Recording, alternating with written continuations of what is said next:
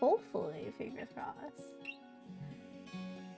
Getting Brian today. Please, oh please. I need Brian in my life.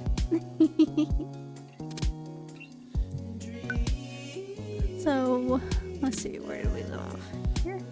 Well, we went on one date with Brian. And I'm hoping we can go on I think we have to do 3 dates. I hear a distant Geo. Geo is here. How are you? How are you, Boogie Night? Good morning, good morning, good morning. Alright, so this should be kind of quiet enough to put up my headset now. I turned it down and it doesn't sound like I turned it down. Alright. I haven't done anything yet. You're dying? Why are you dying? What happened, bro? Let's turn this down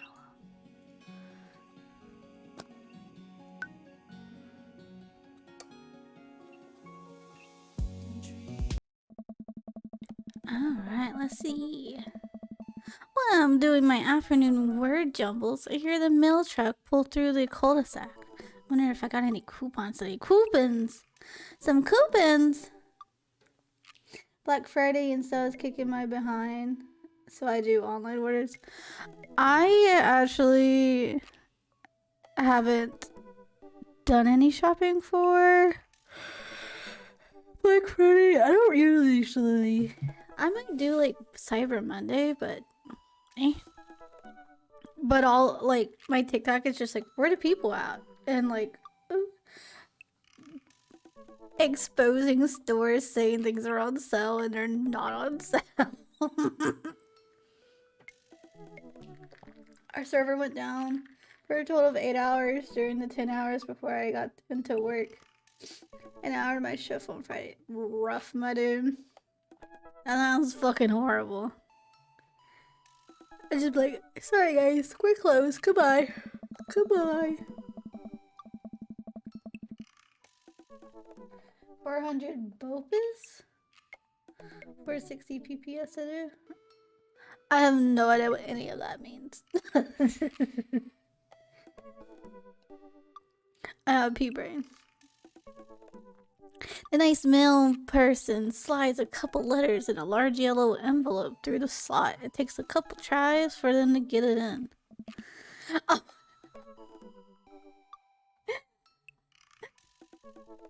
I forgot I'm Goku. I kind of moved myself. And the game's kind of big. There we go. Buy online, pick in store. Oh, pick back and ship. Copy. Copy, that makes sense. Alright. Let's put me in the corner. I forgot we're Goku. That's funny. Okay. I also think I might grab a blanket too, real quick. Hey, my coupons! Hell yeah, got some coupons.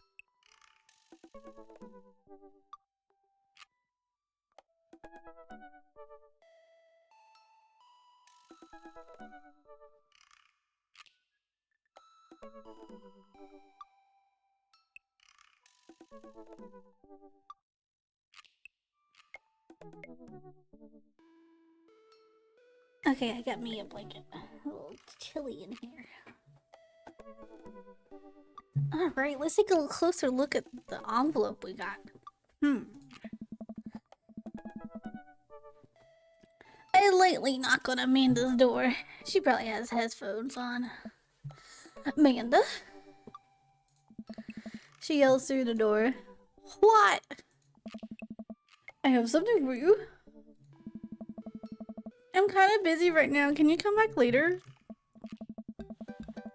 Okay, I just thought you want this big old envelope we got from HIA. Was this a school? Immediately, Amanda pushes her door open. Horn Institute for the Arts? I mean, if you're busy, I could come back. Yeah. Father, please. I hand her the envelope, which she tears open with her teeth. Okay. It's probably bad for your teeth. Yes.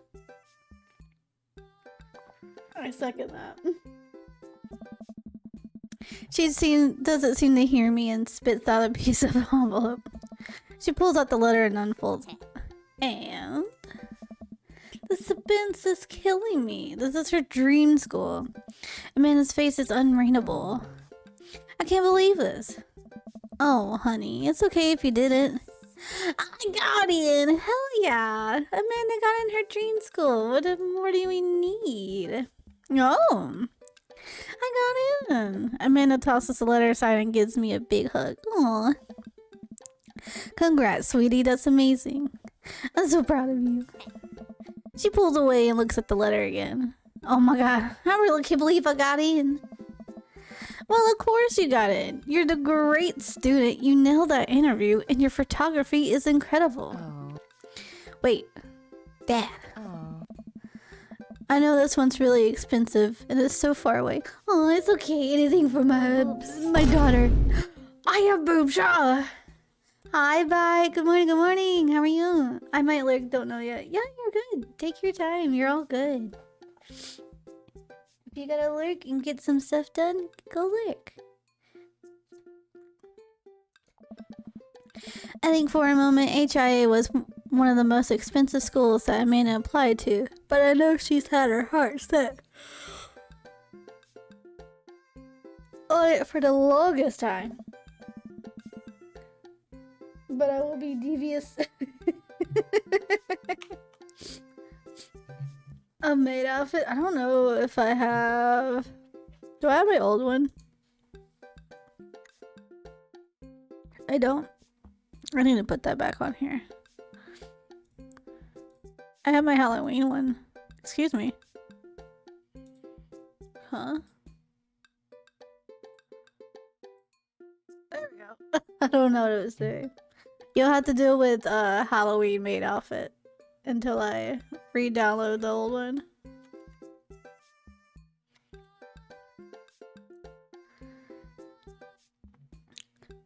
The bean? You get no bean. You have to pay extra for the bean. The burns. Alright.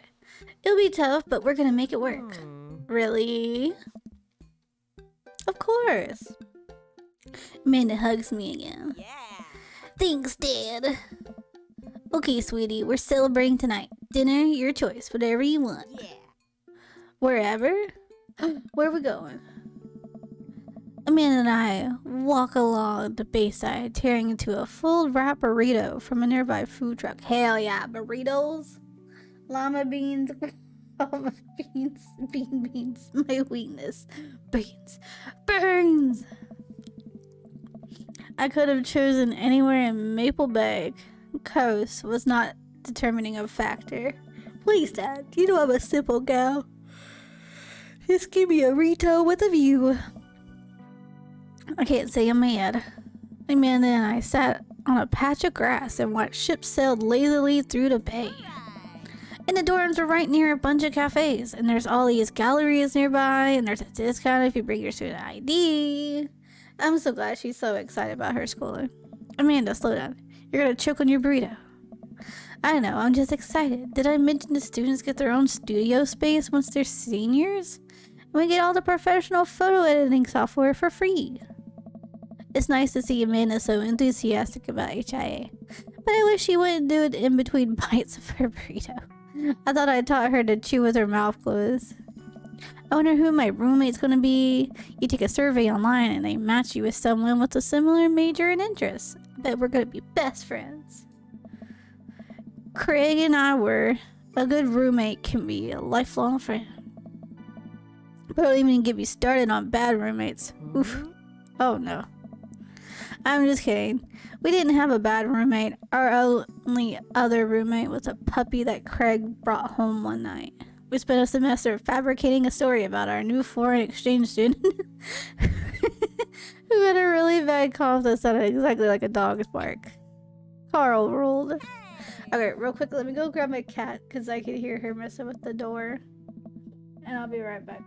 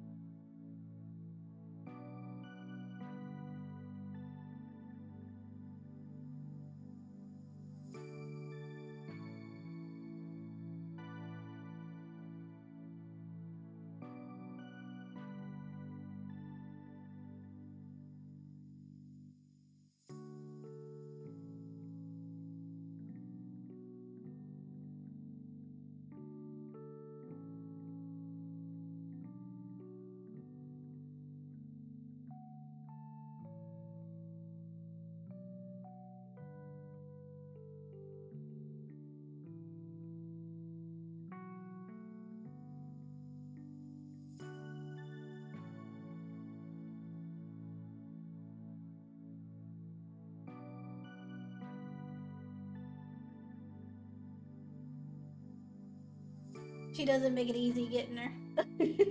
But I got her. I always have to entice my cat with a toy to come in here. Alright.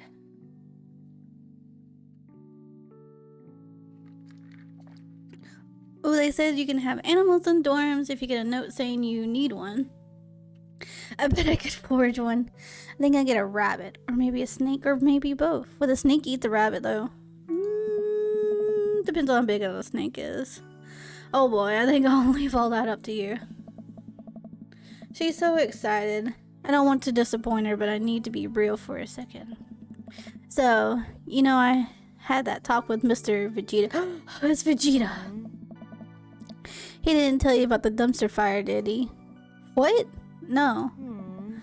I don't want to put a damper on the good news, but I needed you to knock it out of the park these last few months of school, okay? If you really want to go to Horns, we need that scholarship money. I know you can do it. Okay. I promise I'll try harder. I pat her on the back. I think you can handle a 14-hour drive to come home for the holidays. There's going to be some... Can I help you, ma'am? Hi. You can't be on the desk. I love you. Hi class, how are you? Good morning. Goku. What the hell is Goku doing here? Don't you know Goku's a dream daddy? Goku can date other daddies. Yeah. And he's got a daughter instead of a son.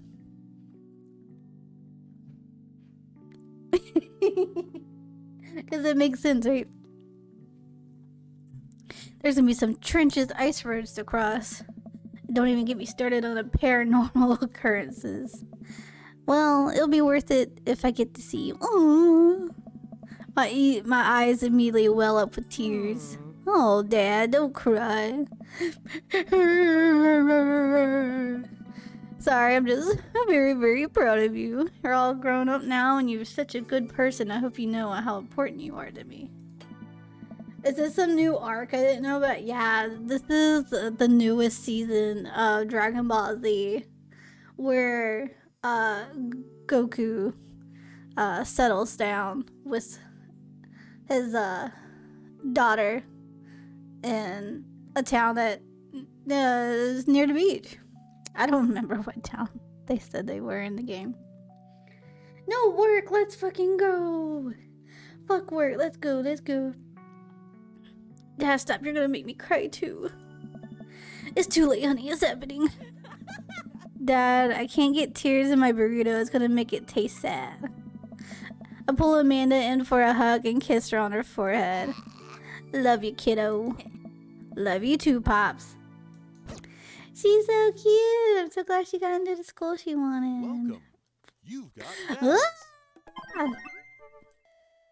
Oh, we got stuff from them too? Well, we're shooting for Brian right now. No, your blurps aren't working? Oh. What do you mean they're not working? Did you play a blurb earlier? Does it show that a blurt's been played?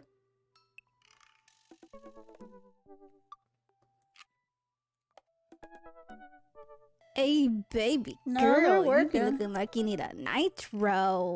You didn't. If you tried doing a blurp earlier, I don't know what you did. But they're working. Dragon Ball has changed a lot. It has. It won't let you use bids. I don't know, bro. I don't know. I don't know how to. I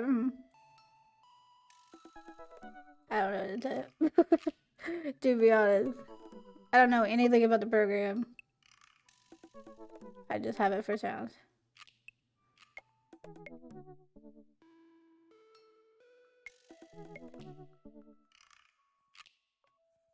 I do need to take the turkey sounds off because Thanksgiving is no longer a thing. It's gone. Yeah, I don't know why it's not letting you use them, bro. Eh? Alright, let's check our stuff real quick. So this is Amanda, our daughter. Hi Goku, it's me, your dear old friend from way back in the day. Dad Amanda, I'm delighted to see you signed up for Dadbook. They've recently added this exciting new messenger service, so you may find yourself receiving messages from other dads like myself. Take care not to miss them. Amanda, is that you? What are you doing on Dadbook? Why, Goku, I never... Ah, see, they do work. I don't know why they weren't working for you earlier. You got them to work, though. Thank you for the 50 biddies. I love Christmas music so much.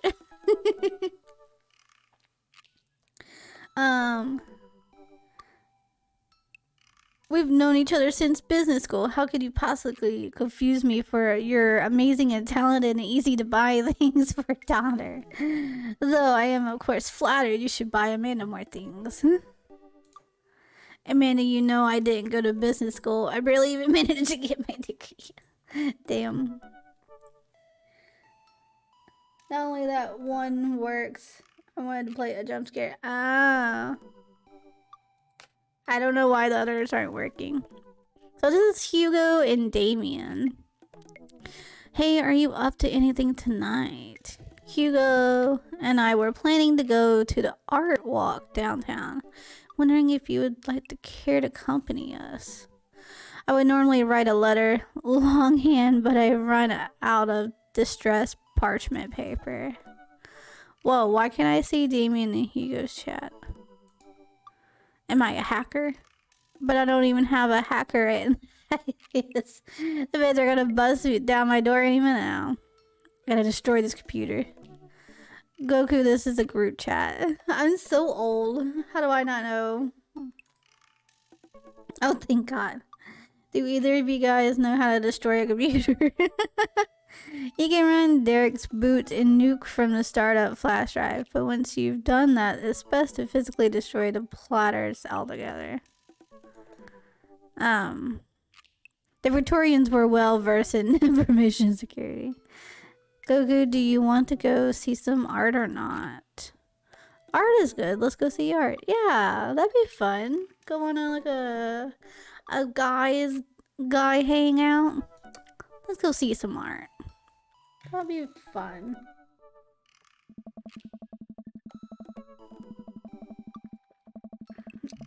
You love art? Hell yeah. You're gonna see so much art. Damien and Hugo invited me to the monthly art walk in downtown Maple Bay. I've never really been to one of these before, so I'm not quite sure what I'm in for. I think I'm here a bit early. I don't see Damien or Hugo around anywhere, and I feel just a little uncomfortable standing among all the fancy art people. Goku? Joseph? What are you doing here? Oh, same.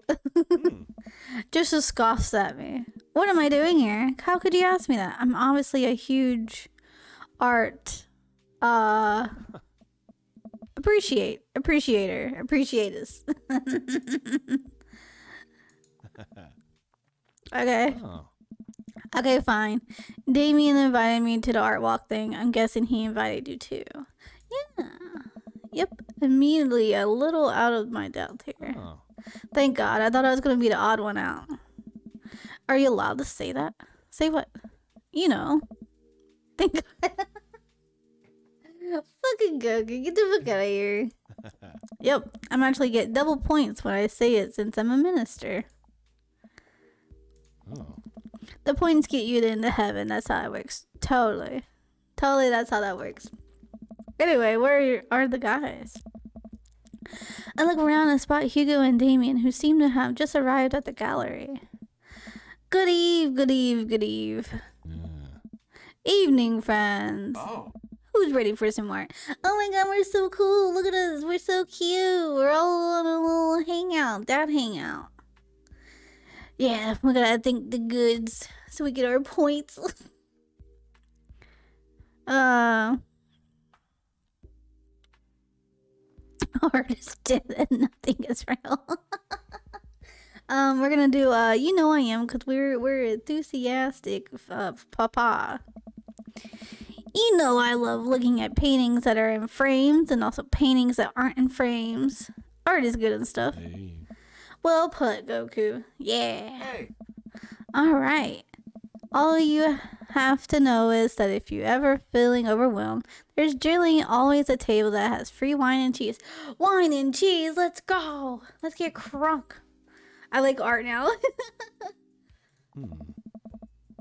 I got the table in my sights. Now, if you excuse me, I'm gonna go help myself to some tiny whinies.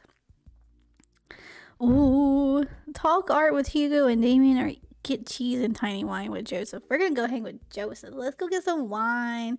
Let's go get some cheese. Let's go get crunk. I think I need to cheese up before I delve into art appreciation. Good idea. Appreciating art does burn a lot of calories. Gotta carb up on these crackers.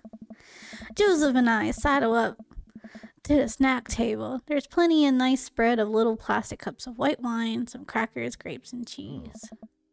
This is more my speed. Hell yeah, let's get some snackers. Nom nom nom nom.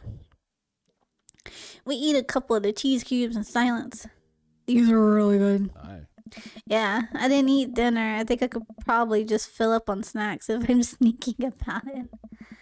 I already ate dinner, but I will always have room for cheese. True. I'm going in for more crackers covered me. I got you, Joseph. No one will ever know that you're eating more crackers than we should be in this establishment. I shields Joseph from the small crowd of mild-mannered art people milling around the room. I don't think anyone's paying attention. We should probably get back to Damien and Hugo. Right, let me just fill this cup with cheese for sure. I'm here for it. Road cheese, the best kind.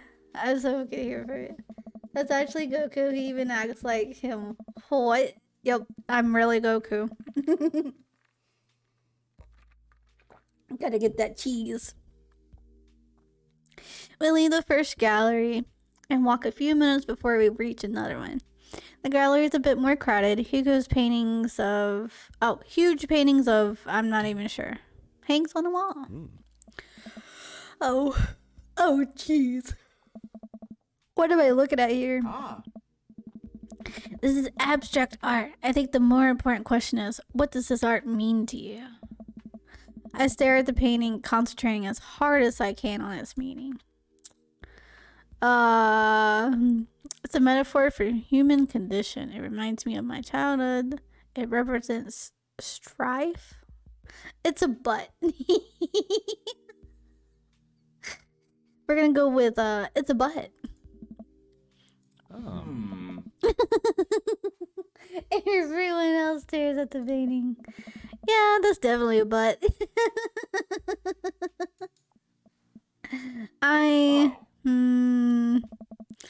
While a valid assessment, I feel like the artist was trying to make a different statement. Probably how much he likes butts. You are a servant of the Lord.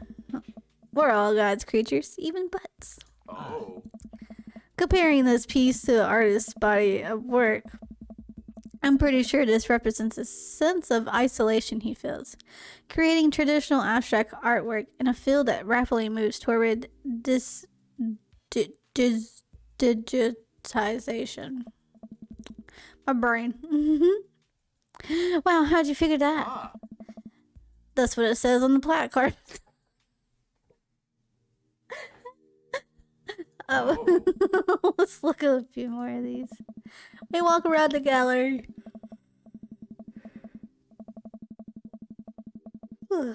Sampling some more of the artist's work. I almost hate to say it, but abstract art is kind of growing on me. It's interesting that the artists choose not to let their work be defined by, what's the word? Realism. As we were looking at one of the paintings, the patron scoffed loudly. I could do that. Excuse me? Ah, Hugo not here. No, come back here. He's gonna teacher them. Hey, you listen here, kid. The patron walks away, not noticing Hugo fuming right next to him. You say you could do that, but you didn't. You don't seem to have an intellectual depth of the artist's skill to execute a piece even a fraction as impressive as this one. I'm not angry. I'm just disappointed. Art is the truest expression of the self, and it seems like your self is bad, so your art would be bad. Hugo's insult game isn't the best, but there's no denying his passion. Damien's holding him back at this point. friend, and he's not worth it. Hugo manages to cool down. He smooths his jacket. I'm sorry. I just love art very much. We know, buddy. I pat Hugo on the shoulder. You know what would ease the mood? Is it cheese? Cheese and wine. What more do you need? No. It's wine and cheese. Yeah. Cosign. The four of us head over to the wine and cheese table, which thankfully is ground and realism is actually cheese and wine and cheese. We got one last stop on the tour. You lot filling up for it? Is it going to be any weirder than this art? oh. It is absolutely weirder than this art. Let's do it. Ah. Damien, Hugo, Joseph, and I walk over to the performance in the street. Several masked performers in leotards undulated widely on the ground, screaming both at each other. And why are they screaming? Oh, Kirk Douglas. So, quick question. Shoot. What's happening? True. What the fuck? I second the question. Performance art. What does it mean? Again, I posed the very same question to you. I forgot my last name was Mr. Big Daddy 69.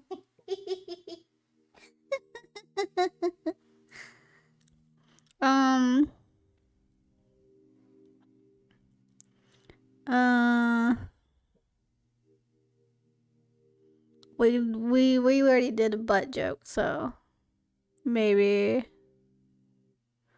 the very humanity of being human. What do you think they're trying to say? I believe it's less about what they're saying and more of why they're saying it. I think there's something special about performance art with almost every other form of art, music, painting, photography.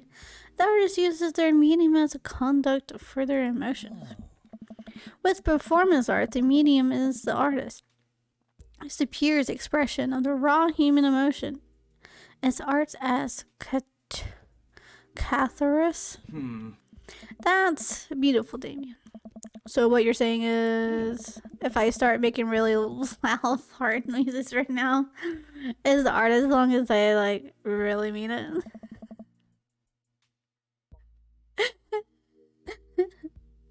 Damien fixes him with a hard stare. I was gonna just make fart noises, but based on the look on your face, that joke isn't gonna play well with this crowd. Wise. We watch the rest of the performance as earnestly as we can and clap politely after the dancers scream their way off stage. Whew, I think I'm all arted out. Agreed. We all decided to walk home together. Oh. We make our way back to the cul-de-sac, tiny wine and tiny cheese sloshing around in my stomach. I think what I'm learning tonight, and not just what I've learned about art, which is nice and extremely informative, but what I've learned tonight is that when you put a bunch of tiny wine and cheese together, it eventually becomes regular wine and regular cheese, followed by too much wine and too much cheese. Y'all in your pincher hat. Hi, Metalhead, how are you? Good morning. Bring in pincher. You enjoy him while you can. Ta-da! Pincher. The tiny cheese lulled me into a false sense of security. I feel safe with this tiny cheese. Wax wings too close to the sun. Cheese wings. Those would melt in the sun too, and I feel like it's more appropriate imagery. Plus, it'd be delicious. A nice. Oh my god, they're doing so many big words. 5 p.m. Oh my lord. It's 11 for me. So it's like late morning, but it's still morning. A nice ventilator, possibly. Don't block me. Get out of here. I love you. I love you too.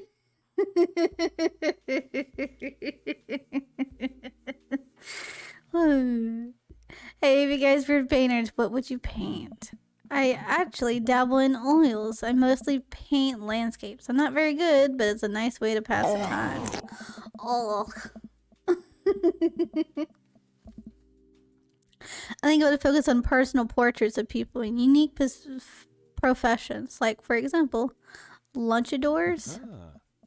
I think I'd paint boats, seascapes, maybe some light boats, mostly boats. Really? Yeah, I'm surprised you're choosing boats in favor of a long history of religious imagery and artwork. What? Boats are cool. Boats are cool. What about you, Goku?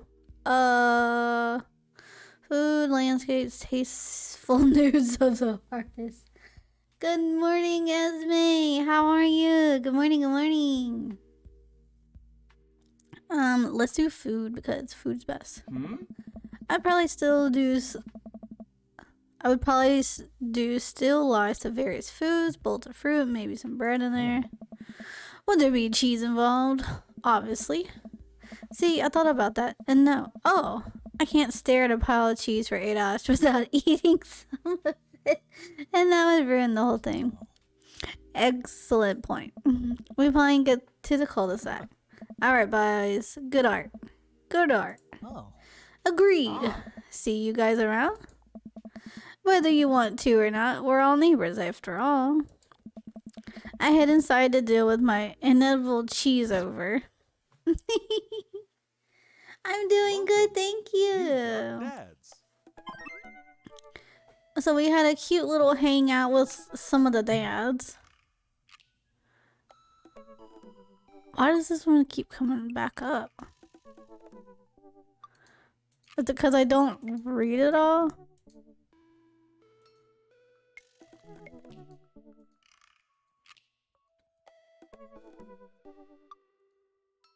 Okay, I think it's because I didn't read it all. It was like it keeps popping up. Alright, we're gonna go on a date with Brian. Yeah, we need 2 more. Let's see what he likes again. I'm Brian and spend most of my days hanging out with my awesome daughter and thinking up new ways to grill things. If you like fishing... Oh yeah, that's right. We're probably gonna go on a fishing date. On Friday night, you're most likely to see how slowly I could cook a piece of brisket. One thing on a desert island, fishing pole. What are my turn-ons? A keen understanding of steak cuts. What do you want to be when you grow up? A fireman. Romantic comedies, deck building. My portable fishing pole. And my daughter's smarter than I am. Alright. Let's message Brian. Let's get him to love us. Oh, I have a message from Brian. Hey, Daisy and I are going fishing tomorrow. Are you in or out?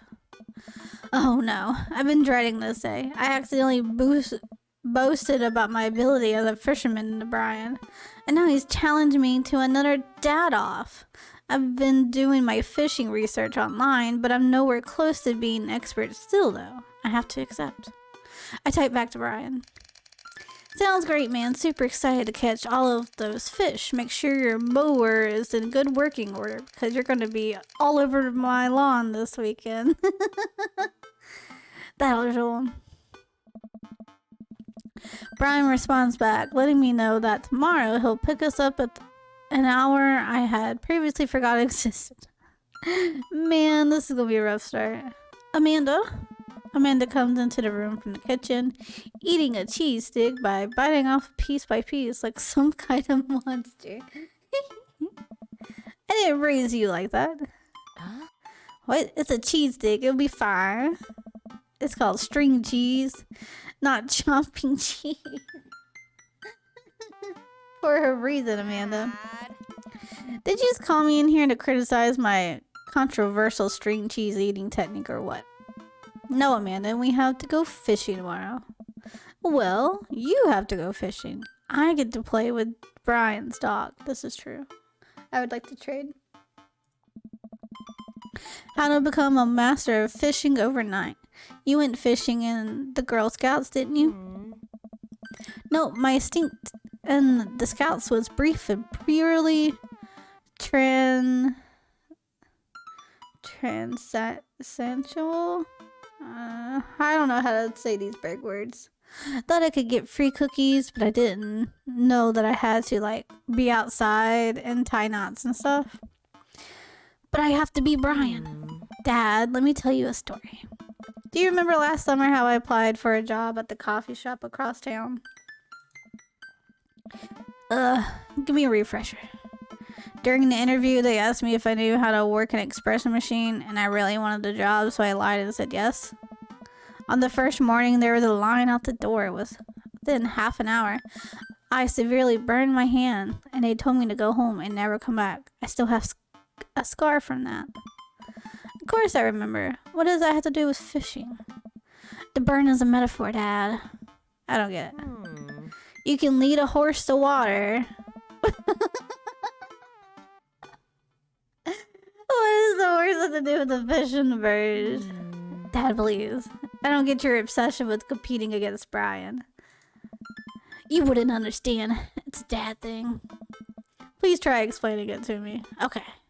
Brian's he's just so cute. And I want to impress him and impress his daughter and make them love me. And then we could get married and then make our families close together and all these things. He just thinks he's so much better than me, and he purposely reminds me of that whenever we can. It's like he has to one up on me. I have to beat him at his own game. Is that what you think is happening here? No, Amanda. Okay. Grr. I know that's what's happening. Alright, pause. We should both get some sleep. See you in the morning. Night, Panda. I brushed my teeth and throw on some pajamas, climb into bed, set my alarm, and close my eyes. Okay, sleep. I'm wide awake. I can't help but think about the last time I went fishing, hoping that there's something I can glean from it and giving me an edge over Brian. I was about 9 years old. I haven't been fishing since I was 9. This isn't gonna go well. My dad woke me up one morning and told me to get dressed and meet him downstairs.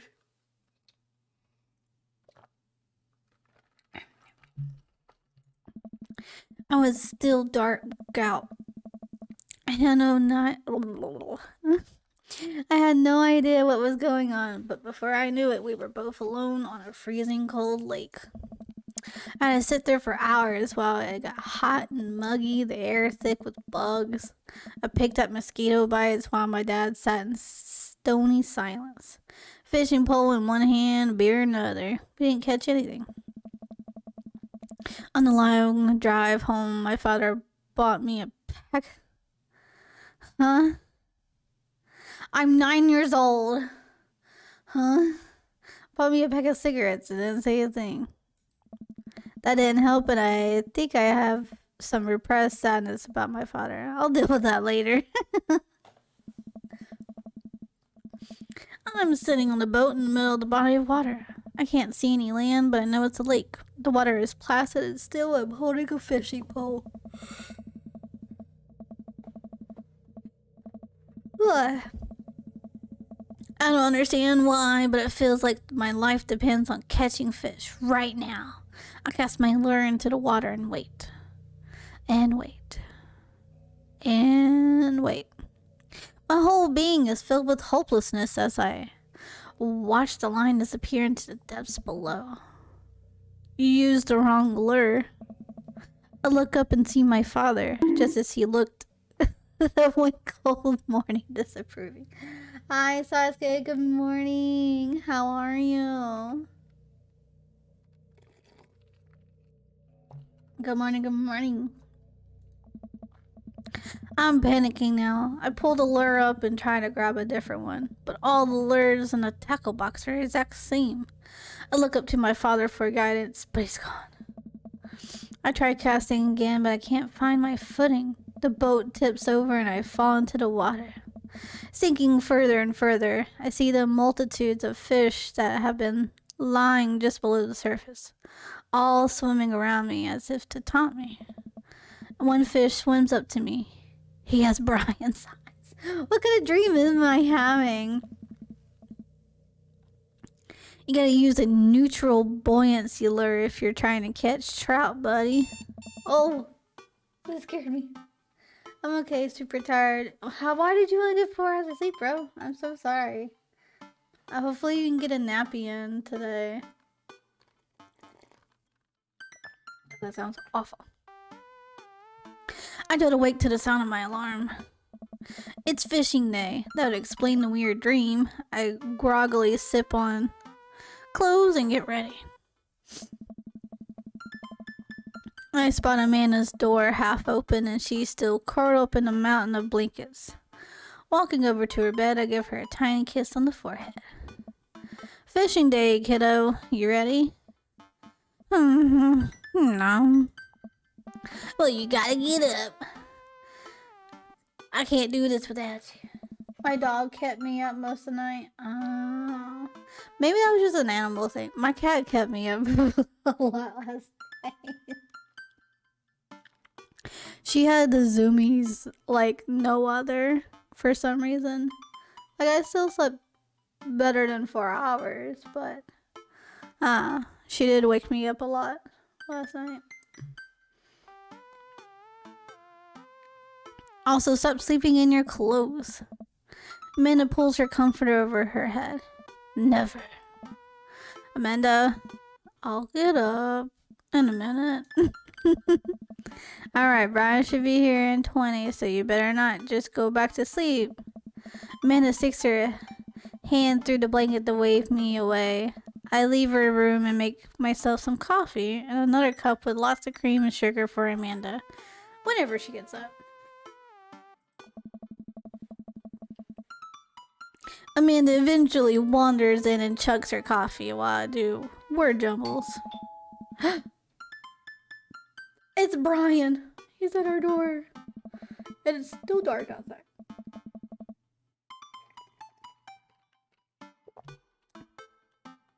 Still rubbing our eyes, we walk outside to see Brian. He's decked out in fishing gear. Daisy's falling asleep next to him. Early bird gets the worm, buddy. You ready to fish? I was born ready. My eyes narrow in on Brian. It's a good day to die. Hop on it, guys. Let's get this fishing party started. I should probably also save. Just in case if my date goes horribly wrong, I can reload. I'll walk over to the driver's side door and open it. Woof woof. Oh, it's the Popo! So cute! Brian's dog immediately hops into the driver's seat, wagging his tail furiously. Can I see your license, sir?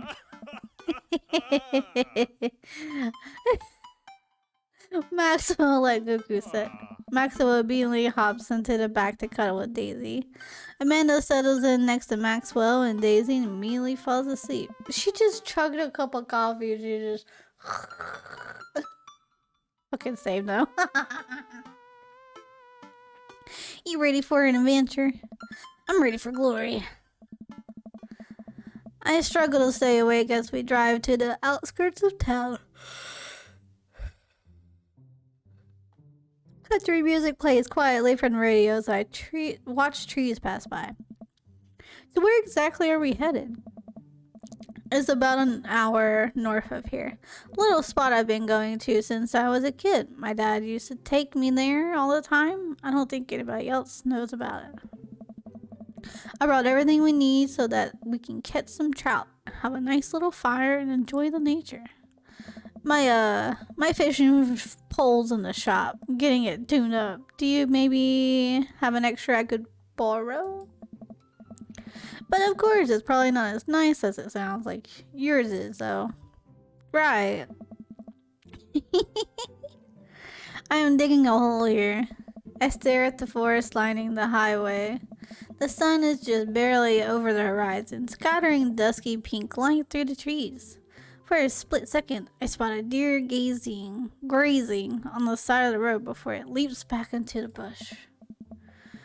After a nice quiet drive, Brian eventually tells me to pull off the highway and onto a dirt road. The car bumps along until we reach a clearing that opens up to a magnificent lake.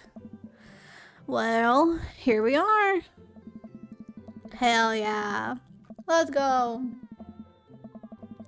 I step out of the car and help Brian unload our gear as Maxwell runs around us barking. The kids wake up and wander to the shore where Daisy tries to teach Amanda how to skip rocks.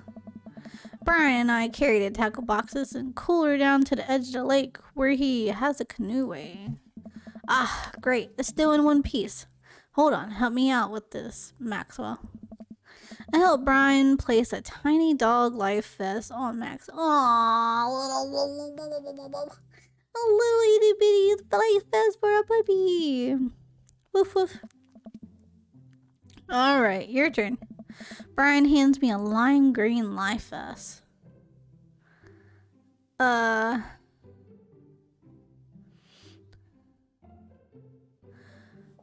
don't like any of these. Cause you should still wear a life vest just in case, right? Cause you don't know how deep that water is. We should, I don't know. I kind of want to say this. Maybe if falling you'll save me, but I don't know if he'll like that. Let's try it. If I fall in, I'm counting on you to rescue me. He loved it! Ah! Okay, suit yourself. Brian turns to Amanda and Daisy, who are still skipping rocks. She looks so tired. Poor Amanda. You kids want to fish? I'm good with just throwing rocks into the water. Amanda hurls a rock into the ponds with gusto. Yeah, take that water. Amanda, you're supposed to be skipping them. Is that what we're doing? Daisy, you want to fish? I think catching fish is kind of inhumane. We're gonna go explore in the woods and look at bugs and stuff. Alright, be safe. Don't go too far. Brian puts his life vest around himself and we throw all our equipment into the canoe. Maxwell happily jumps in and takes his place looking out over the front of the boat. I get into the canoe as Brian shoves off. We paddle together to get ourselves in the middle of the lake. Ah! Look at us, we're on a cute little date! Most freshwater fish usually feed at dusk and dawn, which is why I had to get up so early. Yeah, I know, it's pretty common fisherman knowledge after all. Fisherman knowledge that I am knowledgeable about. Still a gambling man. You know it. Let's see who could catch more fish. You catch more than one? You could catch more than one fish? What? Sounds easy enough to me. What's on the line? Besides all the fish I'm gonna catch, obviously. I was thinking something a little more high stakes than mowing the lawn. Custody of our children. More than that, let's say. If I win, I get your weed whacker. Oh, my weed whacker? How could you? The Whackmaster 2000? That's a limited edition. But if you win, you get my pole saw. The Reach and Cut 3000. The cordless version? That's the one. Shit, the Reach and Cut 3000 is state of the art. My weed whacker's a prized possession, but there are those hard to reach branches at the back of the yard that have been begging for a pruning. You're on. We shake on it. I suddenly remember that I don't know how to fish. My foolishness, fatherly pride will one day be my undoing. I watch as Brian ties a lure and do some stuff I can't quite follow with his fishing pole. He casts into the lake. Oh boy, now I have to do that. I stare down at the tackle box and a pole in my hand. Oh.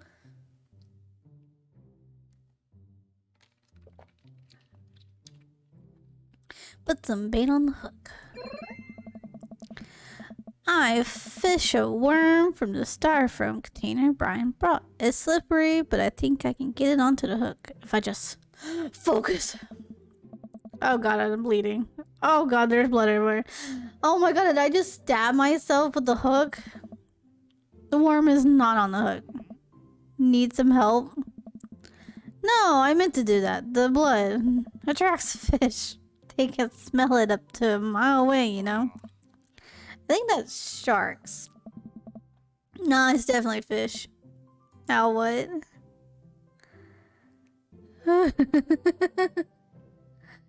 Perform a fish mating call. Tie or meditate. Maybe tying on it. Yep. I take my pole and try to tie an elaborate looking knot to impress Brian. The classic hunter bend. I learned that one in my youth. Yep, this one isn't coming apart anytime soon. With this knot, I will cast a heavily line upon the unexpected water and deliver onto us a bountiful harvest. I look over to Brian. He doesn't seem to be paying attention. Let's cast this sucker. I pull my rod back and launch the lure as hard as I can. And the lure flies off the line. I'm having a horrible time and sails far, far away, landing in the lake with a loud sploosh.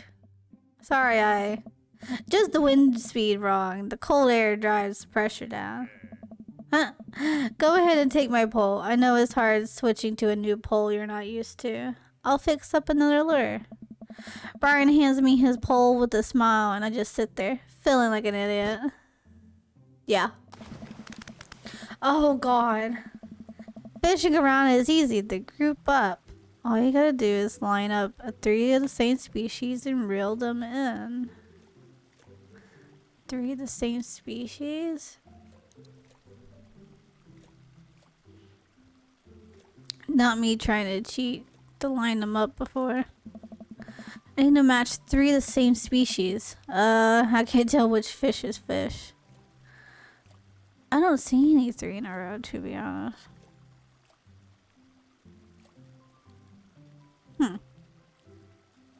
Match that fish. Kinda like... Now you're fishing.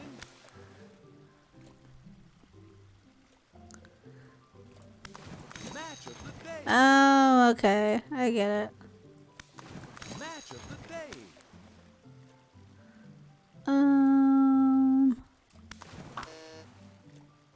Oh, okay, so I can't drag it that far down.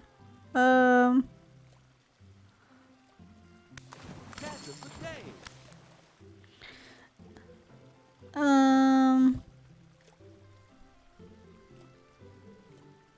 Oh gosh. Catch of the day. So many fish. Now you're fishing. Now you're fishing. Match of the day. Ooh, there's a 4. Catch of the Hell yeah. Rainbow trout. We're getting a lot of rainbow trout. Because we've been getting 4 in a row. So that's cool. Nice match.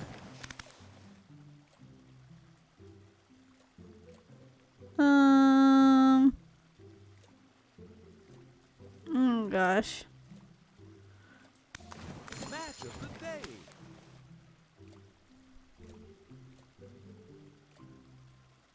Oh, here's some. Nice match.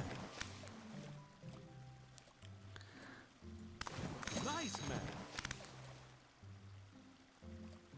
Catch of the day.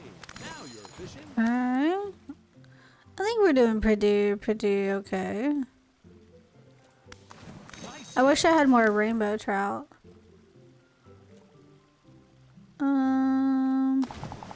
Oh, we're already done. Oh, we got our S tier. Let's go. Oh, I didn't read what he said. Whoops.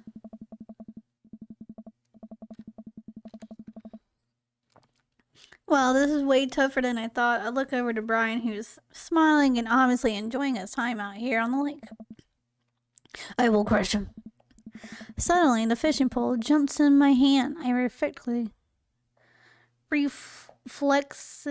tug upwards. I think I got something big. I tip off, the pole dips down repeatedly, and the line starts to run. Reel it in. I finally get the fish right up next to the boat, and it's a long, beautiful rainbow trout. Brian hands me a net. It's all yours. I lean down and notice that my hands are shaking with excitement. This fish is bigger than all the ones Brian caught. The pole saw is mine. Oh. Oh no. The entire canoe tips over with me. I find myself sinking into the lake. I should have taken the life vest. I didn't take the life vest. No. Is he gonna save me? All of a sudden, I'm embraced under the water and pulled into Brian's arms. I finally drag upwards, sputtering water.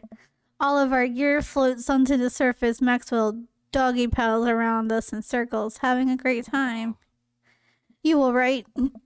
Does it count as one? Aww. Well, seeing as all of our fish are now swimming safely back in the lake, I guess so. Brian laughs. Let's gets you to shore. Brian and I flip the canoe back over, and I fill it with our now soaking wet gear. We row back to shore with Maxwell in tow. Once we get to the beach, Maxwell darts off into the woods. Brian takes off his shirt, dots of the lake water glistening in the sun across the strong black.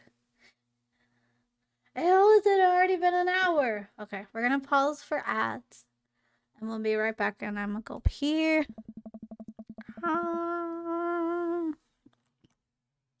I'm so excited for this date with Brian.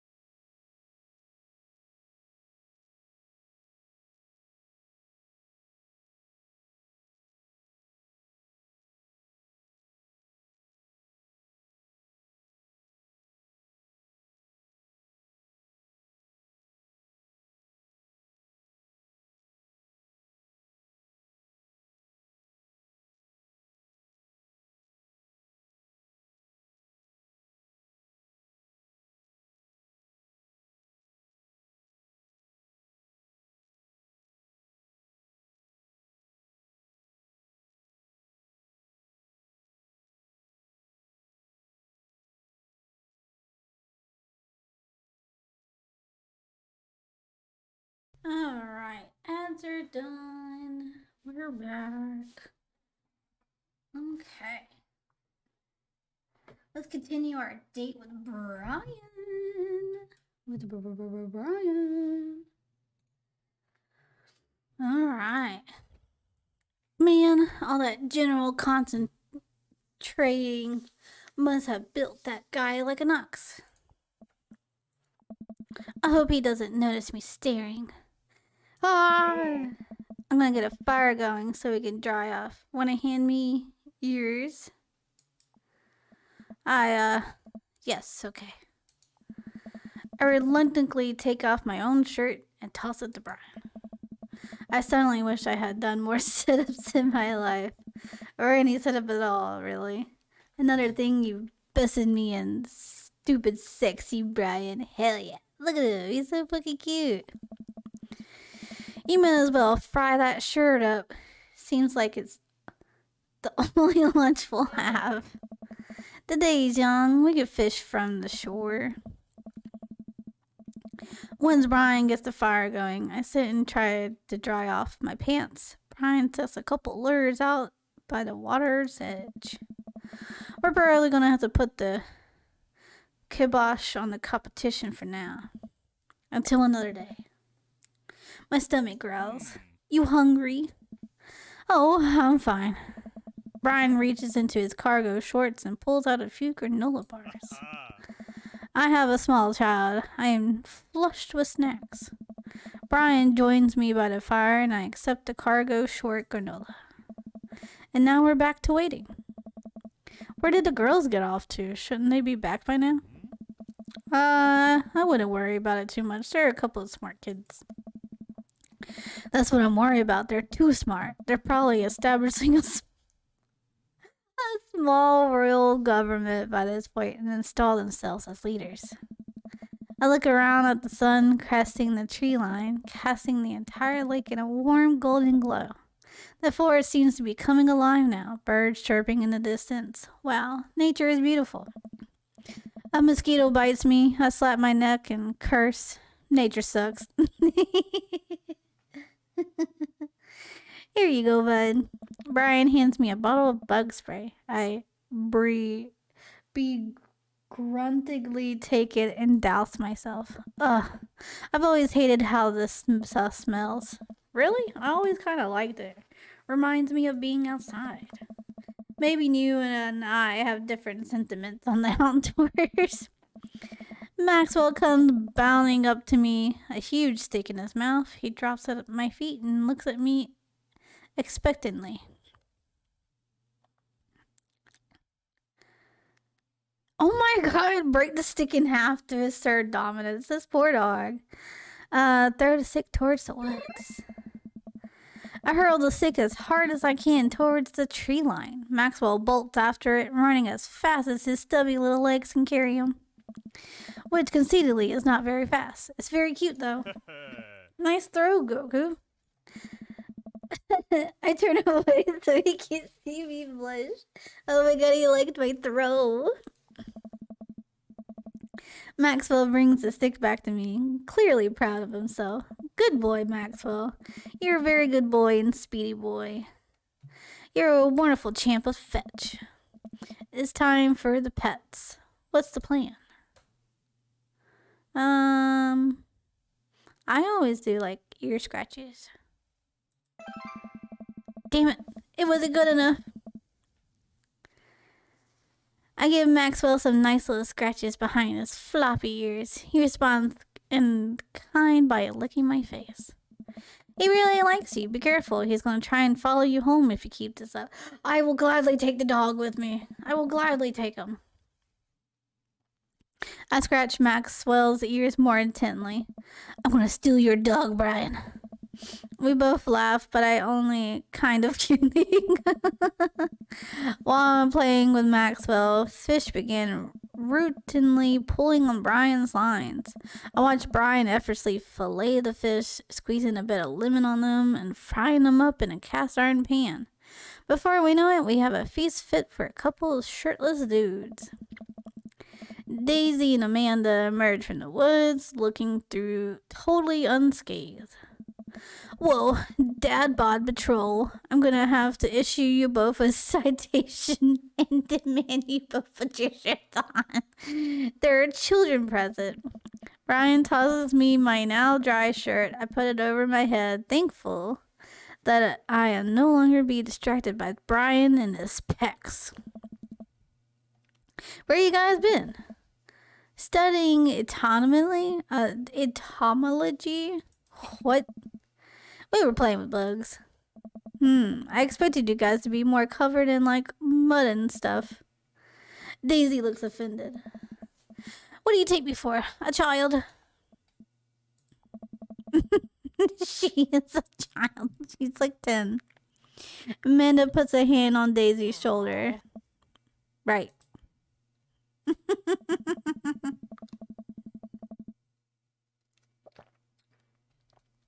We take a seat around the fire, and Brian serves us a generous pile of fish on paper plates.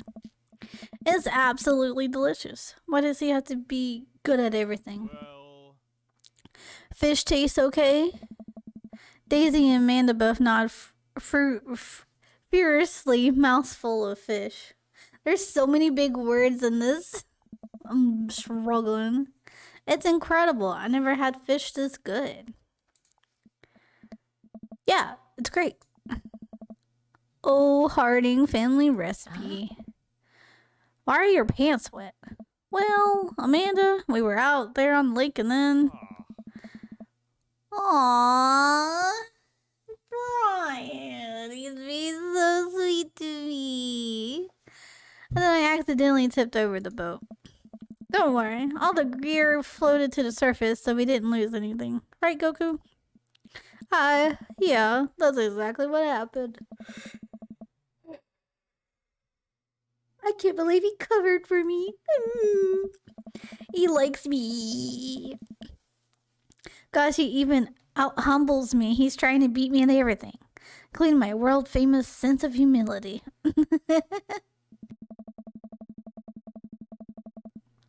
We finish our fish and end up playing catch with Maxwell for a little while before we decide to head out. After cleaning up the camp, we pack up the station wagon and let Maxwell into the back seat. The poor pup falls asleep in a cuddle puddle with Amanda and Daisy. They had a long day. Been an ordeal today, bud. Let me drive you guys home. I want to prove that I'm most awake down on the block, but yeah, I'm beat. Fine. As we drive away, I take one last look at the lake disappearing behind us. And smile. I rest my head against the window, and low rumble of the dirt road beneath us lulls me into a peaceful sleep. Hey, sleepyhead. I open my eyes and realize I had dozed off in the car. I self-consciously wipe a bit of drool off my chin. Oh, hey, I was resting my eyes. That's my go-to every time I fall asleep. Oh, I was just brushing my eyes. I wasn't sleeping. I would never do that. Just in case we suddenly had to jump to some sort of conflict, so I'm super awake for it. I'm ready to fight with my strong arms. It's all good. You earn a rest, buddy.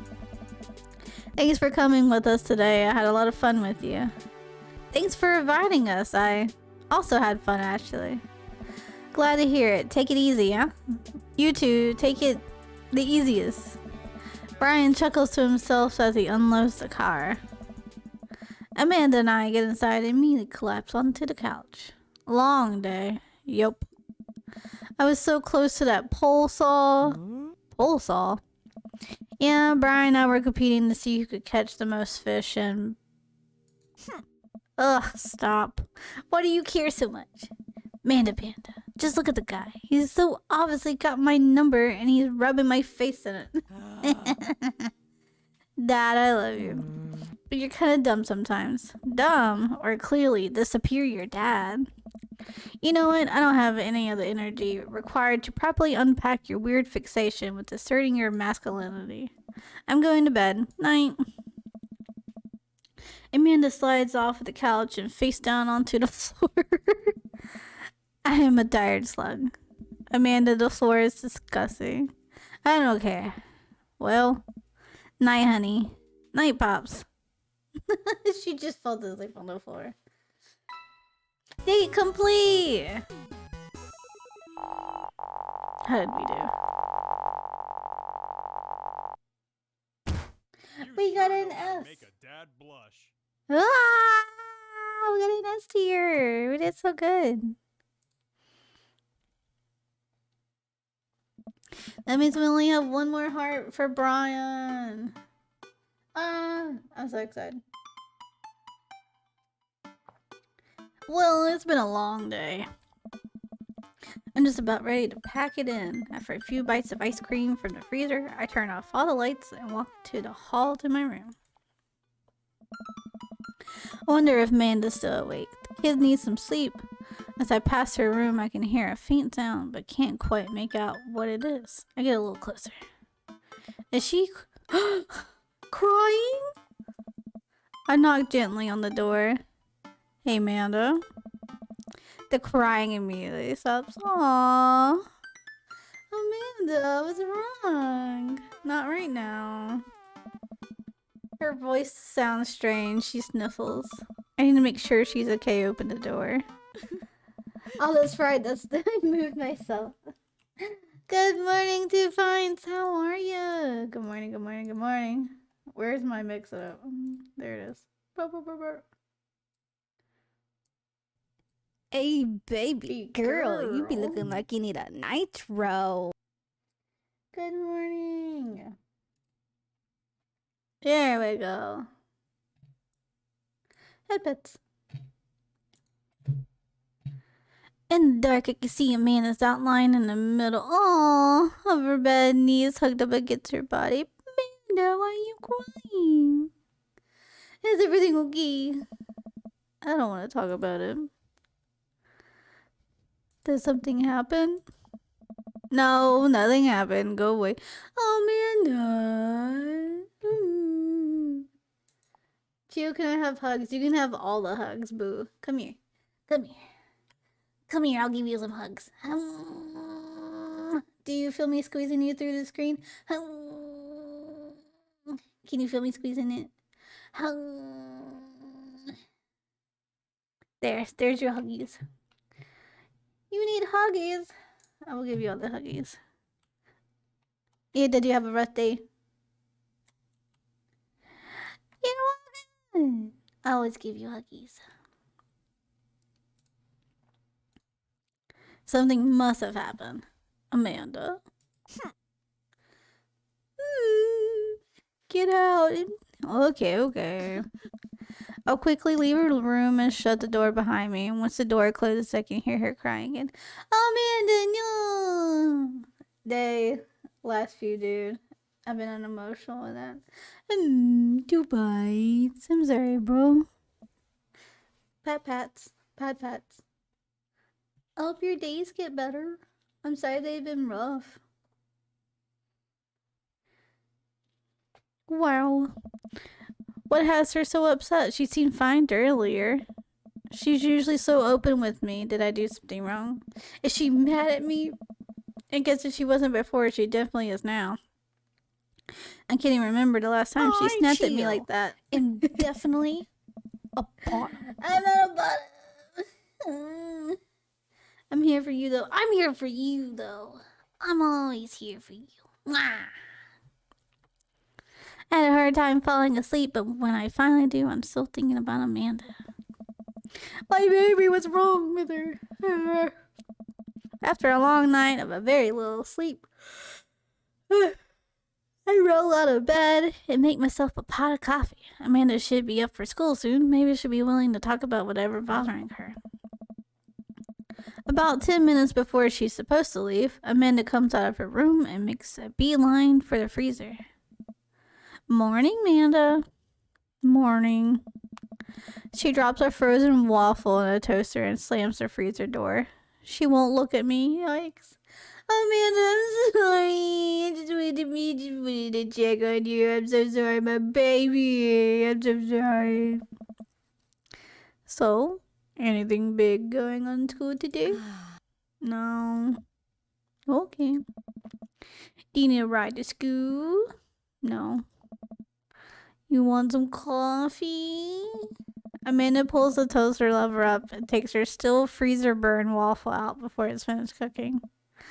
I have to go, Amanda! That's not Goku, it's Okuka. It's Goku, what do you mean? Amanda picks up her bag and storms out. Oh no! My child hates me. Oh, okay. I haven't seen her act like this in a long time. It's usually short-lived, but it always hurts. Hopefully this blows over and things are back to normal soon. I sit back at the kitchen table and look at a picture of Amanda and I hanging on a wall.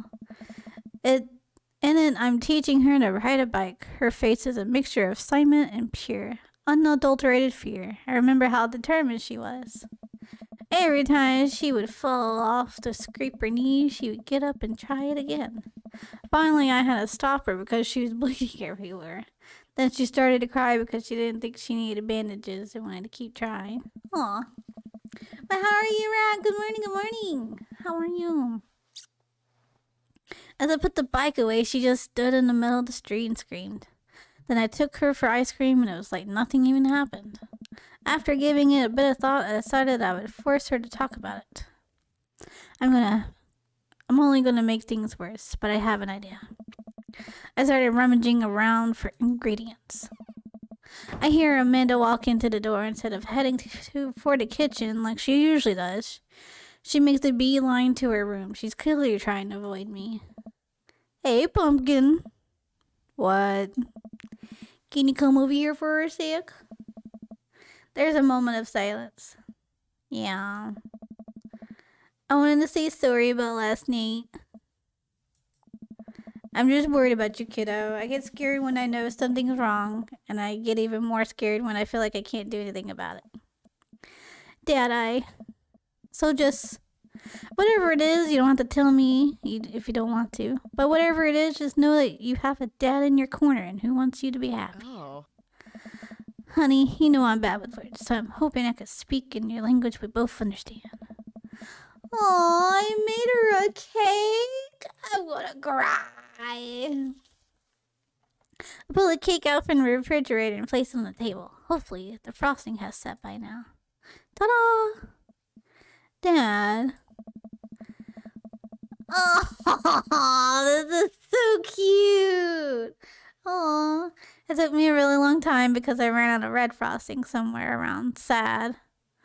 And had to start over, and this is beautiful. It's strawberry. Amanda gives me a big old hug. I grab some plates and forks and serve us some delicious cake. So, it's really stupid. What is?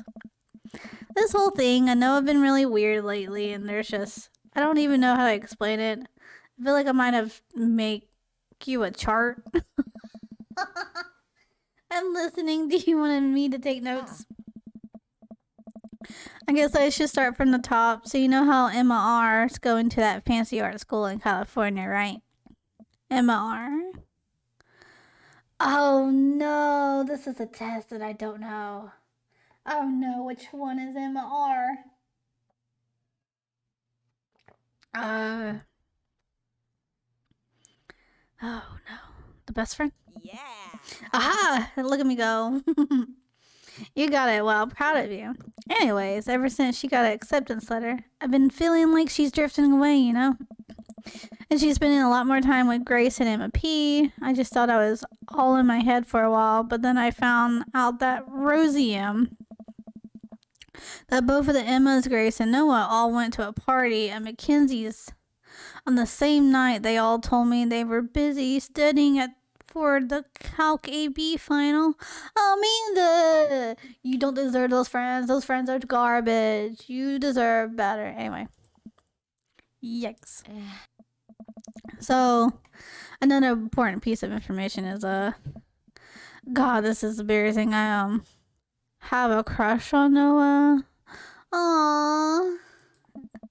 And, that's the thing. What? Whoa. I had No idea. I definitely didn't know that. Okay. You're a bad liar. So are you. I learned from the worst. Oh no. Anyway, so the only person I talked about the crush was Emma R, and she promised not to tell anybody. I didn't confront them about the party thing because I didn't want to start drama, so I just kept quiet and keep going about my business. Amanda sighs. And then one day I invited everybody out to go get nachos at the mall. And after not texting me back for like 2 hours, even though none of them ever put their phones down for more than 60 seconds, they all said they're busy, like, simultaneously. What is going on? Fuck these friends. Fuck these friends. So I tell them, never mind, I'll just eat nachos at home, right? But we were out of chips and I really, really, really wanted nachos. Totally understandable. Aw. So I go to the mall anyway. I get to the food court and oh my god, they're all hanging out and eating nachos without her. Amanda. These are not your friends. These are not your friends. These are pieces of shit. You deserve better. My daughter, I'm gonna throw hands. I'm gonna fight these children for you. What? It gets better. I'm standing by the escalators watching them, and then I realize that Noah has his arm around. She took your man. We're gonna throw hands with Emma R. But then they kiss. No. Yes, I know. So the storm over there, and I'm like, hey. And Grace drops a nacho on her shirt because of course she does. And MR just like glares at me. Grace. Nothing is coming up. I don't know who that is. Grace is Did she poop the bed too? Gossipy one or boring? Probably she gossipy. I know. Grace is like one nobody really likes. Or I guess that's me now. But anyway, nobody will say anything. I'm just like, you guys suck, which I realize is not the most eloquent thing to say. But I was very angry and really embarrassed. And I just wanted to get out of there. So I left without nachos, might I add, which only further contributed to the shitty day. And immediately drafted a super long text to the group chat asking them why they've been so weird. And I wrote another one to MR asking how long the Noah's thing has been going on. And sorry, that's a lot. You still following? Yes. What did MR say? Oh, okay. Get a little of this. MR says, you know what? Let me just read it to you. Amanda pulls out her phone and reads word for word the arduously long string of text messages. Can you believe that? I cannot believe that. I care so much about Amanda's social life and mentally well-being, but man, do I not understand what she's talking about. This is all beyond me, but I was trying my hardest to be supportive. They've been dating for a month?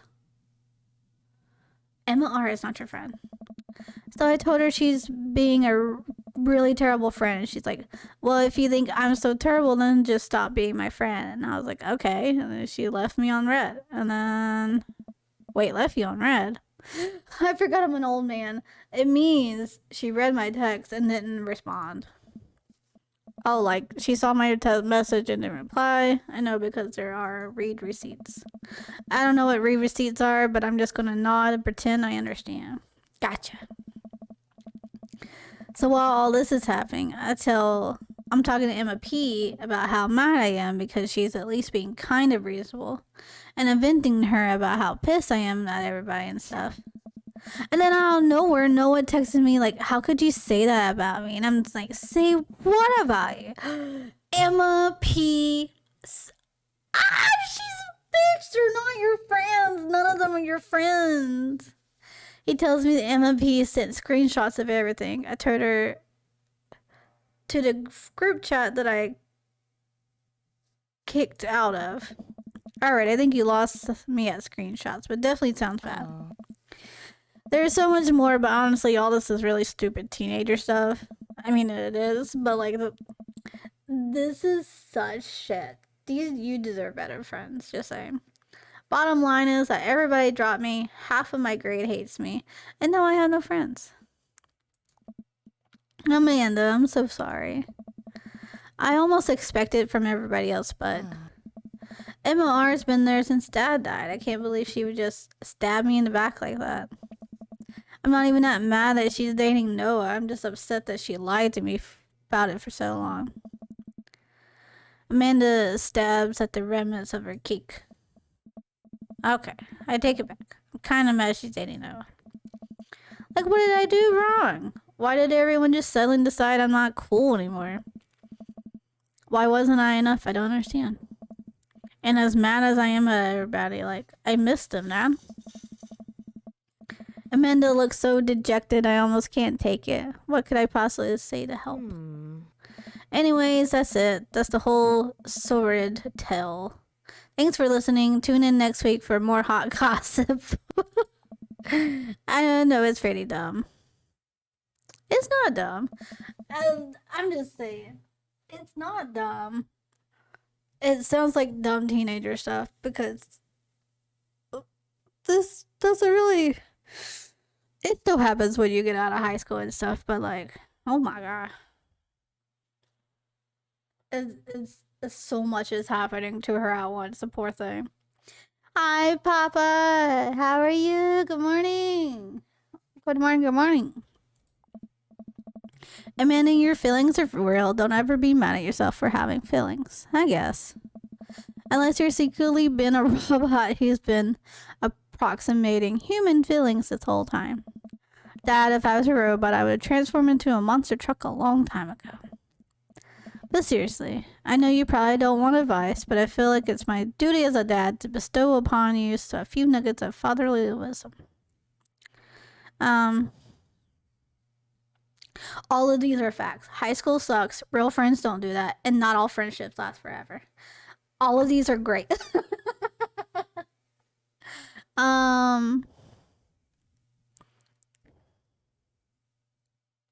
Real friends don't do that. When you get older, you start realizing the sort of people you want to associate yourself with. Do you really want to surround yourself with people who would do something like that to their friend? It takes a lot of work to find and maintain a meaningful friendship. Goku should not talk about fatherhood. You're not fucking wrong. Goku just up and left his kids. Left them to fucking Piccolo. And Piccolo was like awful, but like he's still like, well, the dad-ish to him. Yeah. It took me a long time to figure out that myself, and I wish I learned it sooner. If the other person isn't putting the effort in to show you how much they care, it's not worth it. You're not beholden to being their friend. Ultimately, I think this was way more about their character than it does about yours, because you're amazing, and if they can't see that, well, that's their problem. I'll keep that in mind. I looked down at the table. Did we just eat the whole cake? Hell yeah. Yes, we did just eat the whole cake. Well, good talk. Amanda gets up to go to her room. Before she closes the door, she turns around. Hey, Pops. Yes. Thank you. You're always welcome. Love you, Amanda. You too, Dad. So sweet. Welcome. You've got But yeah, Dad. her friends sound like a piece of shit. Fuck her friends. Oh, we got something from Craig. Hey, buddy, so I have a favor to ask. Robert invited me over for dinner. Oh. I know it's kind of a fox pass to invite another bro, but...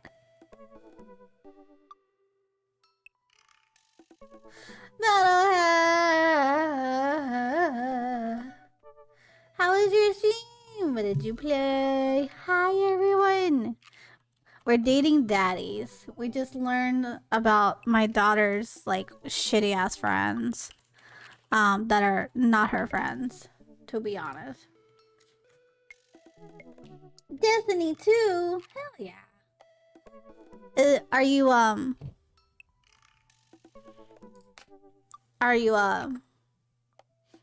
is there like a new event going on for it?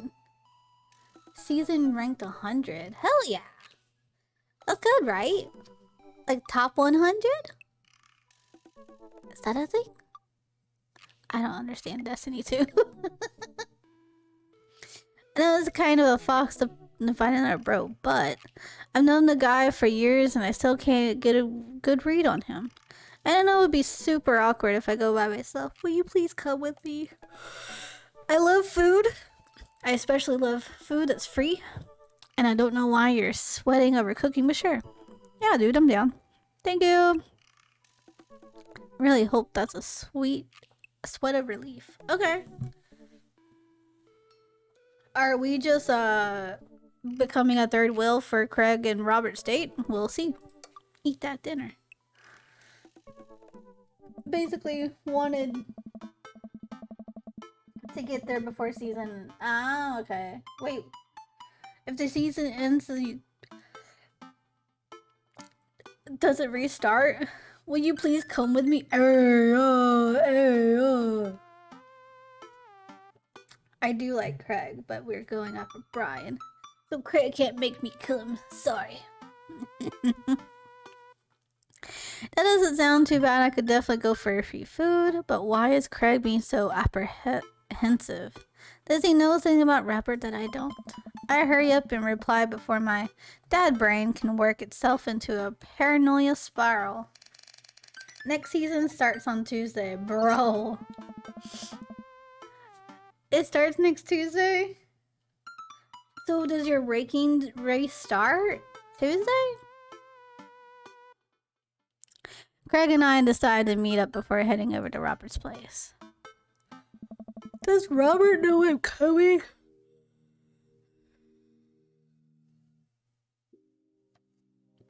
Yes, but no. So, like, what level will you be? I'm assuming it restarts for everybody, right? Craig waiting on my porch, bottle of white wine in hand. Goku, boy, am I glad to see you. Likewise, man. Classy to bring wine. Nice. Oh, it's not wine. It's sparkling apple cider. Robert clearly has a wine cellar, so I think he's good. Wow. Or at least I think he has a wine cellar. I'm genuinely unsure if he has telling the truth or not. I can never tell with him. Oh. Thank God it's not just me. I never know. Who's shit in their pants? Who's shit in their pants? Season rank doesn't really matter that much. It's kind of like battle pass level. Battle pass level? Like a Overwatch? Do you get stuff for doing the leveling then? Hi, party boy. Good afternoon. How are you? Hi. Oh, okay. Did you get all the stuff that you wanted from Destiny 2? He's so deadpan about everything. I usually just laugh it off, but man, that guy's an enigma. We start walking over to Robert's house. Now, Robert is the person that tried to do a one-night stand with me, and I have higher standards than that, so I said no. Oh, good. So you did get all your stuff. Nice. Does Robert even know how to cook? I have sincere doubts about whether he knows how to shave properly, or iron his shirts, or feel like you learn to cook after you learn those two first. One time I saw him grab a hot dog from a trash can. What? Ugh, why is he eating a hot dog out of a trash can? I mean, it was at the very top of the trash can, like sitting above it, but still. If he were on trial, I think the jury would define that as in the trash. In his defense, I definitely considered grabbing food from the top of the trash before. What? Never. Gross. Merry Christmas! Merry Christmas! Oh. Well, yeah, I think we've all considered it, but the difference is that Robert actually did it. True. Maybe he's the enlightened one. Maybe we're holding ourselves back. We arrive at Robert's house, ring the doorbell, but the doorbell doesn't chime. I guess it's broke. Must be broken. Craig knocks on the door a few times. Robert, do you have a dog? Since when does Robert have a dog? I don't know, that's weird. I can hear Robert just inside. 1 second. This is uncharted territory, Goku.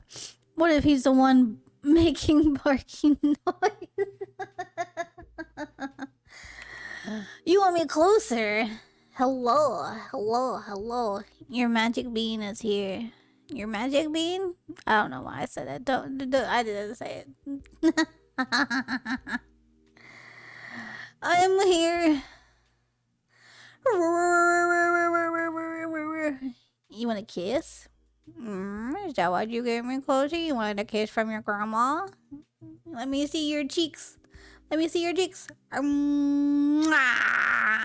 Kissy from your grandma on your little cheeky cheeks. I'm gonna squeeze your cheeks. I'm gonna squeeze those cheeks on your face. Hell yeah, Granny Tio. Hell yeah. Your Granny Tio's here.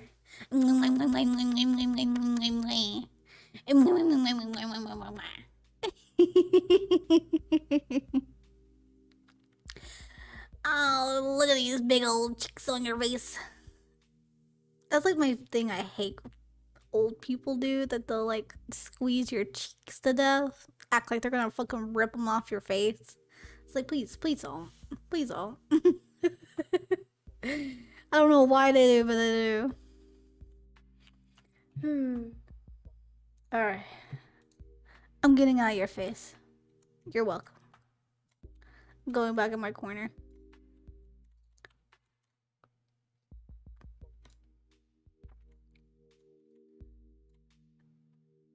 Alright. No, Don't- no. Why are you nutting? Are you nutting to your grandmother? You know that you shouldn't nut to your grandma, right? That's a little gross, right? Why are you nutting to your grandma? Don't say that. We're not even inside yet. Finally, the door opens. Robert looks a little surprised to see me. Did you not tell him I was coming, Craig? Hey. Goku, didn't know you were tagging along. I guess he didn't tell him. I could leave if there's not. No, it's fine. Come on in. We enter Robert's living room, which is surprisingly really nice. Super messy, but still nice. Make yourselves at home. We can still hear barking from the other room. I didn't know you had a dog, Robert. Oh yeah, that's Betsy. Have to put her up when the guests are over. She'll calm down in a bit. What kind of dog is she? Pitbull. Rescued her from the dog fighting ring a few years back. Aww. She hates strangers. If I let her out right now, I would probably have to take you both to the ER. Aww, that's so sweet of you to rescue her though. Why did you say no to Robert? He's a daddy? Robert? Because I don't want a one-night stand with Robert. I'm sorry, but like, I have higher standards. I wouldn't want a one-night stand with any of them. Because I'm not a one-night stand bitch, okay? You're gonna have to take me out on some dates if you want to get in these daddy's pants. No.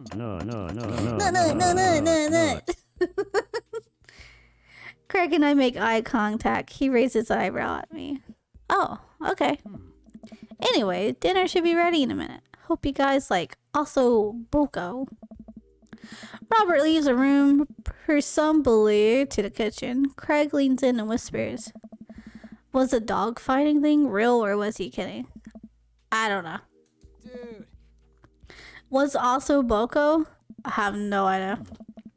Didn't he make up that word? Until I have also Boko in front of me, we only assume so. Let me look up what that is, because I have no idea. Let's see. Also... Oh, it is a dish. Let's see. It has veal braised with vegetables, white wine, and broth.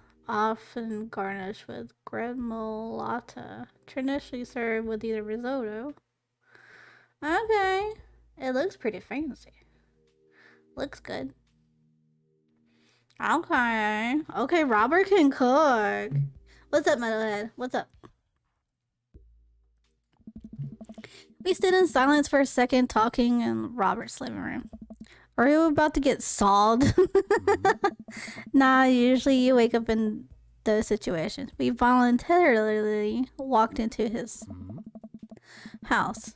Robert finally walks into the room carrying 3 paper plates of steaming food like a waiter. I don't have a dining table. Don't trust them. So we're eating here. And I don't have real people plates. Hope that's okay. Robert sets food in front of us when on the coffee table. I guess can't tell what this is. Looks like meat, maybe lots of sauce. I can't make out some vegetables. I think that it might be rice, but it could be also pasta. Guess there's only one way to find out. I take a bite. Bro. Oh my god. I take another bite. The medley of flavors in the dish is amazing. The meat is so tender and the risotto, I think that's what it is, it's so creamy. Robert, this is really incredible. You cooked this? I finished it out of a...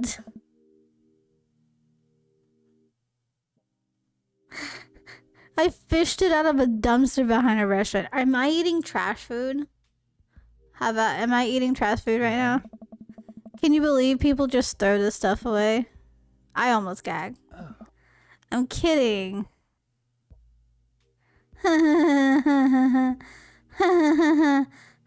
So funny. Have you ever heard of the mountain chicken? I have not. Mountain chicken? Is it a big chicken?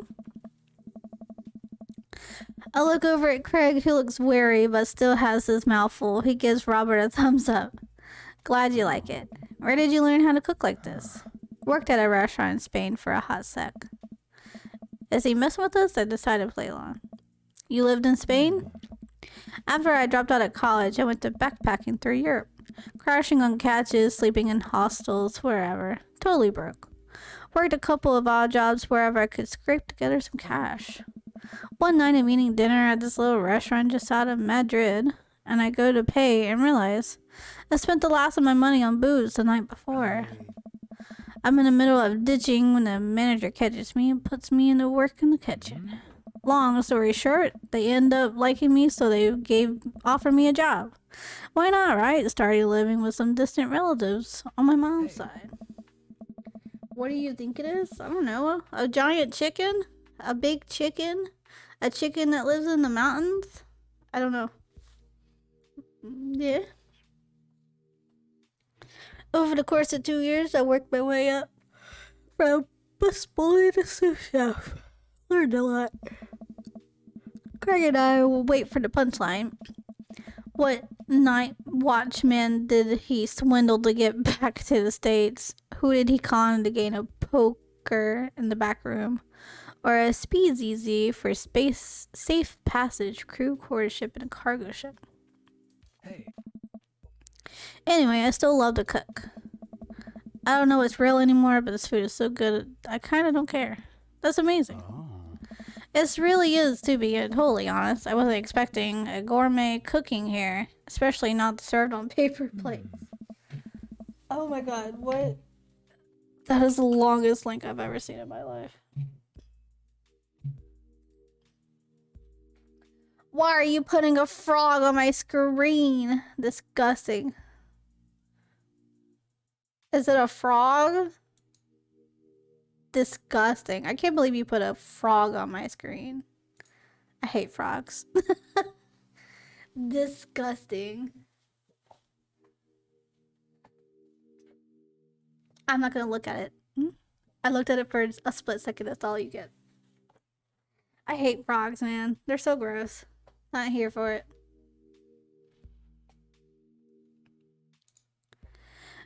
I don't care about presentation. If the food's good, I should speak for itself. This osso buco is screaming for itself. And the paper plates are just as good as regular plates if you doubled them up.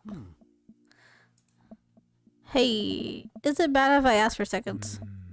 Help yourself, but save room for dessert. I made a lemon berry Savarian. Ooh, okay. Well, aren't you just full of... Craig looks over at me. Surprises. Robert winks. You bet I am. You can come over for dinner anytime. Craig. Nice. He wants Craig so bad. This was a date and I just third wheeled. Whoops. Frogs are cute as fuck. No, they're not. A mountain chicken is a frog. Yeah, I'm not here for it. It's disgusting. I hate frogs. I'm gonna go get seconds. Me too. After consuming way more also boko than my body could handle, and then really ensuring a later food coma with a generous serving of whatever Severian was, Craig and I decided to head out. Thanks for coming. I'm making an attempt to be more social. Well, we're always happy to stop by if you want company. Especially if there's also boko involved. Hell yeah. I like doing the little side got quests that you get along the way. Who's that good scary boy? Who's that good scary boy? Is it you, Metalhead? Are you a good scary boy? I think you are. You're such a good scary boy, Metalhead. Yes, you are. You're such a good scary boy. Oh my goodness. Alright, we're going on our third date with Brian. You know what they say about third dates? They're pretty serious. You might not have time to browse dad book for a while. Are you ready? I am ready. Let me go on my hot date and get my man. Oh! Hi, Scorch. How are you? Good afternoon. I'm doing good. Frogs are also good scary boys. No, they just need to be gone. Gone. They also help with bugs, so like I guess they can stay, but stay away from me. How is the simulator going? It's going good. We've learned about drama that's happening in Amanda's life, our poor child. We went on a hot date with Brian. We've been hanging out with dads. We went and accidentally third wheeled a date, I think, just now with Craig and Robert. It's been great. How dare you put frogs on my screen? Disgusting. I'm glad you're doing great. No frogs. No frogs. I spend the day lounging around in the house in my bathrobe and slippers, committed to enjoying my day off as a testament to Dad's laziness around the world. Third coffee of the day and doing my second word jumble and pen. Man, this is the life. I'm gonna throw hands with you for these frogs. I'm gonna throw hands. I'm gonna throw hands with all of you. Hey, this one spells door. You're still taking me to the fair later, right? There's a fair? Oh. That is literally around the corner from us. It's not ringing a bell. I came home yesterday with cotton candy. Nope, nothing. I gave you a teddy bear that I won, specifically stating where and when I got it. Seriously? Amanda walks into the windowsill, slides the drapes open. There's a big Ferris wheel in the distance. Oh, right, that one. I thought you meant another carnival. You're coming with me tonight, right? Gosh, honey, I don't know. I got all this. I look down at my mug of coffee and word jumble in my hands. Pressing business I need to attend to. Amanda points to my word jumble. Park, dog, clock, cereal. She just ruined it. She just ruined it. How could she ruin it? No, y'all are fine with the frogs, I promise. I knew that. I totally knew that. The secret word that's all spelled out is pool. Hey, you're pretty good at this. Now that you don't have an excuse, you're coming with me. Amanda pushes me into my bedroom and forces me to change out of my bathrobe. Wear something nice. I want some arm candy night. Got it. And no flip-flops. Not after last time. We don't talk about last time. What happened last time? Why is there so many frogs here? What are y'all doing? I just look over and there's just a shit ton of frogs. I'm gonna yeet myself out this window. Amanda and I step outside and follow the faint sound of the carnival music. So, what's the first thing you're gonna do at the fair? eat greasy food like deep fried everything and put it in my mouth. I don't care if it isn't tasty to start. I believe that the deep fried process can transmute and any non-tasty thing is a tasty thing. Please don't throw up this time. I know my limits. You said that last time. Frogs. No frogs. I was still calibrating. I'm dialed in now. You'll ride the rides with me, right? If you're looking for someone to ride scary rides with, that's straight veto from Dad. This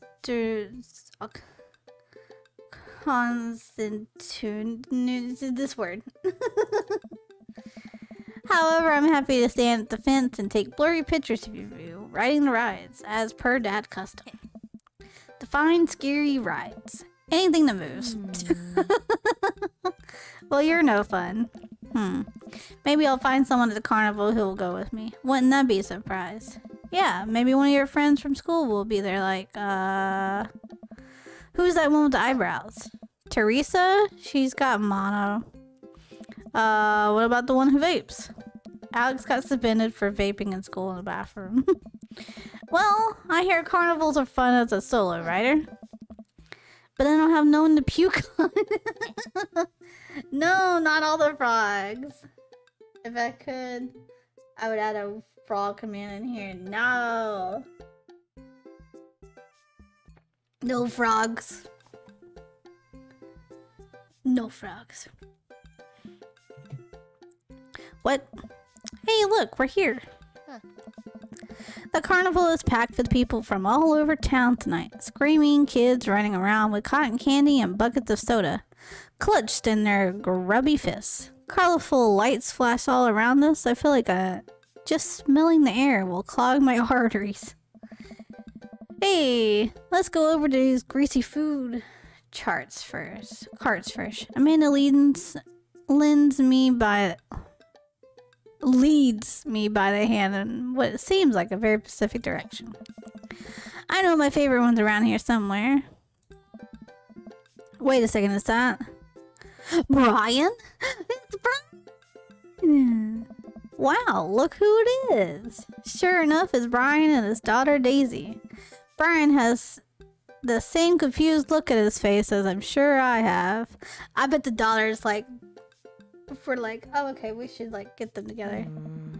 What a coincidence that we all happen to be here at the same time in the same exact place. Wow, that's so weird. I can't believe we had happened to come to the carnival on the same night at the same time. Yes, Daisy, that's so strange. How bizarre.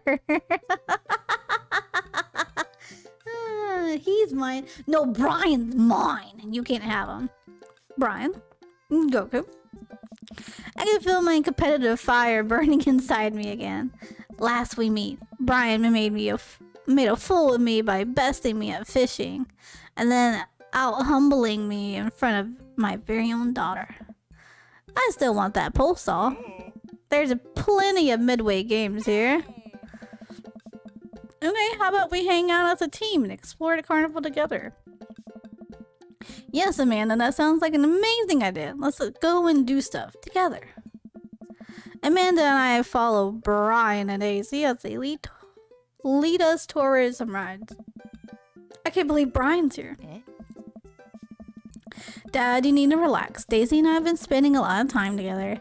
She helps me with my algebra homework, and I've been corrupting her young soul with rock and roll music. So which one am I? Chio, don't check your DMs. Okay, I will make sure to check them. Meh. I am Goku in the corner when he pops up. She's really cool, but you and Brian won't stop complaining about each other. This is me. I'm Goku.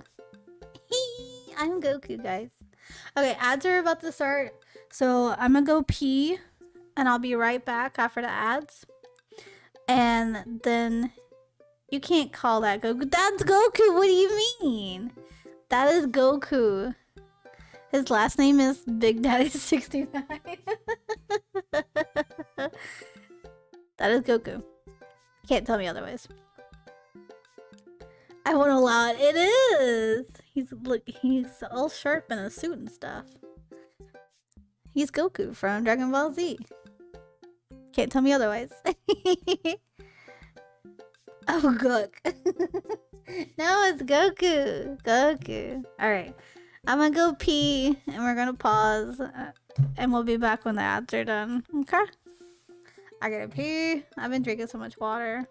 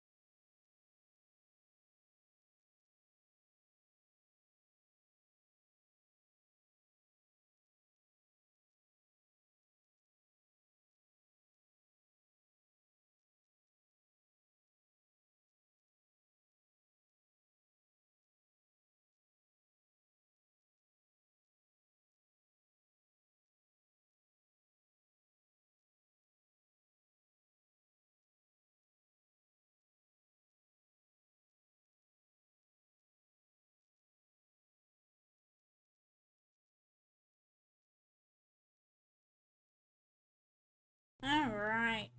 I am back. I got my water refilled. And I peed. Alright. What ads? Where I don't see no ads. Imagine seeing ads. Screw it. If you're subscribed or if you have an ad blocker, you will not see the ads. But I will still get up and pee most of the time. Back from ads? Yeah, we're back from ads. I hope you're back from ads by now. Oh, he's complaining about me? No, Dad, that's not what I meant. If you and Brian would just talk to each other, maybe you'd see that you would have a lot in common. See, now I gotta turn it up to 11. Brian's getting obliterated. Yeah, by my dick. Hell yeah. Dad, you have to chill. Please chill for my sake. I'm chill. I'm so chill. I'm like stupidly chill. And once I prove once and for all that I'm clearly the better dad, I'll be so chill you could call me liquid nitrogen. What the fuck is that emote? Oh, okay. It doesn't look as scary when I clicked on it. It's like, what the fuck is that?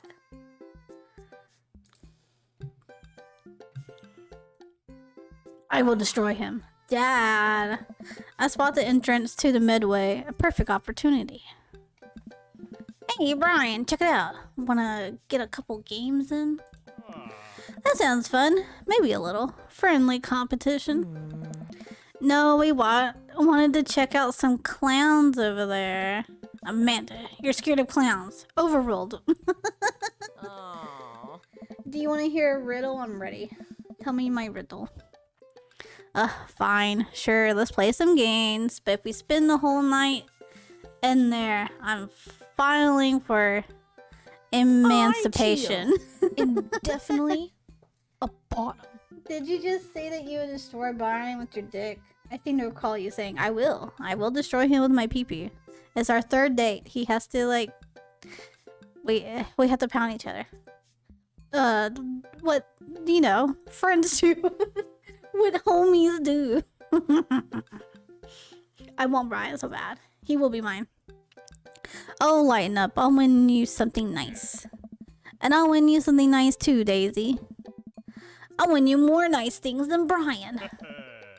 I'd like to see you try. Brian and I glare at each other. We've been at it for longer than I like to admit. Amanda and Daisy sigh heavily at each new game Brian and I challenge each other to.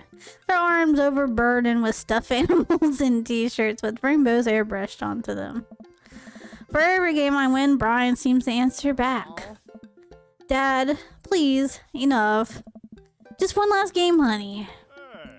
So, Goku, we're tied. What's the ultimate prize? I spot from the distance the midway. We lock eyes. It swims absentmindedly in the bowl of water. The goldfish will be mine. Amanda, sweetie, how about I win you a goldfish? If it'll get us out of here, so great. I look over at Brian. We don't say a word, but our locked eyes confirmed it. The person who wins the goldfish wins tonight. Looks like it's skee ball. You any good? I am the best skee ball player to ever grace this earth. Think you can handle me? Still willing to put up your weed whacker? Only if you're willing to part with your pole saw. Log grooming equipment goes to skee ball champ. We share an earnest shake. Oh, I'm not good at skee-ball. How do I play? Oh gosh. Oh.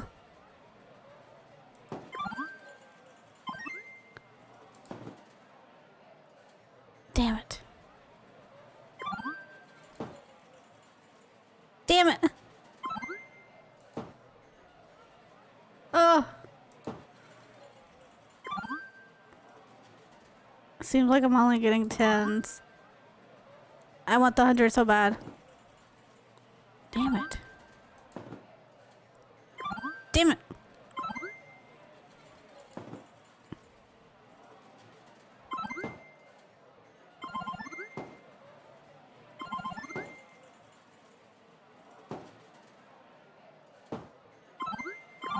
How is he kicking my ass so much? Damn it. Damn it. Ah. I got beat so bad. Okay, here's the riddle. I'm fire and water and you put me out in sand. What am I? I'm fire and water and you put me out in sand?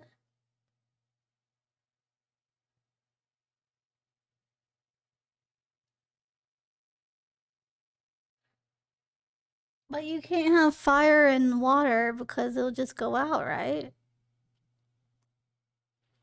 You put me out with sand? I don't know.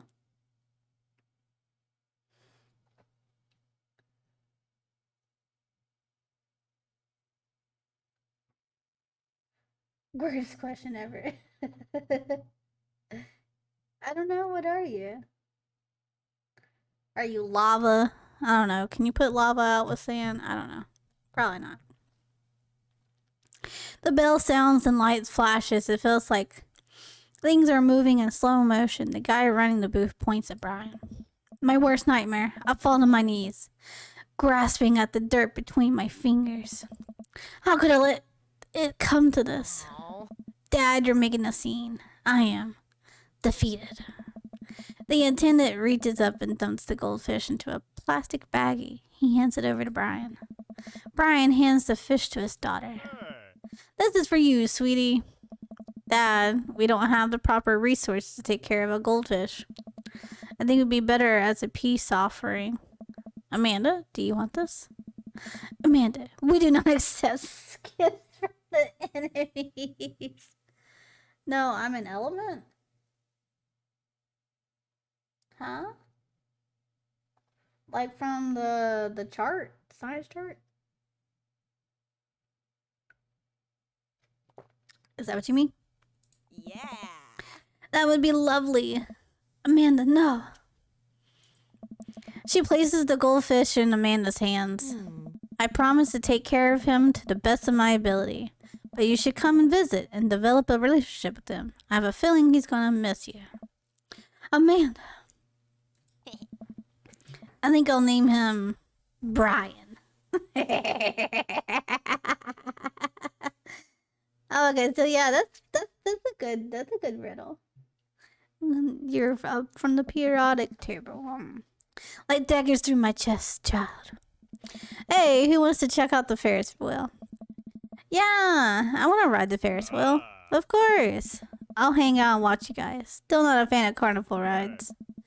I'd be happy to ride some rides with you kids. I'm just kidding. I love carnival. I'm the best at them. Looking, my guy. Lord of mercy. We traverse the fair and end up at the relatively short line for the Ferris wheel. It does seem like a very popular ride. Daisy and Amanda chat excitedly. I can feel Brian glaring at me.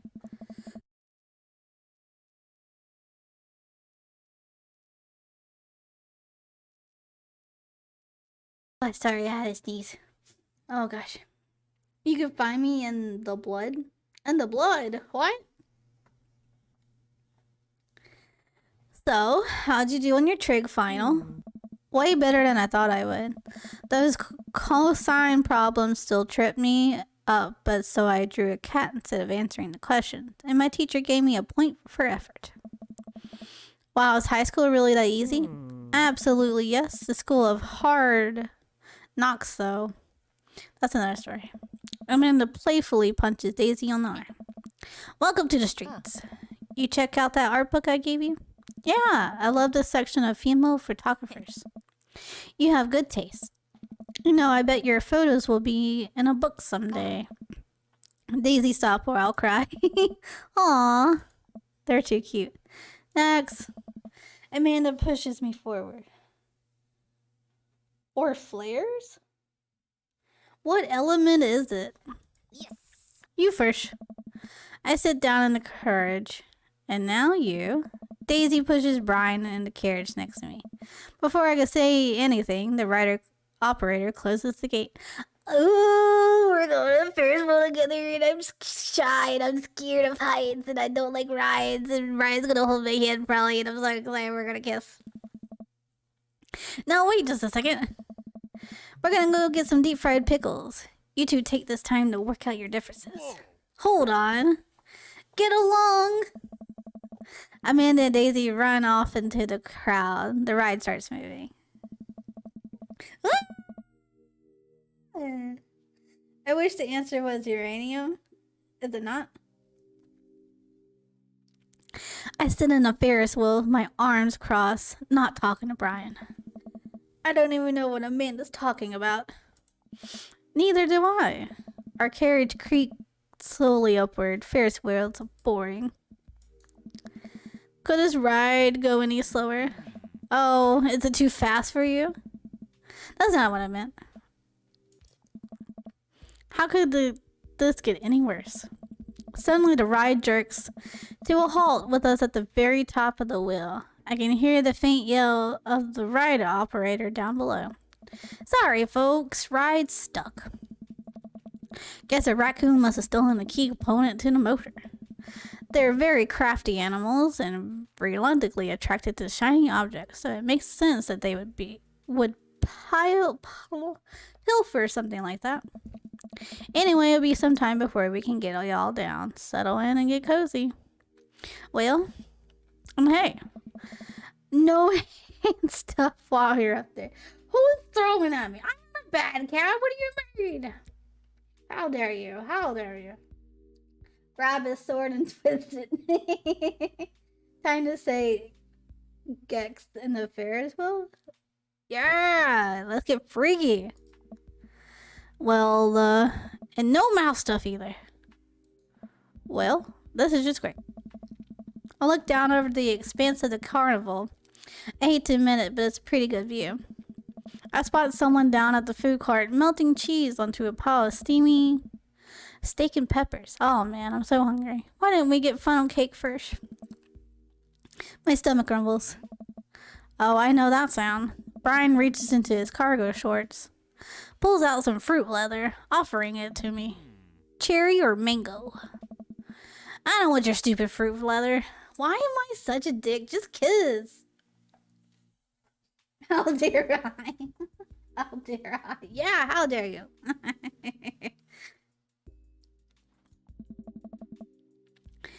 Brian opened one and started eating. Fine. My stomach growls again.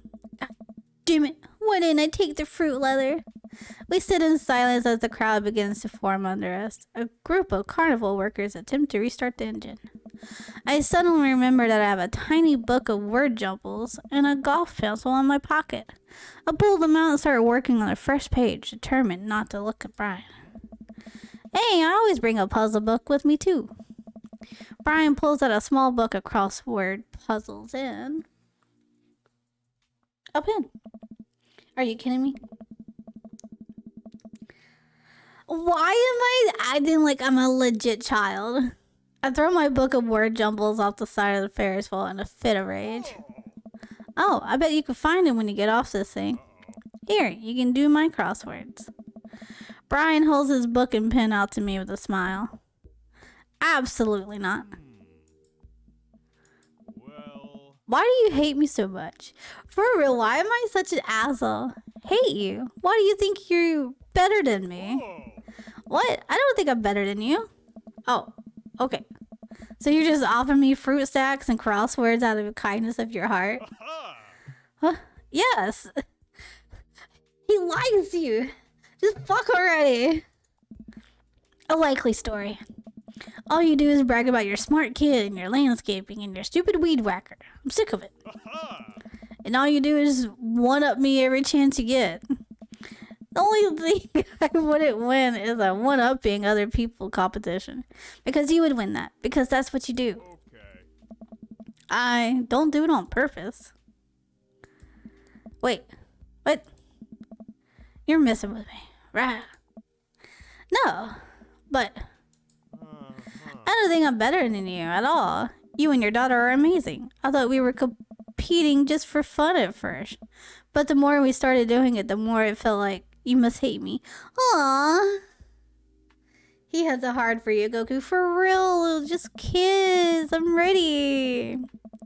And the more we did it, the more I wanted to impress you. There were times when I did want to beat you, Goku. But all I wanted was for you to like me. Aww. Oh my god. I feel like such an ass. You should feel like an asshole. Because you are an asshole. I like that one of the options is be an asshole. Be honest with Brian. Damn it. I picked the wrong answer. That's fine. I let my competitive spirit get in my way. Actually, no. I let my own insecurities get in the way.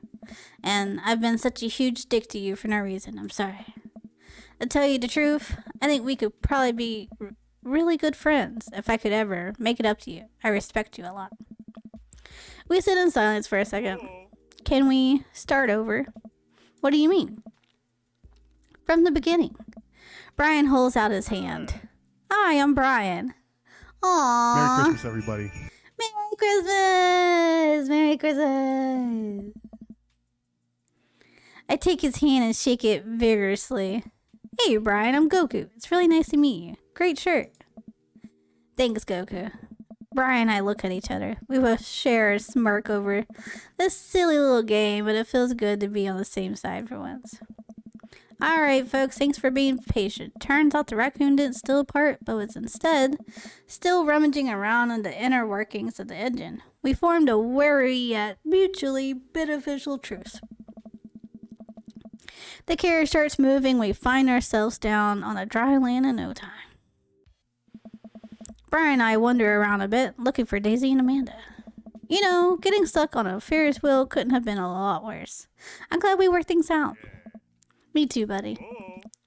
Now that that's over with, we can both get home to quietly enjoying our evenings. Agreed. Dad! Amanda and Daisy run up to us.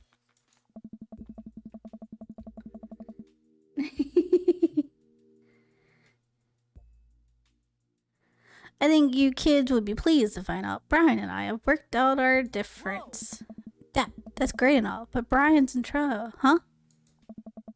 But Brian's right here. The fish, Brian. What? Whoa. Daisy and I got a log fume, and when we were going down the hill, Brian flew right out of the log, and now he's hanging on some pipe. On the ride, we have to save him. But Brian's right. The fish. Brian the fish. Oh, right. Come on. I gotta go save that fish. We sprint over to the log fume, spotting Brian, the fish. Stuck up in the rafters of the ride. We'll get you down, little buddy. We have to get Brian before the fair closes, or who knows what happened to him. But the fair closes in 10 minutes. I guess we need to hustle then. What's the plan? Well, one ride around the track lasts 90 seconds. Brian hanging from a pipe right above the drop. So you'll have a window about 10 seconds to grab him. Wow. You just did all that math in your head? That's really impressive. I just counted. It's not that impressive. I'm so proud of you, honey. Okay. That raptor's pretty high up. How are we gonna reach him? We all think for a second. I got it. Brian rushes over to the midway to the last game that we just played. It snags the pole from the game attendee that they used to grab stuffed animals. I think this will do the trick. Amanda presses 2 ticket stubs into my hand. Here, these are our last 2 tickets. Brian, faith is in your hands now. There's no time, come on. Brian leads me by the hand to the entrance of the log fume, getting there just in the nick of time. Are we holding hands? Looks like you guys are the last ones. We take our seats on the slippery vinyl. The rider-operator pulls the bar down over our laps. You ready for this? The log starts drifting down the fake river. Unnatural blue water sloshes over the slides, soaking my shoes. This is gross. You know how earlier I said I was best at carnival rides? The ride jerks forward and I let out a small yell. Oh, it's so cute! Oh my god, hold my hand. Pokey is debating getting fired for calling in. Pokey's at his breaking point. I'm so sorry, Pokey Knight. Poor thing. That might have been an embellishment. A rickety log makes the slowly climb up the track. The most grueling minutes of my life. I see him! Hanging from the rafters just before the drop is our beloved Brian, the fish, not the guy. Are you ready?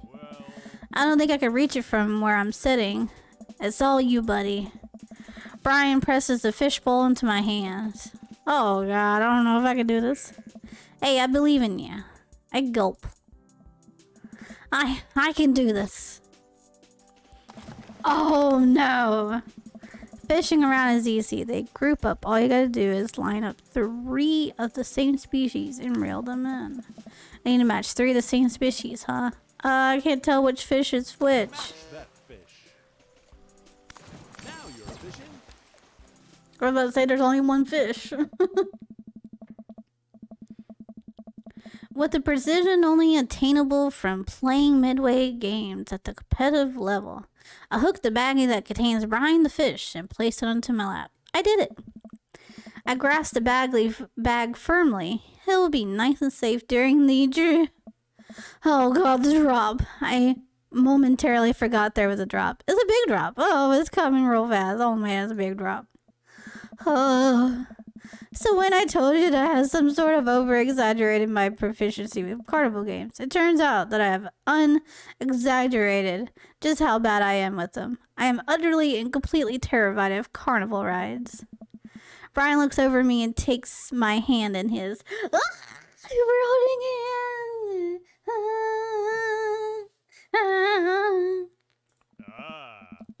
I'm right here and we can do this.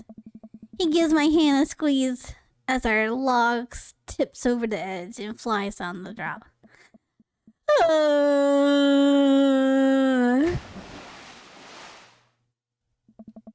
A wall of water rains down on us. I realized I had my eyes squeezed shut and opened them to find Brian still holding my hand. He smiles at me. That wasn't so bad. Told you we would make it. We holding hands. Brian and I walked off the ride and approached Daisy and Amanda. I handed the baggie to Amanda. Brian! Hey. No, the fish. Aw. I mean, hey, thanks for saving the fish. Don't thank me, that was all your dad. Aw, shucks. It was a team effort. Yeah, you all used your special skills to get him back. Brian got the pole, Daisy did the math, you got the fish. I didn't get to do anything cool. Well, honey, I'm sure you... Hey, what were you guys doing up there? That was totally dangerous. Amanda steps in front of all of us and plants her feet. Listen, dude, it might have been totally dangerous, but I have you know that we triumphed over more than just a silly rules today. We overcame adversity through teamwork and friendship and love.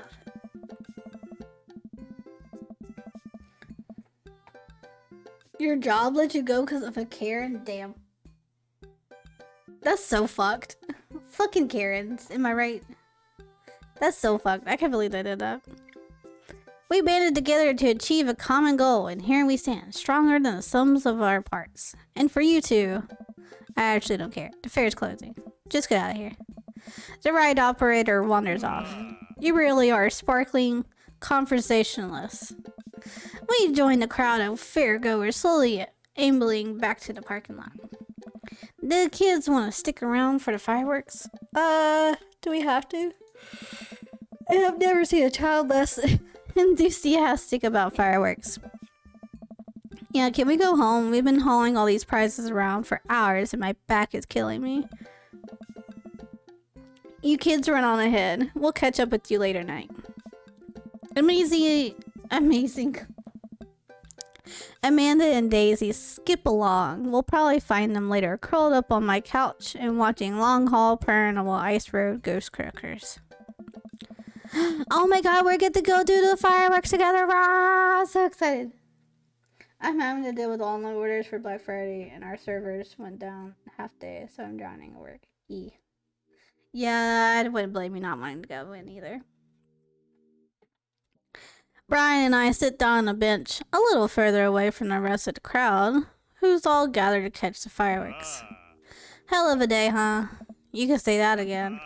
Hell of a day, huh? This is the one time I'll let you out-dad me. I'll take it. I breathe in a cool night air as the first fireworks launches and explodes in the sky over the fair. I'm glad we talked about all that stuff. Me too. It's good to have a friend like you, Brian. The fireworks launch into full swing, bursting around us in rainbows of reds, greens, blues, and whites. There's one more thing I have to admit, though. What's that? I don't know anything about fishing. Oh, me full road'd be like, I like you, Brian. I like you a lot. But no. Brian burst out laughing. Oh, buddy. I know. What? You knew the whole time? I mean, you weren't exactly subtle about it. I can feel myself blushing. He laughs again. It's okay. It was he thinks I'm cute. If you're interested, maybe I can teach you sometime. Please. You can stand behind me and hold my fishing pole and show me how to do things all you want. Eee. That's what friends do, right? Ha. The laughter dies down and we watch the fireworks a little longer. I can tell he wants to say something, but he has trouble getting it out. Ah. Okay, so real quick, I know we're about to get like with Brian, but I need to go wake up my husband and I'm gonna be super fresh. Oh, I'm so excited. Ah.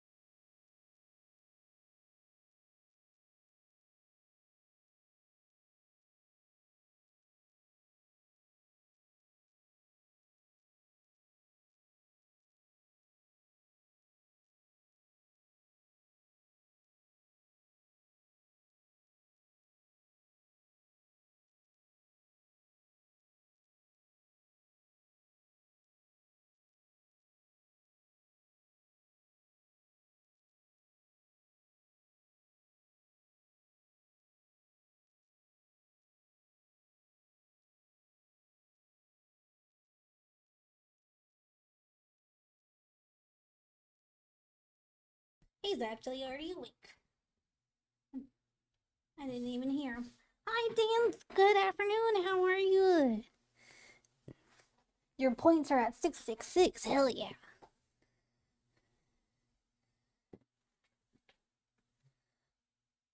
True. One day at a time. The laughter dies down and we watch the fireworks a little longer. I could tell he wants to say something, but he's having trouble getting it out. You know, it's kind of funny. What is? We're not fighting it anymore, but I still feel like we left some stuff, unresolved. Yeah, let's date. I'm not a bottom. Get the fuck out here. Get the fuck out here. I'm not a bottom. How dare you? Oh, lawn mowing is still happening. We're cool now, but don't think I forgot about that. Brian laughs. No, it's not that. Do you feel like there's maybe something else here? Or is it just me? Looking at Brian, his smile illuminated by the cracking embers falling through the night sky. I suddenly understand what he's talking about. Oh. This whole time, with emotion running so high, I realized what I've really been feeling. What I thought was jealousy was actually... It's not just you. Brian inches towards me. You know, it's hard paying attention to the fireworks when you're right here. He and I lean in. Our lips touch. He places one hand on my shoulder, then another based on my neck, gently pulling me closer into his warm embrace. Hell yeah! I feel safe. Brian pulls away from me for a moment and smiles. I guess now we get to compete over who's better at kissing. Hell yeah! Let's fucking go! Let's go fucking go! Yeah! Brian stifles a laugh, pulls me in for another. I'll accept that challenge. I can't believe it! We did it! No, Scorch. I will only fuck Brian. Only Brian.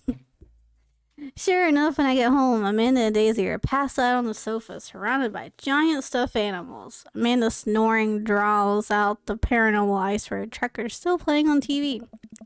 I turn everything off, throw on a couple blankets over the kids before heading to bed myself. Stay complete. Let's go. I can't believe it. We did it. We got a B. I did awful. Damn it. Well. Whew. I think I have everything finally set up. Amanda should be here any minute now. I think I heard her car in the driveway. Okay, gotta act natural. Be cool, Goku. Be cool. Amanda walks through the door with a suspicious look on her face. Hey, Dad. Off to a good start. Something's fishy. Rats. Sorry, sweetie, it's the feds. You ask too many questions. Who do you think you are? My daughter? For literal my entire life, yes. I'm kidding, you're right. I have a little surprise for you. Why am I being blocked? Why am I being blocked? Yeah, I can tell you're very bad at lying. Amanda, my dear, would you care to join me in the kitchen? Father, fill my heart with glee.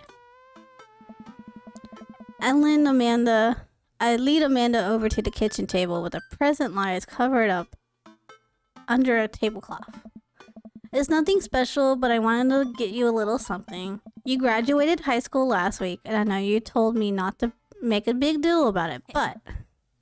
Aw, Dad, you... I dramatically whip the cloth off the table. Amanda's jaw dropped. No way! I figured you probably won't be able to get cable in the dorm, so I thought it'd be nice to take a piece of home with you.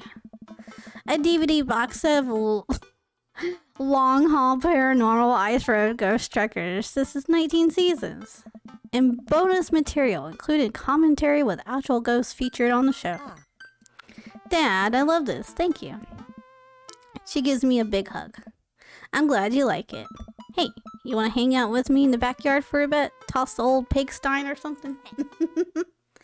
Totally. I follow Amanda to the back door. Aww, we handed a party for her because she graduated. It's so sweet. What? You told me not to make a big deal, but you seem to have forgotten that my entire mission in life is to make a big deal out of your accomplishments. Aww.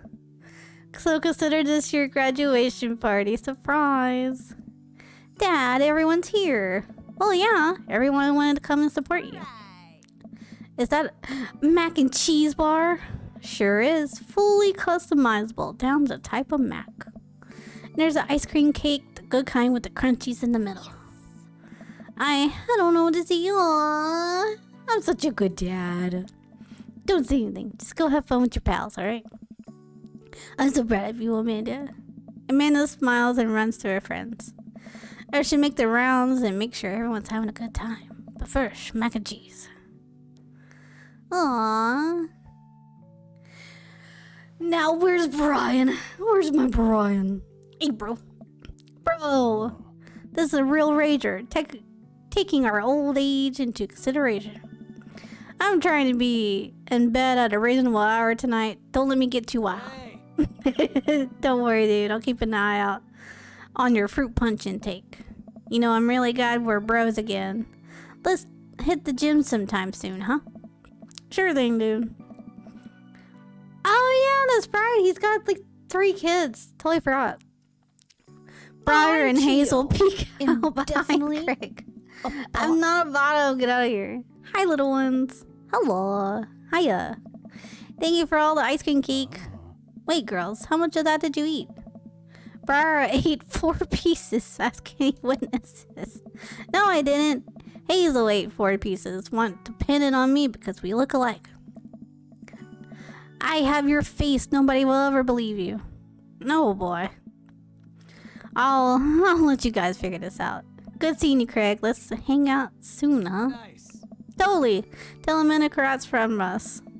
Looks like you settled into the neighborhood quite nicely. The blurb didn't go off? It's going off for me. What do you mean it's not going off? Huh?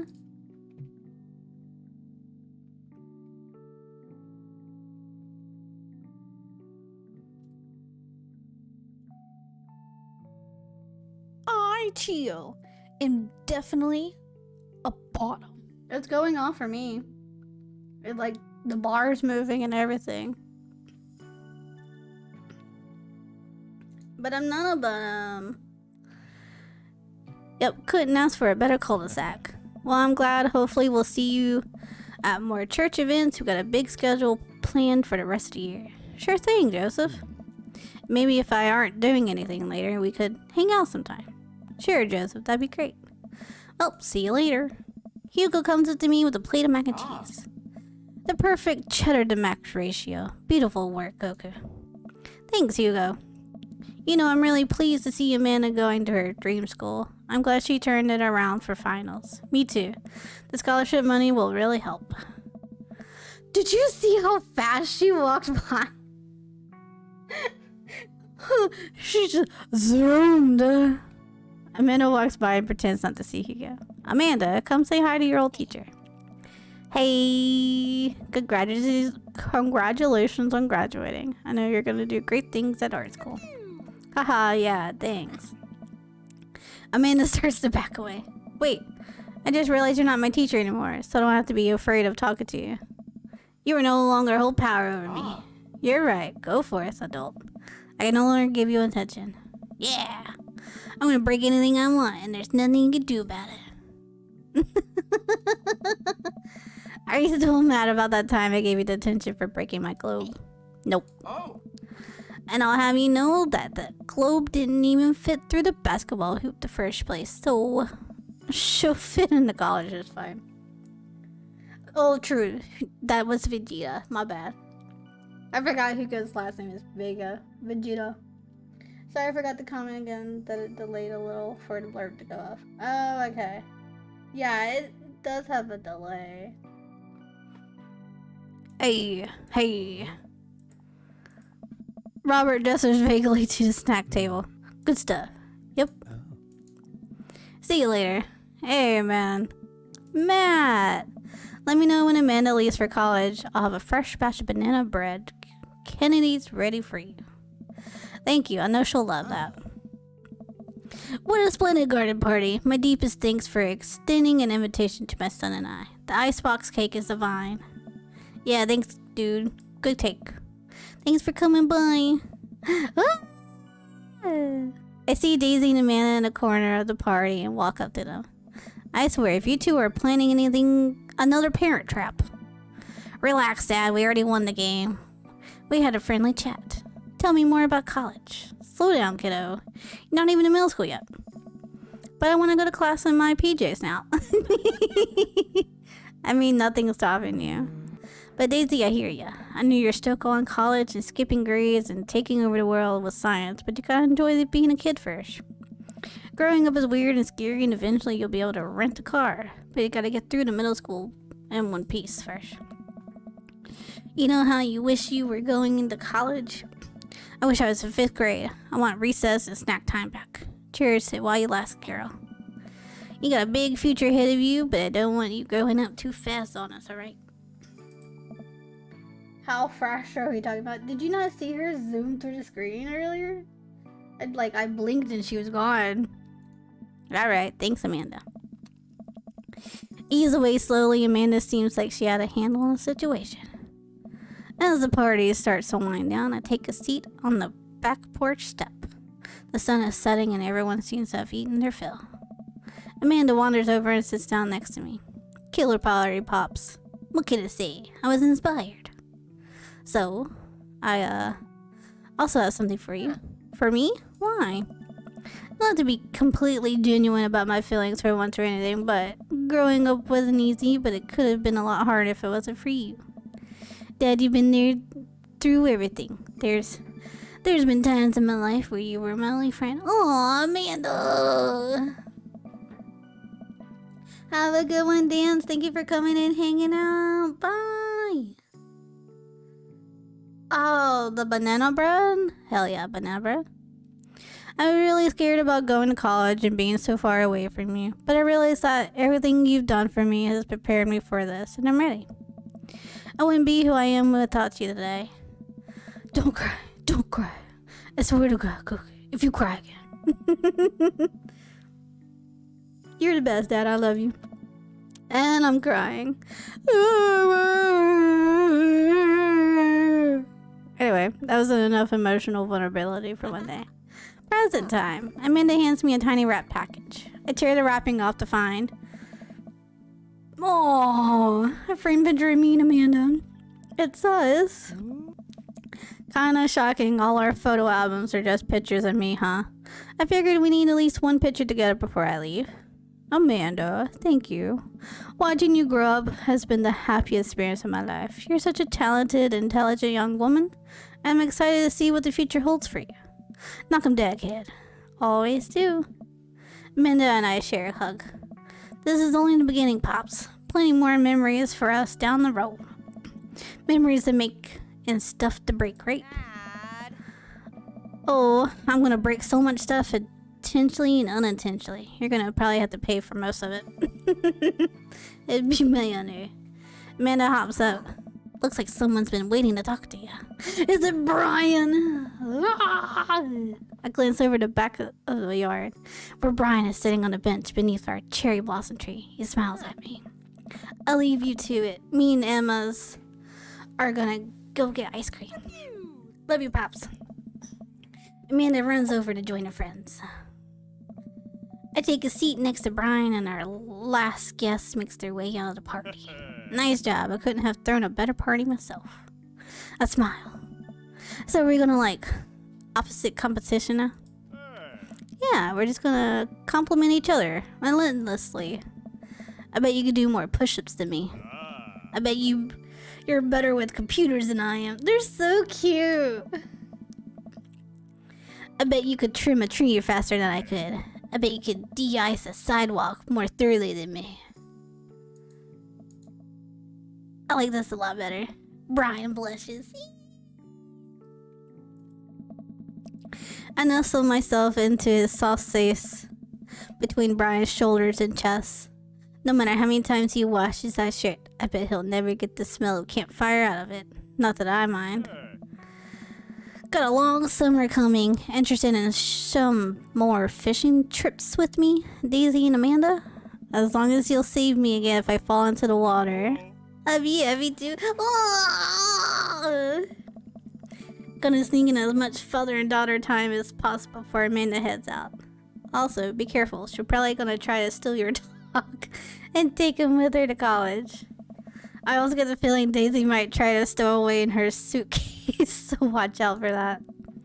The sunset casts a pink glow over everything, and quiet calm seems to descend upon the backyard.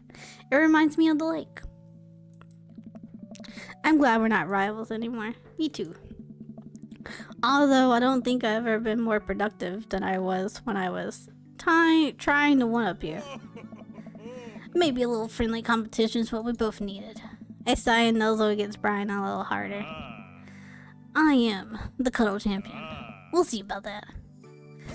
They're so cute. Ah.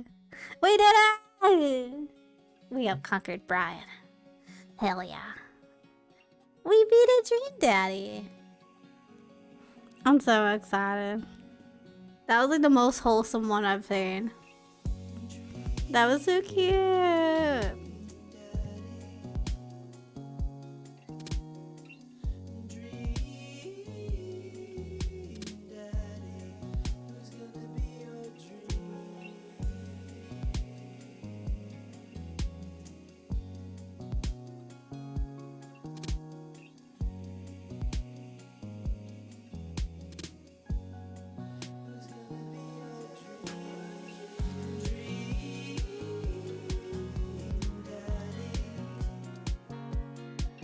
Sorry, I was talking to my husband.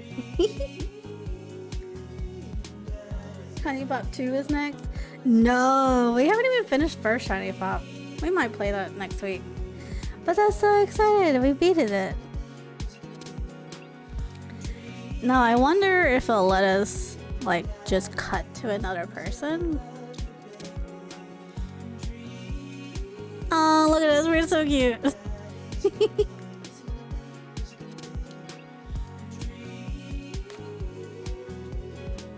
Hell yeah. So so cute. Look at us fishing.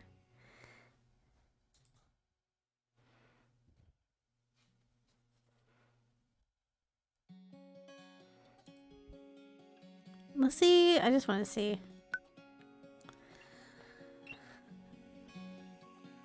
Oh. We would have to like go back. Maybe here? Welcome. You've got Yeah, guests. okay. Oh, you're good. I really like the Honey Pop games, but I feel like Honey Pop 2 would be a lot harder to cover up. That would have to probably be like a YouTube video, and I could stream Honey Pop 1 because I can get away with that. So our next person we'll probably date. I'm so glad we ate a bride. I really want to date Joseph, so that's probably the next person. I'm debating if I want to I mean, we could go on a few dates with Joseph because he's married. He's the only one that I know that is married and is like and still in a relationship. So I'm curious of what happens because his wife is also a gold digger, and like she like tried to hit on me when I first got here too. So Joseph number 1 youth minister for 5 years running, living in my hometown with my beautiful wife and our 4 amazing kids. If I'm not in church, you can catch me on the open waters, setting sail to seas of adventure. I love playing guitar and crushing my kids at Candyland. On Friday nights, lead a community in a fun mixer. My 6 strings on the desert island. What are my turns on? My lovely wife is about to be me. Scratch it out, but Goku. Anyway, what did you say when you? What did you want when you grew up? Ship captain. What's your favorite movie genre? Feel good movies. What's your ideal date? Lovely night on the town with my wife. Scratch it out and put Goku. What do you never leave home without? The good book. All right, let's message him. Hell yeah.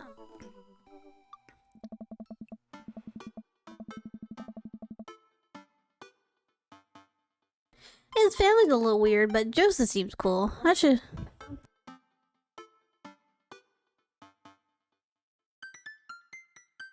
I tell my Alexa to turn on a light and she wants to have a conversation. I don't want to talk to her. His family's a little weird, but Joseph seems cool. I should take him up on his offer to hang out. Wait, how do I hang out with a priest? I don't go to church. Should I be Jesus-y?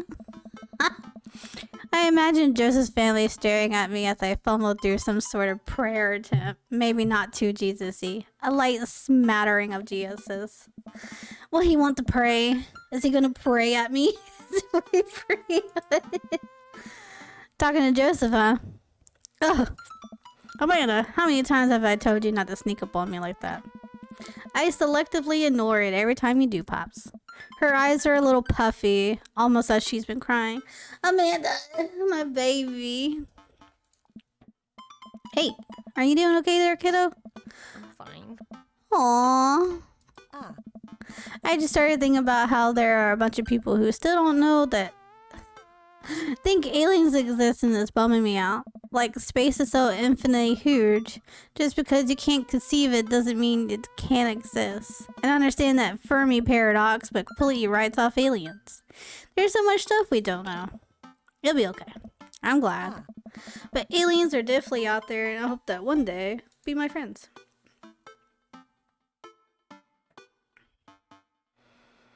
Remember how you used to be afraid of aliens? Yeah, but whose fault was it when I watched a fire in the sky when I was 5? Amanda, you stole the VHS from my closet and locked yourself in a room to watch it. I honestly forgot about that part of the story. Are your doors open in the bakery? In the bakery? Yes? Are you talking about my bakery? I made the freshest of biscuits on a blanket just for you. Well, I really brought all those years of anxiety over being abducted by aliens on myself, huh? I pat Amanda on the back. And now you want your new best friend to be an alien. Look at that personal progress.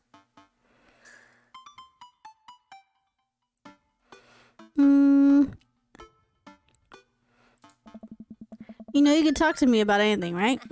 Yeah, that's why I'm talking about aliens with you. Okay. Just remember that it's okay to be sad. And also remember I love you very much. And I only want the best for you. That's all. Alright. Jeez, don't make me cry again. Amanda looks over my shoulder at the screen. Joseph can't read your mind, you know. If you want to talk, just message him. But I've never been friends with a priest before. What do I talk about? My favorite Bible passages? Ice cream socials? Khakis? Yes, I'll be over later to pick some up, okay. I'll make you the freshest biscuits from a blanket you have ever seen. Just for you. Just tell me when you're gonna be here. First of all, he's a youth minister with a tattoo, not a priest. There's a difference. You're overthinking it, Dad. Listen, just put it like this. Hello, neighbor. Thanks again for the invite to the BBQ. I'd love to hang out soon if you're not too busy. Isn't that a little too business casual? Fine. Give me the keyboard. I got this. Amanda's focuses on the keys. Hi, Joseph. It was great meeting you and your family. I'm still new around here, so I feel like I'd love to hang out and get to know you. See ya. Smiley face. The smiley face is a nice touch. I'll be there in 10 hours. 10 hours? My shop is gonna be closed in 10 hours. The fuck? I say you brought in early in the morning. Almost immediately, I receive a response. What do you say? Hi, Goku. If you're not doing anything in a bit, the kids and I are baking treats for the church bake sale today. And we'd love to have you over. It'd be a blast, so let me know. Joseph. Huh, that wasn't so bad. He used a lot of exclamation points. I'm more concerned about him signing his name with a tilde. I'm willing to let it slide this time. I respond back. Sounds like fun. Goku.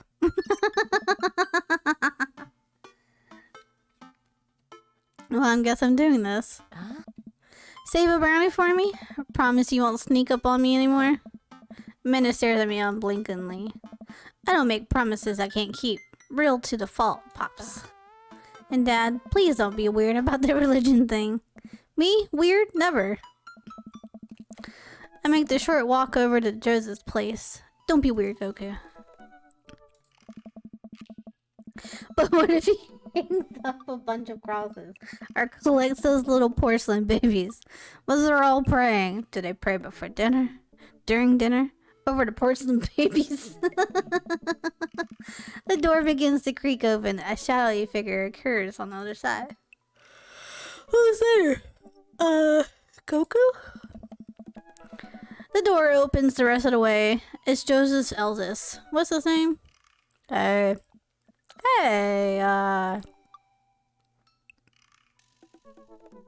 oh, shit. I don't remember his kid's name. Because I haven't been around his kids since, like, the last time I played it. And I only met them for, like, 10 seconds. Oh, shit. We are saving so we can keep trying. It's Chris. Okay. Load. We're loading. We're loading. We're loading. Okay. So ads are running. We're gonna pause real quick for ads and we'll be right back. For our first date with Joseph. But it's not a date because he's married.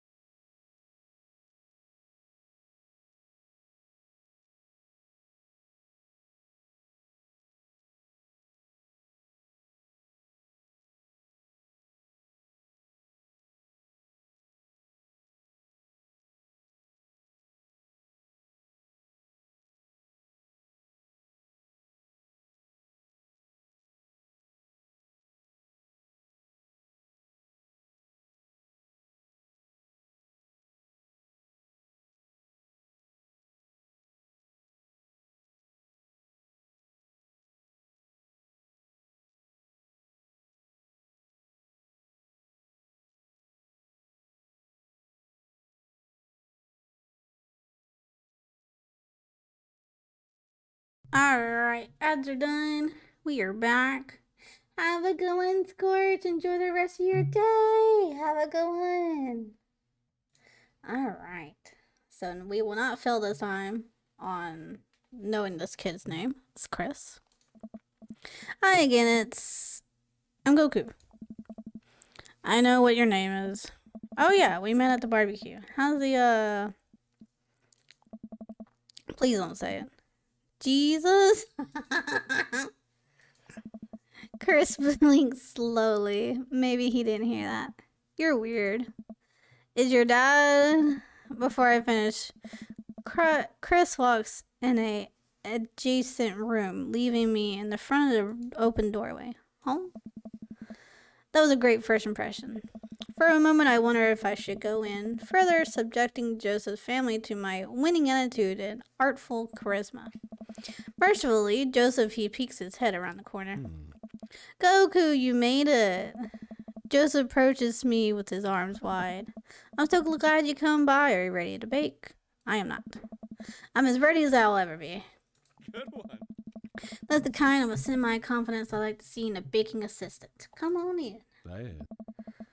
Joseph leads me into a bright, spacious room full of nautical knickknacks. This isn't what I imagined at all. It's actually pretty charming. I believe you met Chris, who left you outside. Chris. Are you going to apologize? Oh, right. Sorry. I try to make eye contact with Chris, but he keeps looking away. He must be really shy. It's alright. Next time, just be a little more inviting to our guests, okay? Sure. Chris seems to relish the chance to escape the conversation and quickly vanishes into his room. Joseph turns to me apologetically. Don't take it personally. Chris likes to keep to himself. I mean, we didn't start off on the best foot in the world. Plus, being the eldest in the big family can't be easy. We try to cut him a little slack where we can. Oh, okay, he's telling me their names. Here are the twins, Christian and Christine. Say hello to Goku. Hello, Father. Hello, Goku. Kids, come on, dial back the creepy twin stick. Creepy twin stick.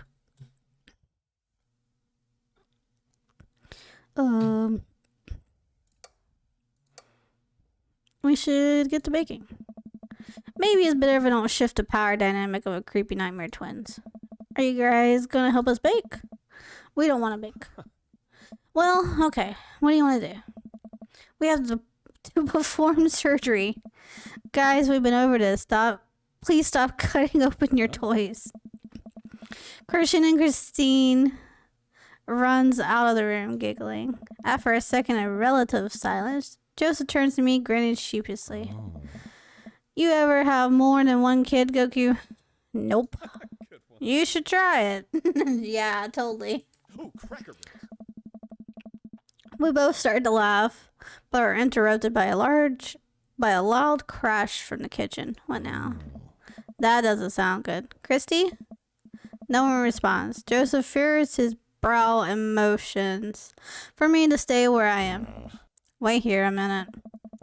Joseph rushes into the kitchen. Remember this with Amanda. Half of fatherhood is trying to keep your kids from finding creative ways to kill themselves, and he's got 4. Talk about worry. Hi, Yellow. How are you? Welcome in, welcome in.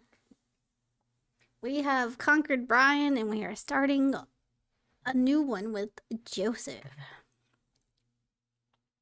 I take a seat on his surprisingly pristine couch and twiddle my thumbs. Let's see. Well, he told me to wait, so let's look at this bookshelf.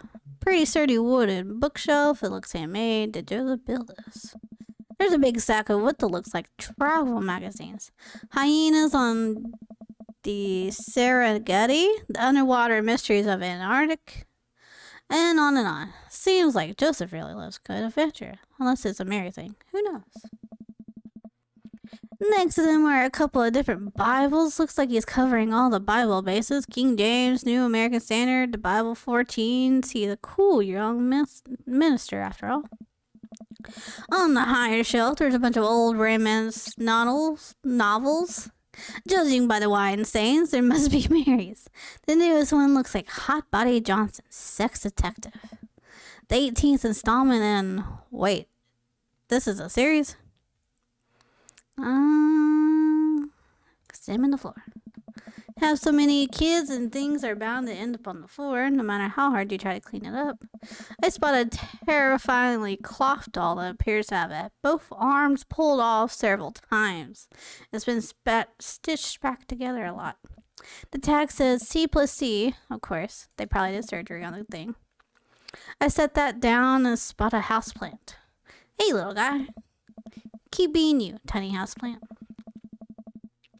I spot one last thing on the floor next to the houseplant is a silver necklace. Wow, this looks expensive for something casually tossed on the floor. If there's a story here, it's none of my business.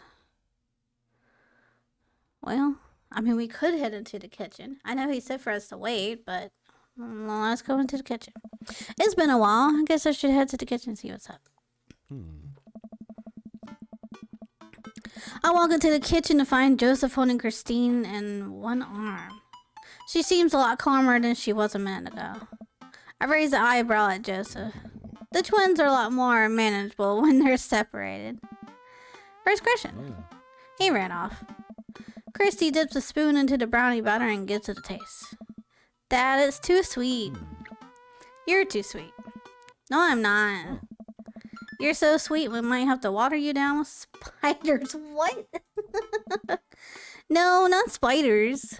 Joseph begins tickling Christy with his free hand between the laughing and squirming. I don't know how he got a hold of her, but the girl is locked in place. The man is professional child wrangler.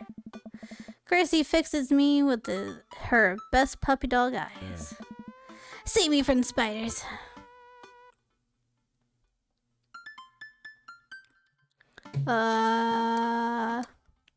Spoon duel? The Spider King? I grab a wooden spoon and point it at Joseph's directions. Unhand her, you foul beast. Okay, Goku the Valiant. Let's see what you got. You may have defeated me in Terratula Ridge, but now I have the upper hand. Joseph gently puts Christy down behind him. Have you come to squash me, knight? Or have you merely fallen into my web? I'm no mere fly, Spider King. Now on guard. For a minute or so, Joseph and I mock duel with the two dumbest looking spoons in the room. Eventually, I strike a killing blow in the visible heart between his arms and his body. Joseph recoils in horror. Oh, cracker balls. Blast! I've been defeated. You could never best me, Spider King, for I have the power of... Let's sneak a taste of the brownie batter. The magic! Oh man. That is way too sweet. Kirsty begins jumping up and down excitedly. My hero! Kirsty hugs my leg before making a surprisingly fast exit. Hey, wait! Do you want to make brownies with us? Kirsty hesitates and shakes her head no again. Sparkle Pony. Sparkle Pony? Joseph looks confused. You don't want to bake with Dad now. You want to play with Sparkle Ponies? Yes. Oh. Okay. Go. Before Joseph could even finish his sentence, Christy is out the door and down the hall. Ahead. Joseph sighs deeply and stares into the chocolate batter. He tastes it again, face twisting. And that is still way too sweet. Yeah, how do you make your brownie batter way too sweet? So what made that crash? Eggs beater on the linoleum floor. It's my new techno single. Still haven't thought of a B-side. Now we're both looking into the batter. It's got a sickly scene of sugar and chocolate candies throughout.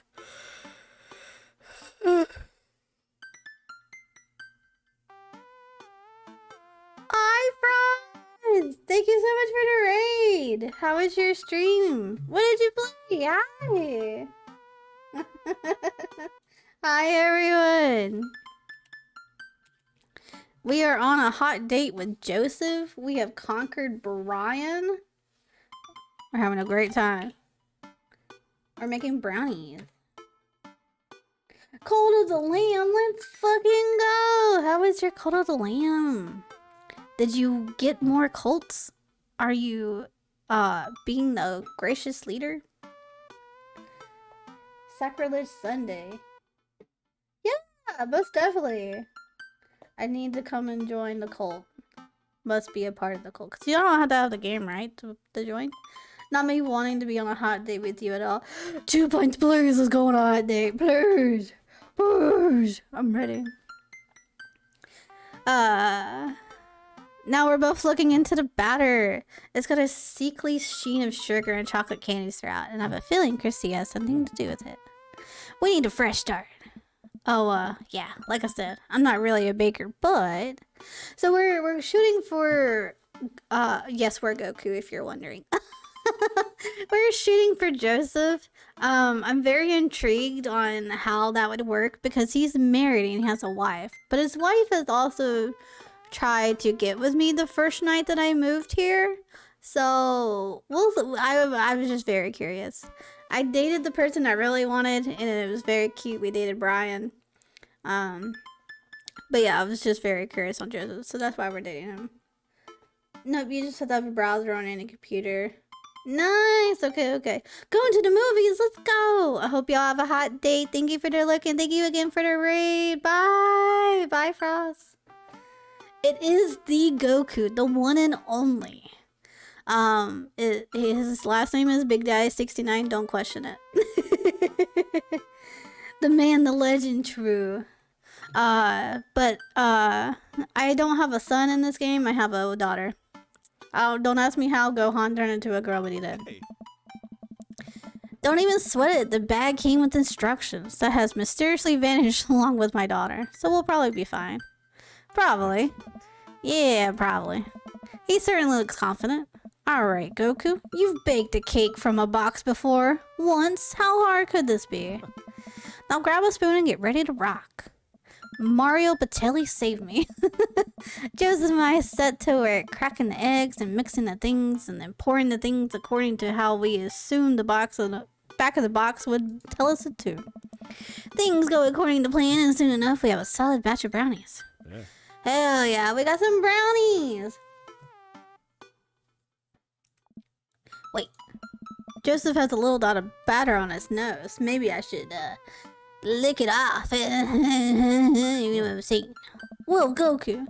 Way to use dad skills. I bet you've baked a few box mixes in your time.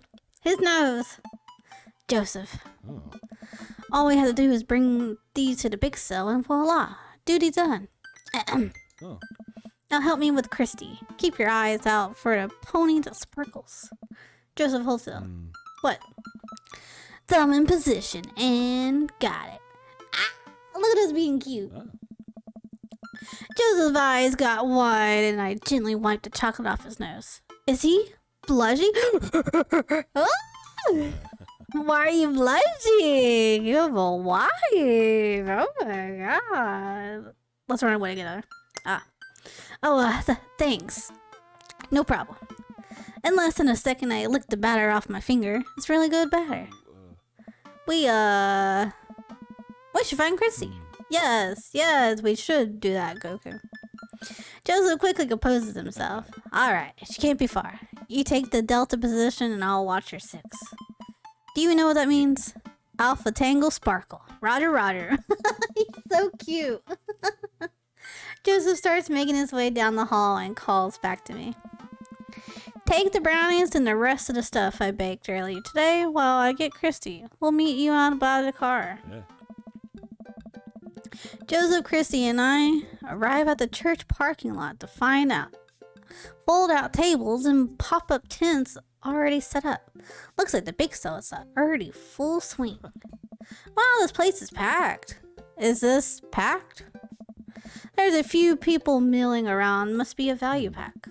If you count a city's population on your fingers and toes, this counts as packed. Point. Christy rockets out of the car and into the lot. Is she running on jet fuel? I want to sell brownies. Okay, let's set up. I want to see Mom. She's down by the row of tables helping out with another group. Want to go over there and tell her I said hi? Mom! Chrissy zips off immediately. Joseph seems unconcerned. Does she always run that fast? Yeah, and I can only catch her half the time. These knees aren't what they used to be. Bro, I fucking feel you. My knees are not what they used to be. My knees are trash. I remember when Amanda was her age, I couldn't get her to sit still for 5 seconds. Yep, great age to deal with. While Christy is gone, Joseph and I arrange our baked goods on the table and settle in. So, are we allowed to eat any of our own goods? Look, if I don't see nothing, I don't say nothing. The man upstairs has strong feelings about snitches. Does he actually? Joseph shrugs, he eats the brownie. Looks like the other stalls are selling drinks, homemade crafts, and other sweets. Whoa, someone bought soft-serve ice machine? I gesture to it. Hell yeah. How are we supposed to compete with that? Oh. Please, this isn't the first time to this radio. The big sale radio. Oh. There's actually no rodeo here, it's just a big sale. I think you and I put together can make one pretty convincing argument for these brownies, don't you? Ooh.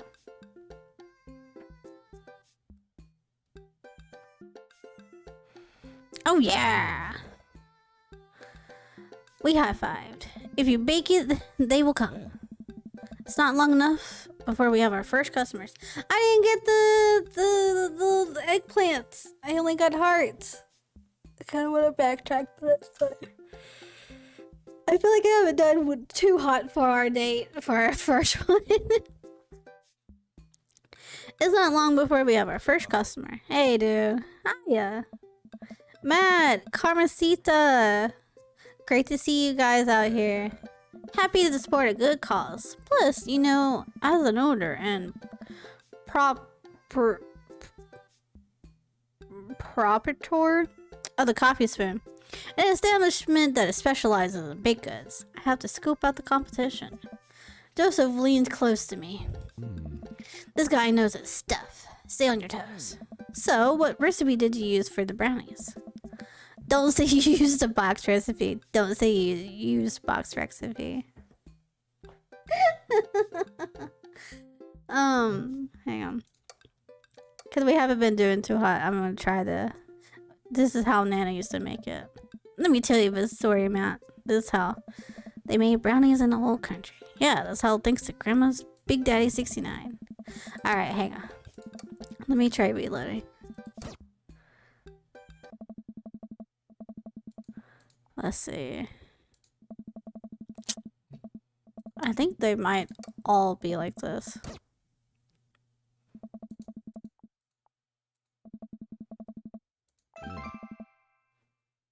Oh, okay, we got hearts. Joseph gives me a look. Wow. Oh, wait, guys. Why am I getting fucking eggplants with you? Okay. I actually use the box recipe sometimes too. It's always better when you sub butter for oil though. Good to know. Alright. We'll take 2. Actually, we'll take 3. I ring them up and high five Joseph as our happy customer walks away. See, not so hard. Yeah. I'm hot off the good feelings from the last sale. Who's next? We sell brownies to a bunch of people don't recognize, but who clearly knows Joseph. Eventually another familiar face pops up. Goku, it's Brian. Oh, my love, don't look at me. Don't look at me. I'm not dating other people. You're the only man for me. I'm sorry. Close enough. Oh. Can we interest you two in any of our fine sweets and treats? You sure can. I bet I could eat 10 brownies. Hell yeah. I love me a brownie. Must resist urge to be competitive.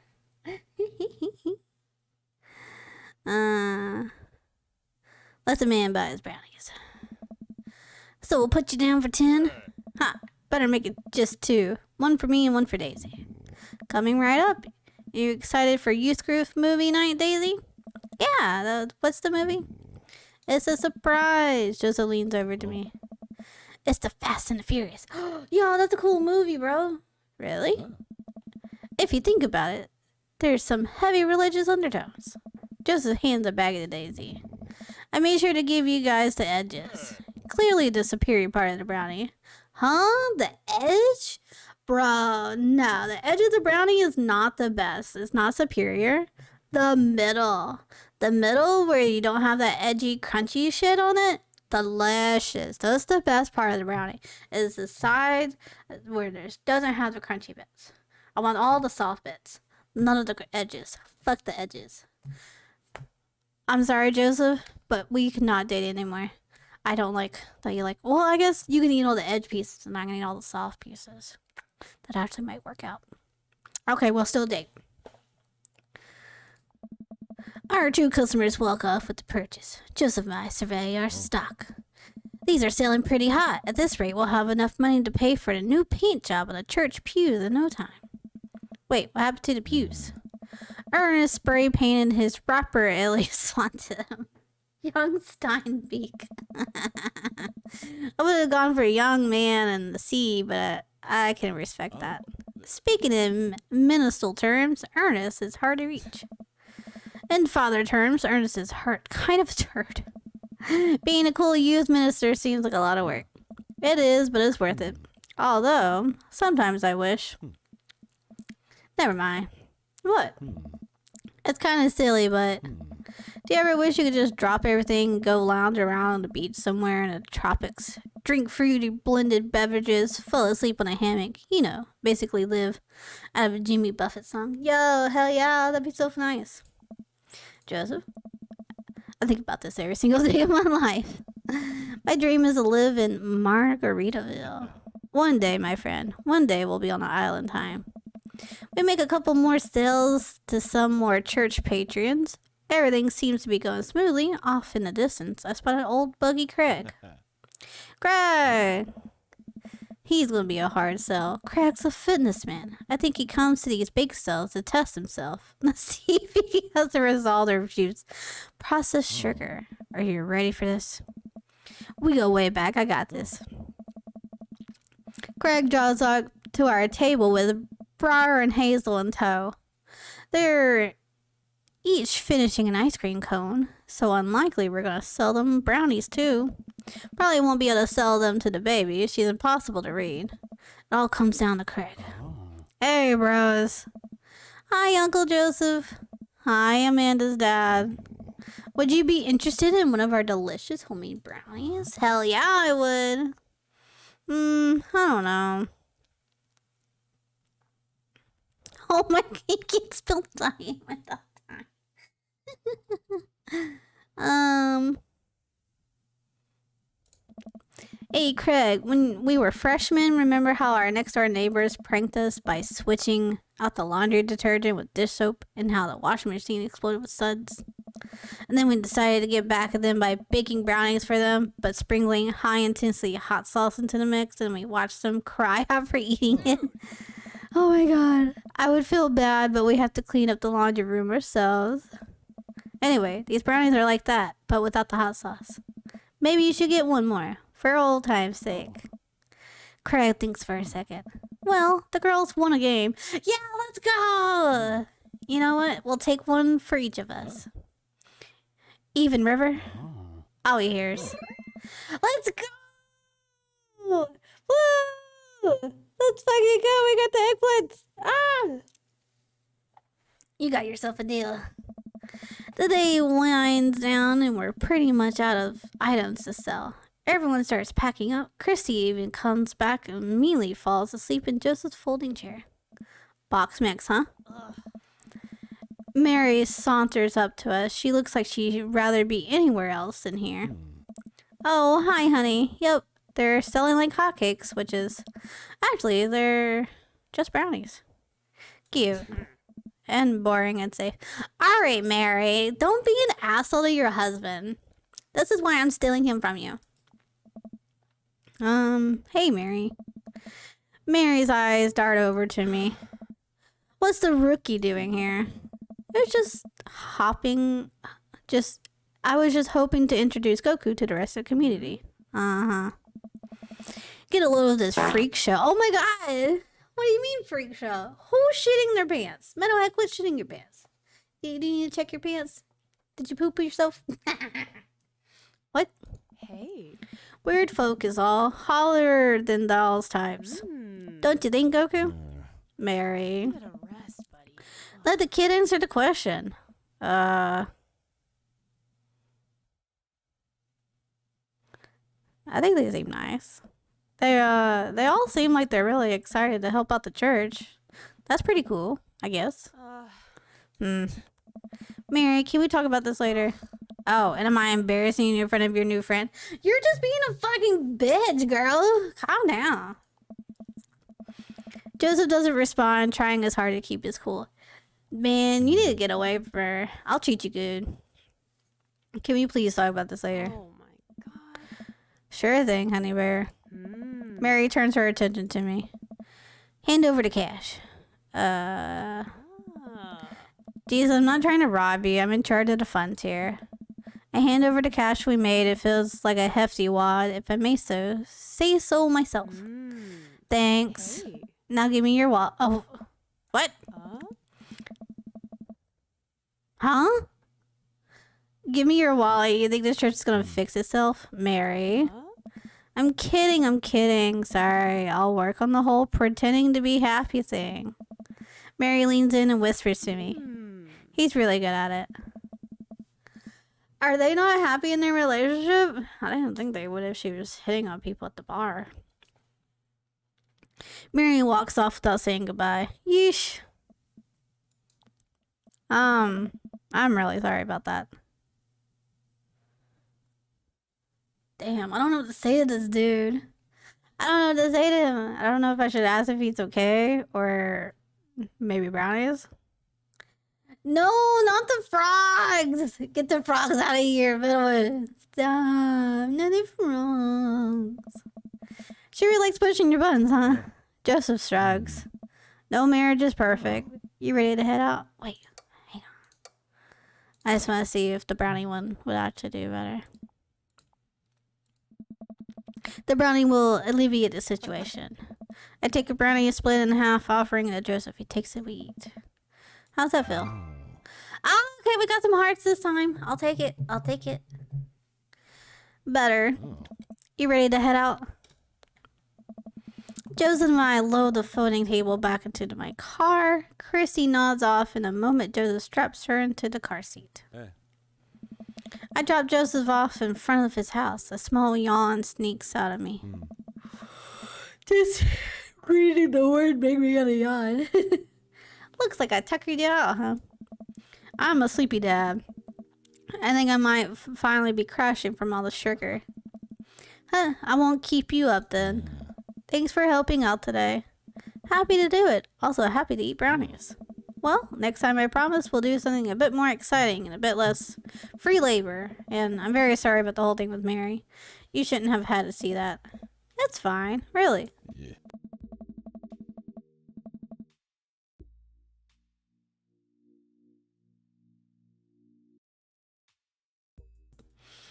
Sorry, I was drinking some water. I know, but first hangs out domestic problems aren't a good look. You barely know me. Let me make it up to you next time. It won't be Margaritaville, but we'll do something fun, promise. I smile. I like that. Oh, and one last thing. Joseph tosses a clean wrapped brownie through the window. It hits me in the face, but I am able to catch it. It's the last one. You earned it. Joseph, please don't leave me alone with this brownie. Nope, too late. I'm already walking away. But bye. Joseph walks up to his home. He waves at me before carrying Christy inside. Well, looks like it's just you and me, Brownie. We should save it for our daughter. Amanda asked us to get a brownie for her. I pocket the brownie. This might come in handy down the road. I step inside to find Amanda doing homework on the couch. Hey, Father Unit. Hi, child that I'm required by law to care for. How's homework? It's really fun and educational. Really? How long have you known me for? Right. How was the big sale? Good. I think I really could have made a good life for myself as a brownie salesman. Glad to hear it. So what? Were there any extra brownies, or did you make a sneak one? Or see, I remembered my baby, my Amanda. I knew she wanted a brownie. I think for a moment I realized I still have a brownie that Joseph gave me. This would probably do better in someone else's stomach than mine. Heads up. Wait, I hurl the brownie towards Amanda. It hits the wall behind her and falls on the ground. Nice throw. She scoops it up and smiles at me. Thanks, Pops. Hey, if you're not going to bed anytime soon, would you be game for some real shark hunters of Orange County? I thought the last hunter got eaten by a shark. He did. I sit down next to her, cozy with a blanket. Awesome. Hell yeah. I wonder how we did on our date, because we didn't get too many hearts. I don't really know how to, like, gauge him. But he blushed whenever we, like, cleaned his face. Oh, we got a nose! Okay. I'll take it. That was awesome. Thank you. Thank you. I'm surprised. Oh, yeah. While I'm doing my afternoon word jumble, I hear the mail truck pull up with the cul-de-sac. Oh, yeah. Okay, we already done this. Hey, my coupons. And then we get the all yellow envelope. And this is where Amanda gets into the school. To the HIA. And it's expensive. And we talked to her about schooling and blah, blah, blah. So that's exciting. Oh no. And then we go out for burritos. That's right.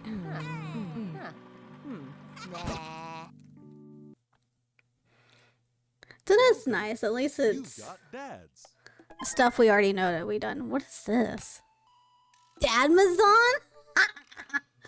Hi, this is Steven from Dadmazon. I'm in front with your delivery. I'll be right down. Wait, no sir. I need to put on pants first. I can't find my pants, but I wrapped from waist down in a duvet. Are you cool with that?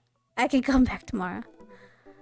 No, wait, I'll be there. I found some sensible capris. What is Dadmazon? This wasn't in the last one. I'm curious.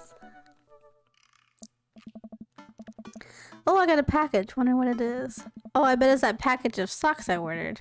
I opened up the box and started pulling the packaged peanuts out. Man, these socks reek. Okay, that's definitely not socks. It's butterflies? Oh boy, I almost don't even want to know what Amanda was planning on doing with these. Hey Amanda, your box of dead butterflies is here. What's up? Are you sacrificing them? What? You ordered the butterflies?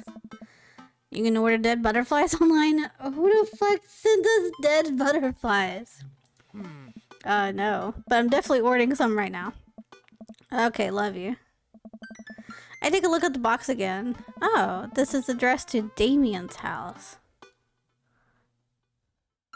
Oh. Why does Damien want a box of dead butterflies? I should take it over to him. I talk over to Damien's house with a box. I pull back his door knocker, but suddenly the door opens. Mr. Big Daddy 69, to what I owe the pleasure.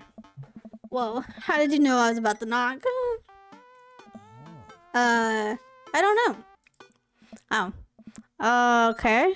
Anyways. I think I got this delivered to my house by mistake. Oh.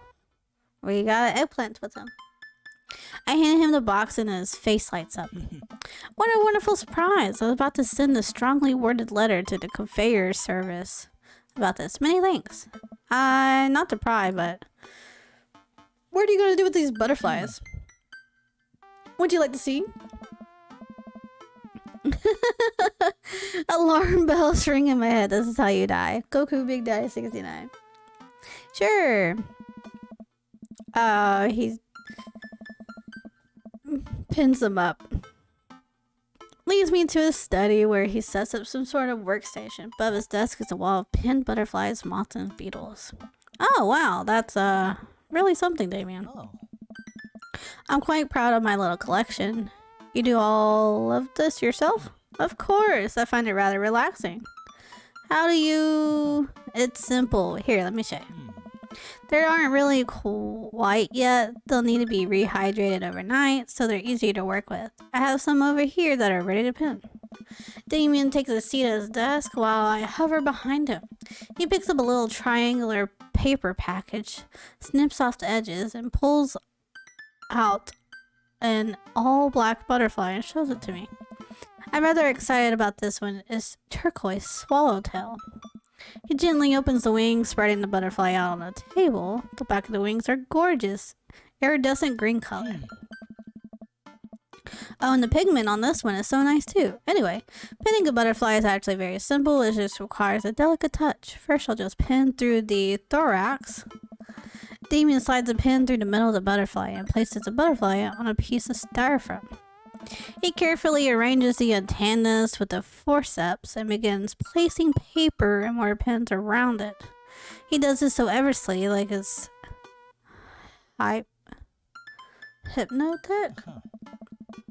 I have a frame here that I think this one will look quite pretty in, but I'll need to set it for a couple days until it's ready.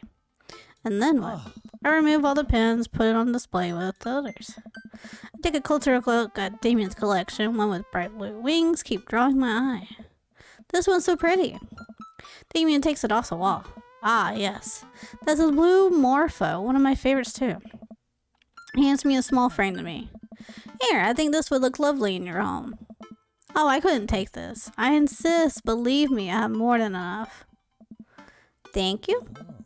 If you're ever interested in pinning some insects yourself, you know where to find me. I think I'll leave that up to you. I feel like I'd probably break them in half with my butterfingers. Nonsense, you have beautiful, steady hands. You would make a fine taxidermist. Am I blushing?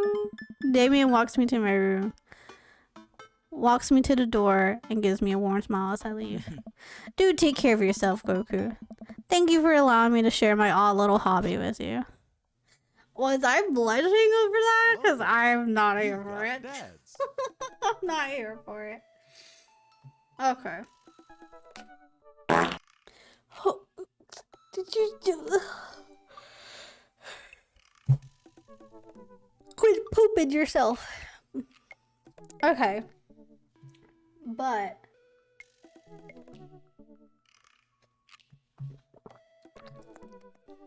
I'm debating. I need to get more water. Ads are gonna be starting soon and be fine.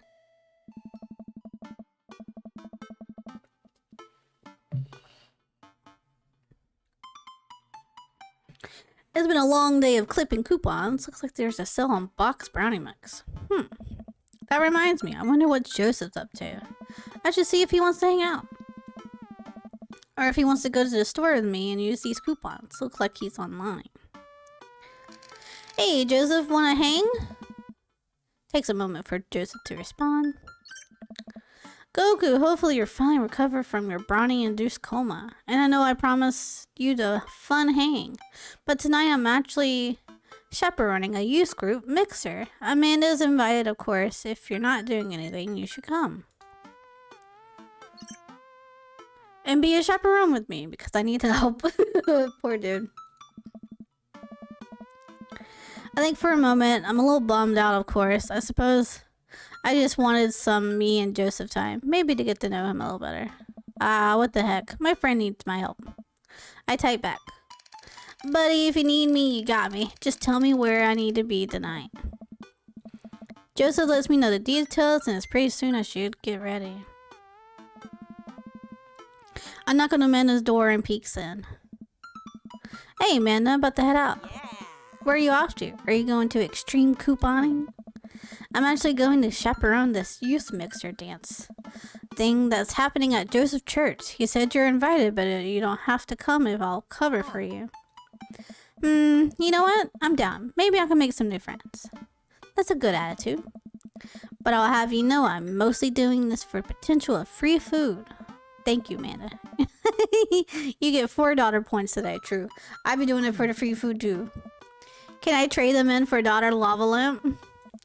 Sorry, you don't have enough points for a daughter spider ring. Or some of those daughter planting jumping frogs. I like those things. They try their hardest. It's inspirational. Why does it spell like that?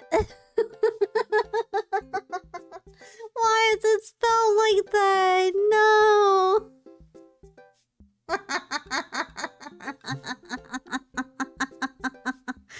That's so bad. We arrive at the church to find that nobody's there. There's a decorations and balloons, banners, and everything, but no use. I've been at a couple dances in my life. And not that I would paint myself as some sort of dance expert, but generally dances require people. And those people need to be dancing. All of a sudden, Joseph jogs up to us. He looks frazzled. You're here. I need your help. Joseph gestures to the hand-painted banner hanging up at the church.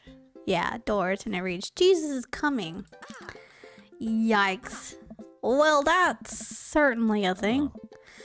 God made all things, Amanda. Except for the banner. Ernest made that. I genuinely can't tell if he meant that maliciously or if he just can't spell good. You know what God also does? Forgives. He forgives teenagers. And he never, ever breaks their box mods.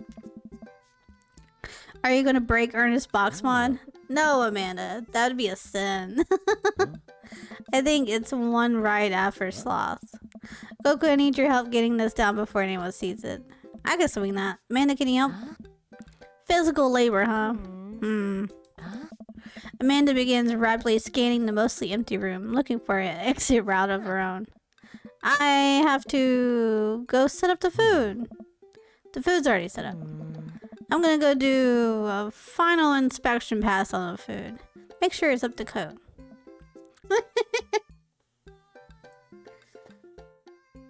Huh? I found an external hard drive that I'm considering getting. Oh, like to put into your computer? That's nice. I don't know what the hard drive does, but that sounds pretty cool. A nice hard drive. I'm gonna go eat your food. Amanda is able to bolt away before myself or Joseph can get another word in. Oh. Whew, she can really book it when she wants to. Her father was a giant pair of legs. Oh. I dated some giant arms once, but it turned out they were alright.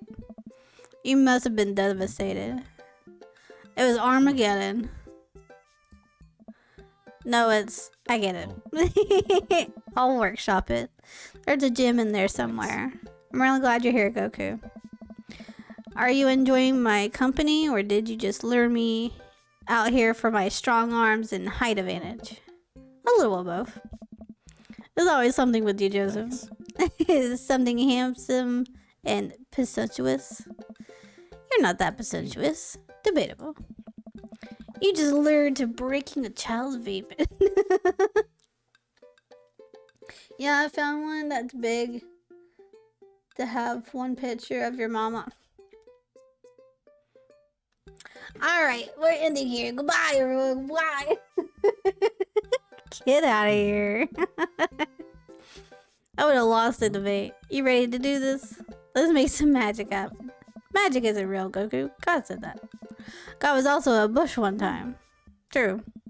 Joseph and I grab a stepladder and walk over to Ernest's banner. The turd Ernest has one final trick up his sleeve. Looks like this nightmare has stapled and taped 6 ways from Sunday. Any ideas? What happened to our strong arms and height advantage? Ah, right. I forgot about this. But I realized my oversized dad fingers are way too large to get leverage on the tiny tape of staples. You got a hammer I can use to pry these off? Goku, this is a church. We have a little nervous around hammers. And nails. Yeah. I'm kidding, we just don't have a hammer. But we have to hurry. The use will be here any moment. And I never hear the end of it if we don't fix this. Wait, I have an idea. I ran to grab the marker that Ernest used to draw this thing and jump back on the letter. Yeah, I was like, why can't we just make this look like an O and be done with it? We can't take it down, but we can send a different message. I only got one shot here. Let's do this right.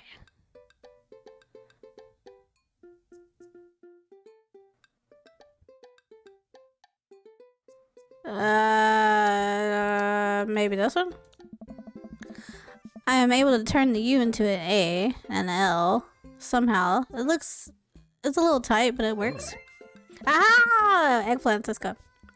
Well, that's true, I guess. Bask in the calming present. Joseph, relax. Crisis averted. Let's just hope the youths don't notice. Joseph checks his watch. The DJ should be here by now. Just then, the door swings open and a man struts in with his DJing equipment. Wait, you're not the usual guy. What happened to Evan? Evan knew exactly when to play the Cupid Shuffle. Hey, I'm not Evan. Evan solid all of his DJ equipment to his backpack through Europe, so I'm feeling for him. I do envy him, though. What would I give to drop everything and start over? Oh. Are you alright? Alright. I'm better than alright. I'm DJ Spin Master Queen. He sighs heavily. I usually do trivia nights, but moonlight on the ones and twos to give myself a sense of purpose in life. Is he okay? He's not okay. He's not okay. Well, you'll have to do. You have a playlist of fun songs that youths will like that won't inspire impure thoughts or tempt them in the dark night side, right? DJ thinks for a moment. Believe me, buddy, I got what you need. Okay, great. I'll let you get set up. DJ leaves. Let's keep an eye out on this one. He sounded like he was gonna play Crept by Radiohead on repeat. After some time, kids from the community start filling in the dark dance hall. Some of them seem to notice our sign hack, but don't seem to care. Most of the kids group off into tiny clusters, standing in circles and casting sideaway glances at other groups of teens. Man, I do not miss being a teenager at social functions. Hey, party people. Everyone returns their attention to the DJ. Coming at you with the sound that people want. We're off to a good start. The next tune goes out to all the ladies in the audience. Ladies, let me hear you say yeah. A few half-hearted yeah echoes through the crowd. Alright. He sighs again.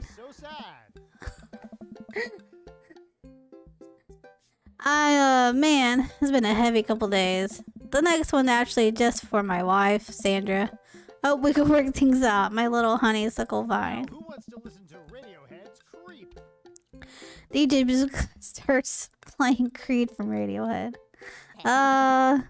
Amanda slides up to me, pizza in one hand and punch in the other. Creep, huh? Bold choice for a youth group. Let's see where he goes with this. After the song finishes, he plays Creep again. The DJ crying, this poor dude. If you watch the kids really closely, you can catch them cringe every time through New York swears. There they go. Maybe we should do something about this. Joseph runs up to us. He's killing the vibe. They're listening to swears, sad swears. We have to do something. You guys should try giving him a pep talk. Maybe work him up to Everybody Hurts by Rim, or at least No Rain by Blind Melon. You want to help cheer him up? Actually, I just saw my friend, Federico. He's from Latin. I didn't know you were taking a Latin class. I'm not. So he's from the country, Latin. Yes, it exists. Don't Google it. You can go, Amanda. It's fine. And she's gone. So sad. Joseph and I make our way to the DJ booth where Spin Master Queen is having a quiet cry. Hey, bud. Hey! Hey, my dudes. How's the party jamming? It's, not. That's the good Oh, I'm sorry, Phil. It was just taking a moment to find my groove. Gotta play the sad tunes to properly appreciate the bangers, right? Oh my god, you could tell him to shut up, the poor thing.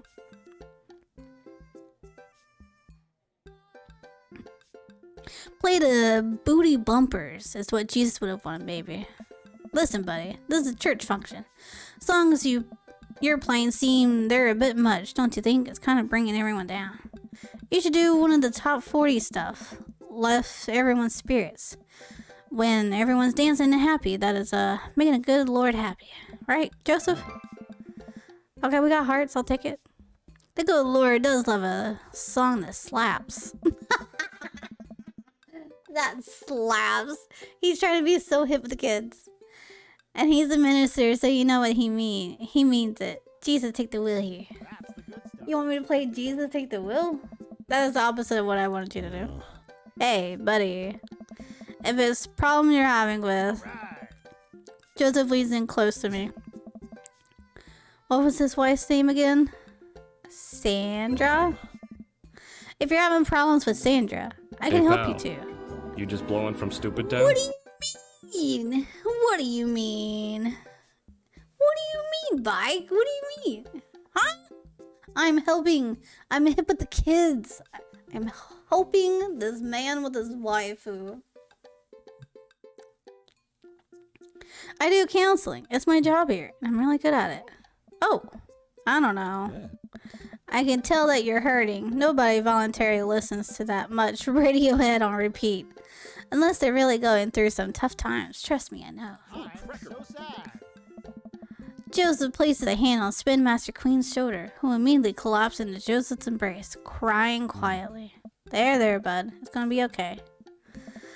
Thank you all. I'll put on some dance hall anthems.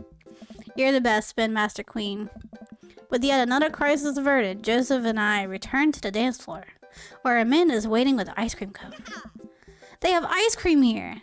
Good work, Amanda. How's it looking out there? Drink water. I have to go get more water.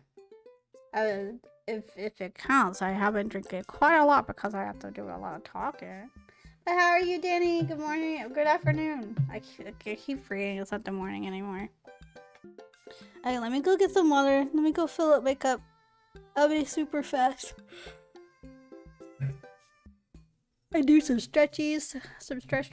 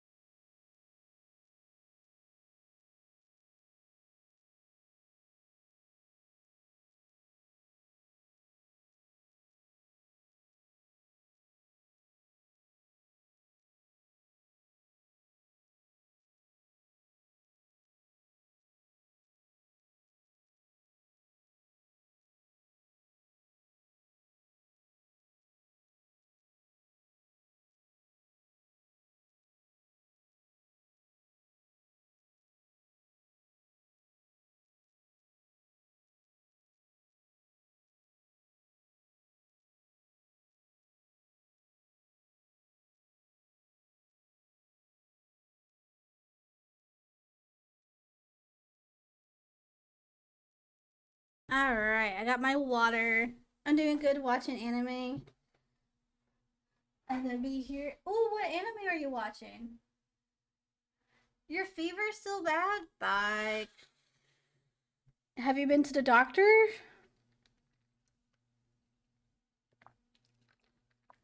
Have you been to the doctor, dude?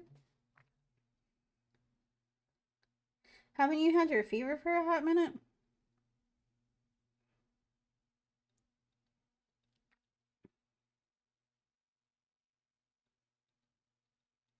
Yeah, it's been 3 days. Have you had 103 temperature for 3 days? You need to go to the doctor. Oshinoko? I don't think I've heard of that one. Let me look.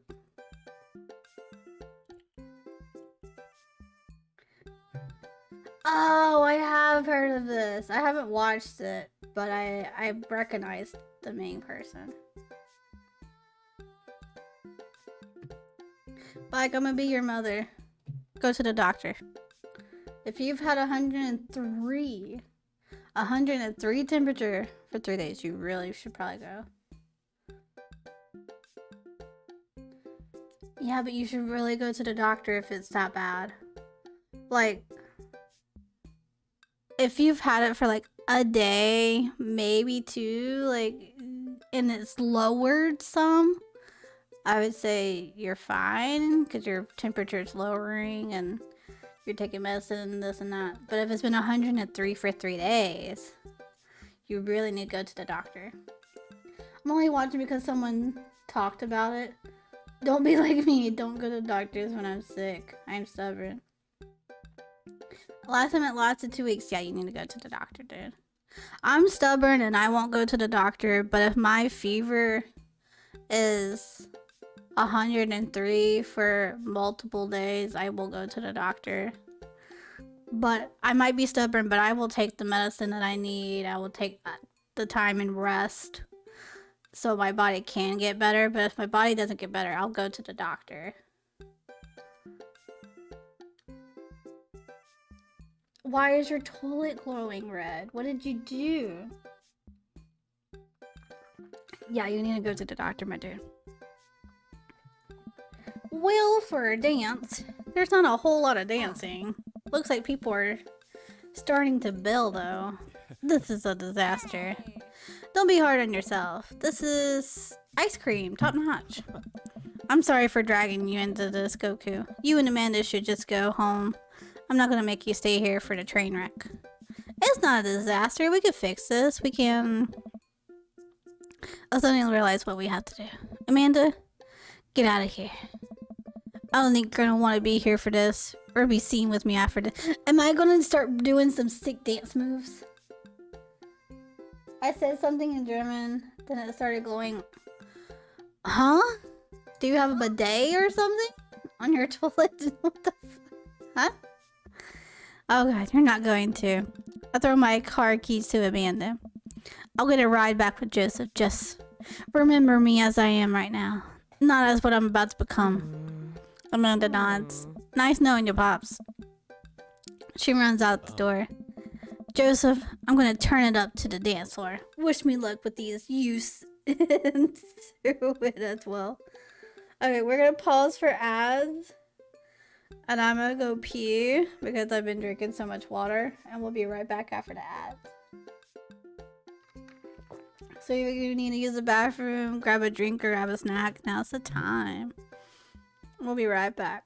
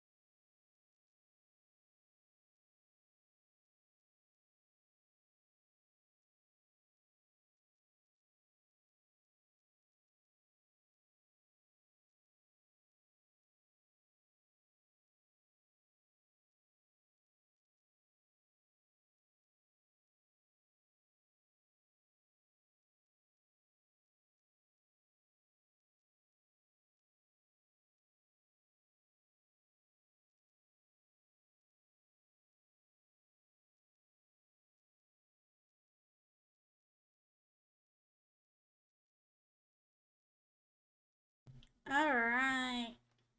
We're back. I should be done. Did you summon Satan? True, in your toilet. I'm not being a weirdo cat. I'm dating hot dads as a dad. How is that weird? Thank you. Alright. Let's break some dance moves. Are you in or out? Joseph stares at me. He knows he has to be done as much as I do. See you on the other side. See you on the other side. Joseph and I walk onto the dance floor in the middle of the room. The youth stare at us, unsure of what we're doing. Time to get our groove on. Let's start them off easy and work our way up to the more technical stuff. Why are we wee-wooing? Why are we wee-wooing? It's because of your toilet. Let's start with the lawnmower, maybe? Alright, let's start this baby. I start lawn mowing the dance floor. Joseph seems to respond to that and decides to mow another patch of grass on the dance floor. I didn't do well. Let's see. Pull out a classic handshake and dice through to the music. I'm a little offbeat, which is expected of any dad, but I think it's a nice balance to work from. Joseph follows along, bopping his head to the beat. Bro. Huh? Give me hearts. I want hearts. Those dance moves are ancient. You're not wrong. I drop to the dance floor and immediately regret it. I'm going to be feeling this for weeks.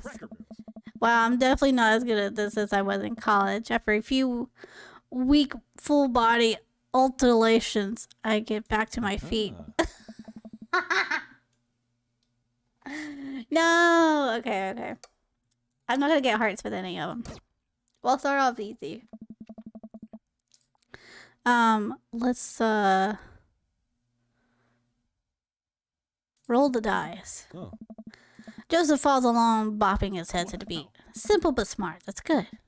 I look around. Well, it looks like we've gotten everyone's attention. Alright, Cuckoo. Let's turn up the heat.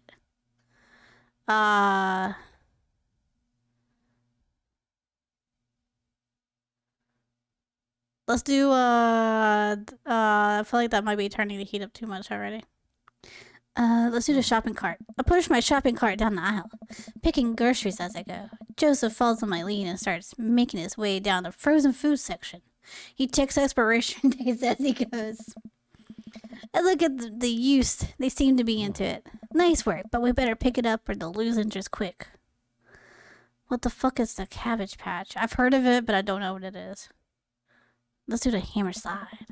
I try to do the hammer slide. Honestly, it's not a bad bit, but the kids don't get too into it. Good effort, buddy, but I think it's pan flashed a little too long ago. No! I am not taking any of the black. I only want hearts. Roll the dice. Alright. What about the running man? Oh. Since I'm immortal, the moves have never let me down. I start jogging in place, matching the movements with my arms pushing out. This seems to awaken something in Joseph, who feels the fire of Running Man deep within him. I look around to the youths. They're getting into it. Nice work, but we better pick it up or they'll lose interest quick. So, not the hammer slide. What about... What the fuck is the Cabbage Patch?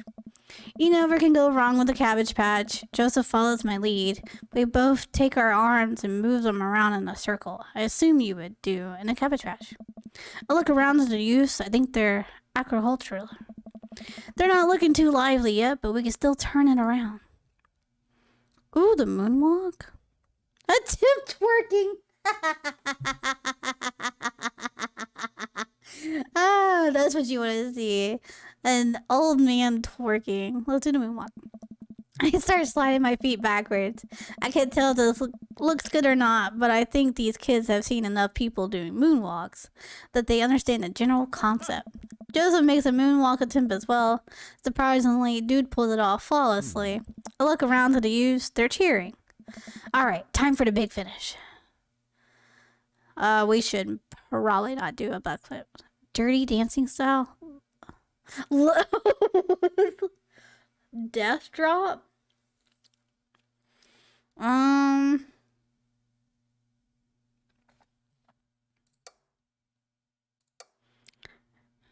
Maybe picking him up? I approach Joseph in motion that I'm about to lift him up. Lawrence of Arabia. Are you strong enough to do that? I don't know. With all regards for human safety, I summon all of my might and lift Joseph above my head. It is a quite dirty dancing, but Joseph is a good sport and spread his arms while I spin him in a circle.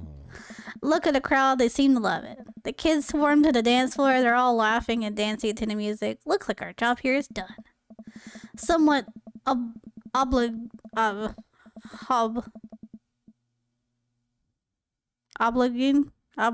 This O word here. Black flip is the way to go, bro. I think I'd probably break my neck. The kids start to dance. My brain. I cannot process words right now. The kids take the dance floor and start to move around. Before long, they're starting to laugh and enjoy themselves. It was dicey, but we've done our jobs. Come on, the rest of the chaperones will take it from here. What? Oh. I have something to show you. It's my cock. Anyway, Joseph leads me out of the main room and down various darkened corridors of the church. I barely see anything to find myself tripping over my own feet. Joseph? I think I lost you. His hand finds mine in the darkness. I'm right here. I'm glad he can't see me blush. We keep walking. Are we holding hands? Ah! Hell yeah. Where are we? This church is huge. We're almost there. Yoza! Thank you so much for the raid. How was your stream? Hi! We're on a hot date with Joseph right now. Thank you for the hat pass! Thank you!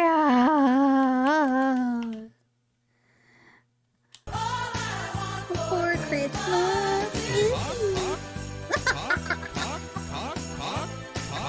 forgot I put that on here.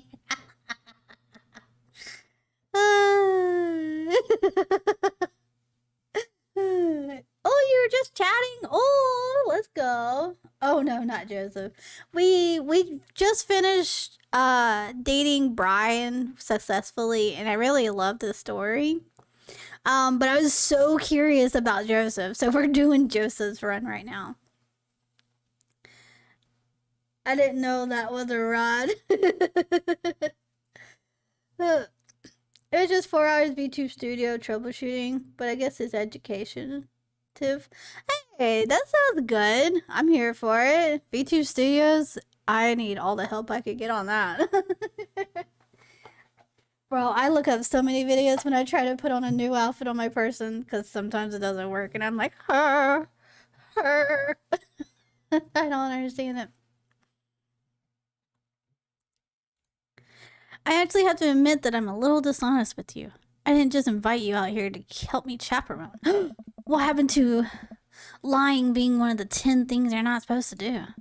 I think there's an exception for when you're trying to surprise a friend. Joseph closes the door behind. Oh my god. Oh my god, are we about to go freaky open now? He is a great radio.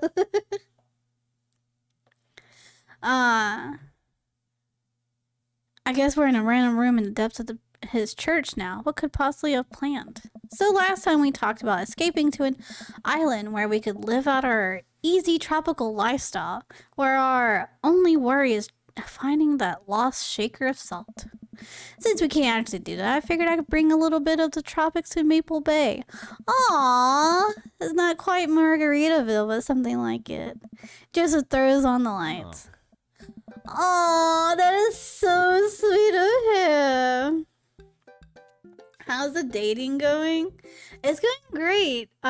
Joseph is behaving most definitely. His wife, is so mean to him. Like, he deserves so much better. So This is very sweet of him.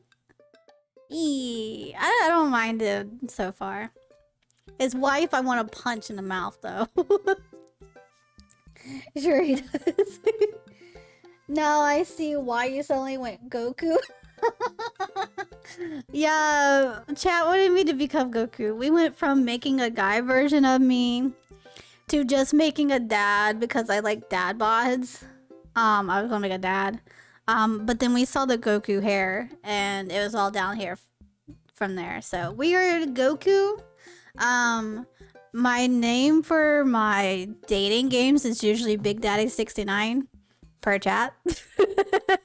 So his name is Goku Big Daddy 69. And it's funny because sometimes he'll have scenes where it's talking about my daughter, but it's going by her last name. I'm like, oh, she probably got bullied for that. Poor kid. Welcome to the Margarita Zone. I look around and my eyes are just to the light. It's his office, but there are twinkle lights strung across the walls, little garlands of fake flowers, and 2 beach chairs set up in front of the desk. There's a blender of 2 glasses sitting on the table, ukulele music playing softly in the background. This is so sweet of him. Joseph, this is amazing. There's no pop tops to set on here, buddy. You did this for me? Joseph takes a seat and gestures for me to do the same. I did this for us. I think we both earned it. I settle in while Joseph pours us both margaritas. You really went all out. I have a flair for a dramatic, and you can lead the community if you don't know how to make a good margarita. I take a sip of mine. This is a killer margarita. I would follow this man. I bet Gohan is very disappointed because Goku didn't buy Gohan. You're not wrong. My child has been replaced with Amanda. So sorry, Gohan. I don't know where you are, but you're not here. But when am I ever actually around my son, Gohan, to be honest? Let's be real here. He's probably with Piccolo somewhere. Do you think the dance is gonna go okay without our sick dance moves? No, not here. You're missing the point in Margarita Zone. Margarita Zone is a place of rest and relaxation. It's a place where we can kick our feet up and forget about your worries for a while. Oh gosh. Oh my god.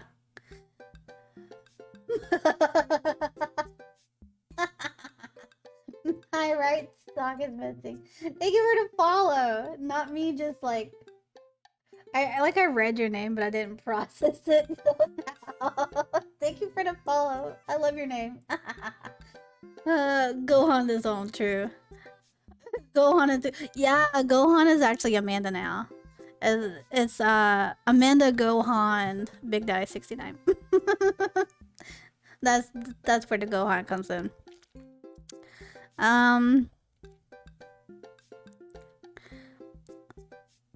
Maybe I don't think he would like that. Mexican kitties, cause he's a youth minister. Blown out flip flops. Maybe it's heaven on earth for the other newsletters. Damn it! I knew it wouldn't be that way. No, no, I refuse. I refuse. Okay, flip flops one. Wait, will I get eggplants if I do the middle one? Hold up. Are you down to get tattoos of cuties?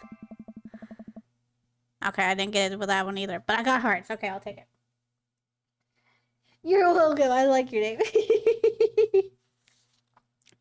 Totally, I got my sick and poke kit in my desk. I was kidding. Oh. I'm also kidding. But I do actually have a stick and poke kit in my desk. Confiscated it from Ernest.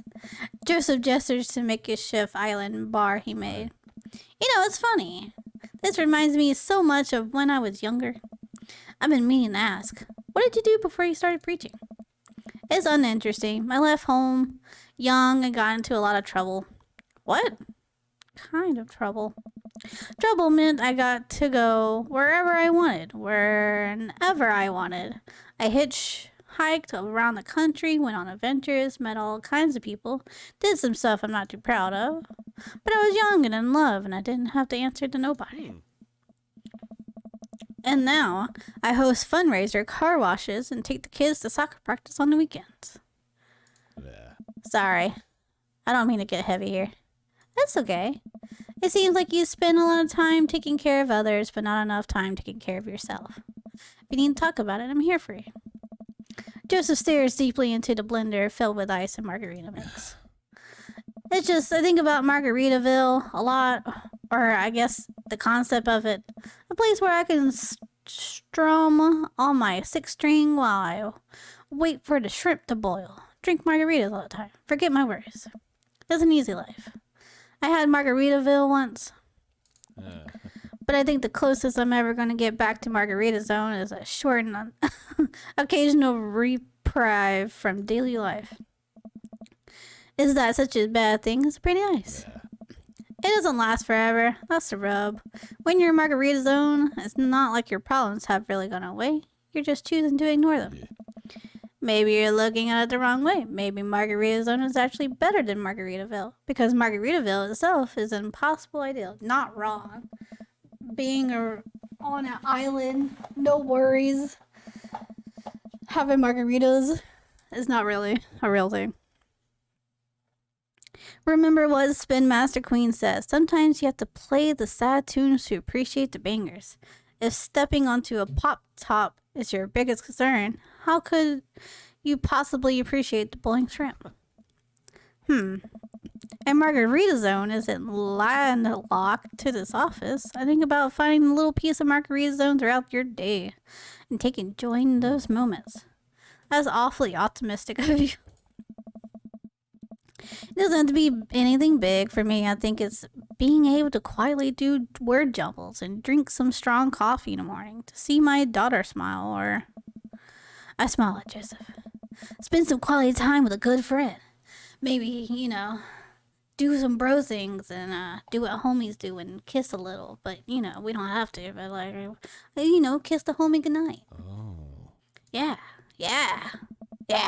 Let's kiss the homies goodnight. Nom, nom, nom, nom, nom. I can feel myself leaning closer to Joseph. Is it just me, or is he leaning closer too? Joseph tenses up. He's downs the rest of his margarita and hops up on his chair. Oh my god, we almost kissed the homies goodnight. Yeah. It's getting late. We should head back. Bro, you should have kissed me goodnight. I'm sure.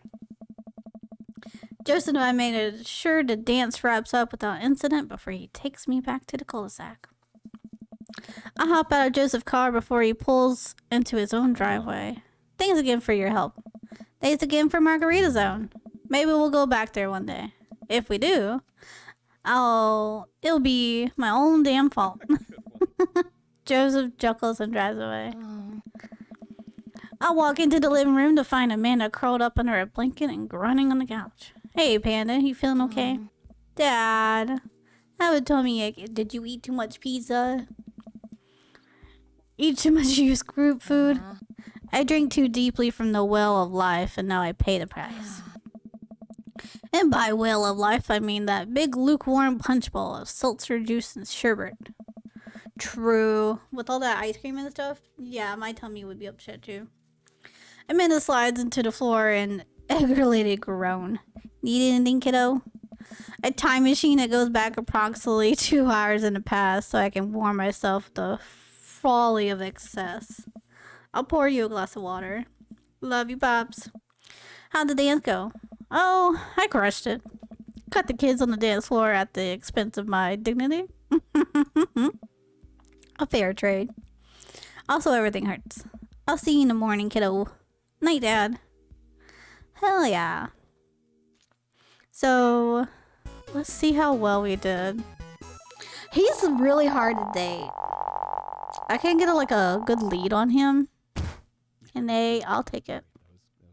That's fun. Because we got a couple black specks on the screen, and that means they didn't like it.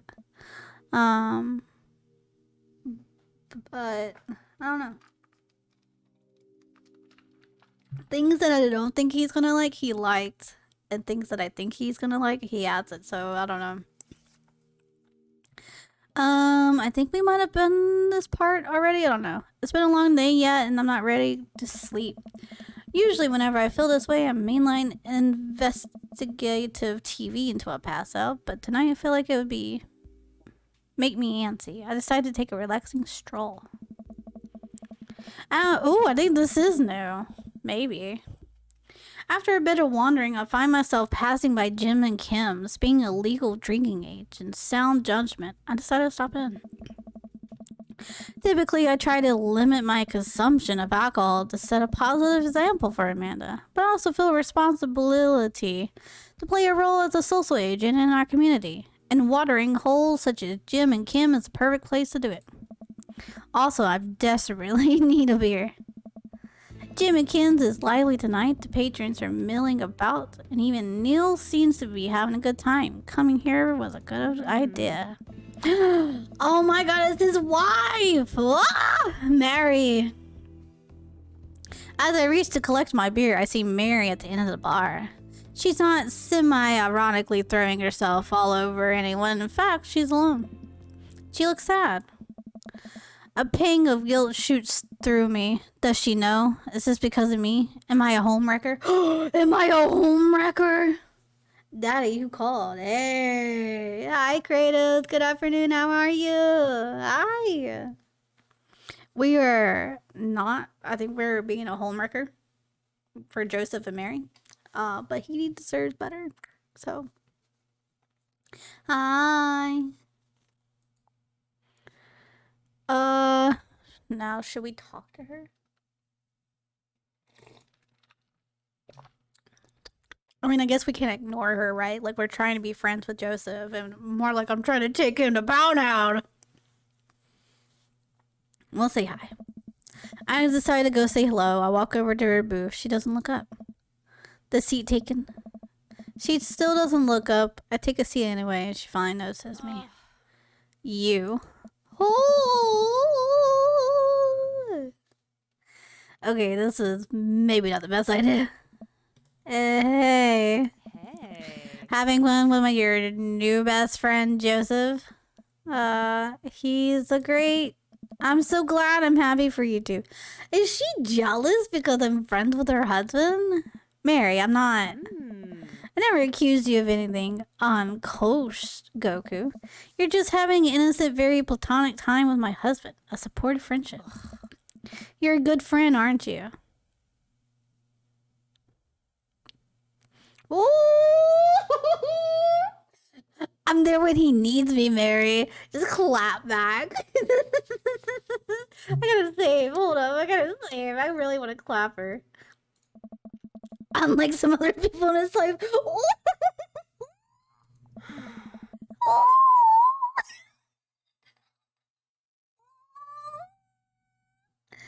Oh my god. So you're expert of marriage now? Oh my god. I don't have to be an expert to see that you two are miserable.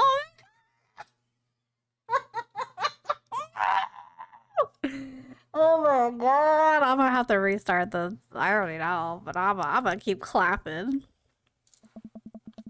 Then what that make you? We were miserable a long time before you started poking into our business, buddy boy. Don't come around here thinking you're some paragon of empathy just because you got involved where you weren't welcome. Mary takes the longest I've ever drank. This was a mistake. Yeah, it was. You know you're really not his type. I'm surprised. Oh, what do you mean I'm not his type? Bitch, please.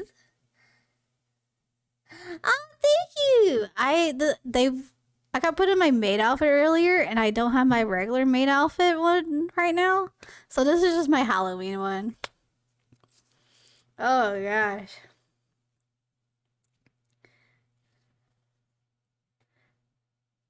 When you're done with me, there's gonna be a big mess. What kind of mess are you talking about? What kind of mess are you talking about? Mary pays her tab and strides off at Jim's and Kim's without looking back. Oh my god, hold up. I feel like we're gonna make it so messy for Joseph. Hold up. Hold up.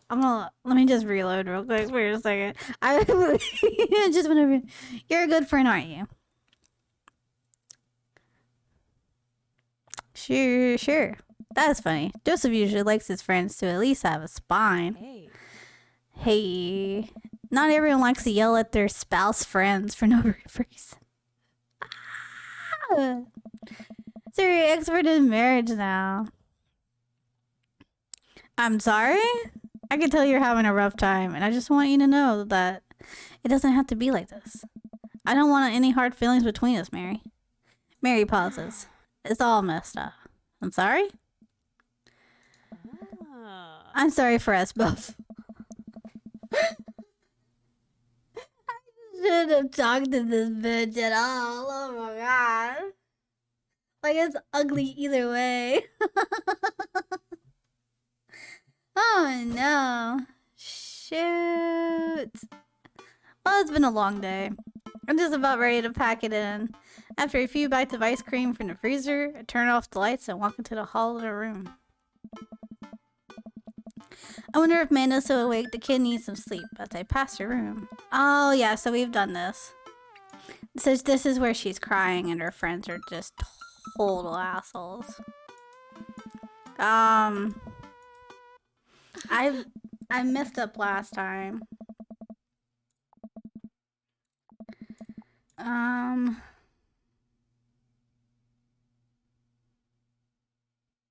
I think I can ask her and then I'll just leave. Okay. Alright, I'll leave you be. Yeah, so in the game, her friend that she told that she likes this guy starts dating the guy that she likes, and then they stop hanging out with her because she's dating that dude, and she didn't know at first, and then she ranted to her friend that she thought was her friend, and then sent screenshots to them, and now it's just a big old mess. Yeah, I'm wholesome. I am a say-so, don't you know? The most say-so is cat ever. Alright. I don't know if she'll talk to us. Because she didn't the first time either. Morning, Manda. Morning. She drops a frozen waffle in the toaster. Slams the freezer. Still the same.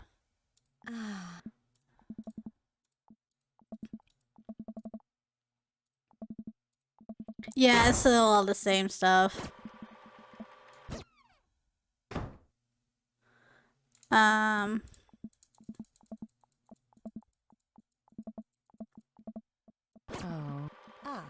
But we make her a cake to make her feel better. This is your best friend. Yeah. I'm not gonna bore y'all with all this again. Yeah. What did R say? So yeah. It's just, it's not dumb. This is what's happening in your life. And also, they are not your friends. Real friends don't treat you like this. Your friends would not do this to you. You too, Dad. We're just giving it because we already done it today. Got dads. You got dads. Goku, listen, this is me from the past. Well, how did this happen?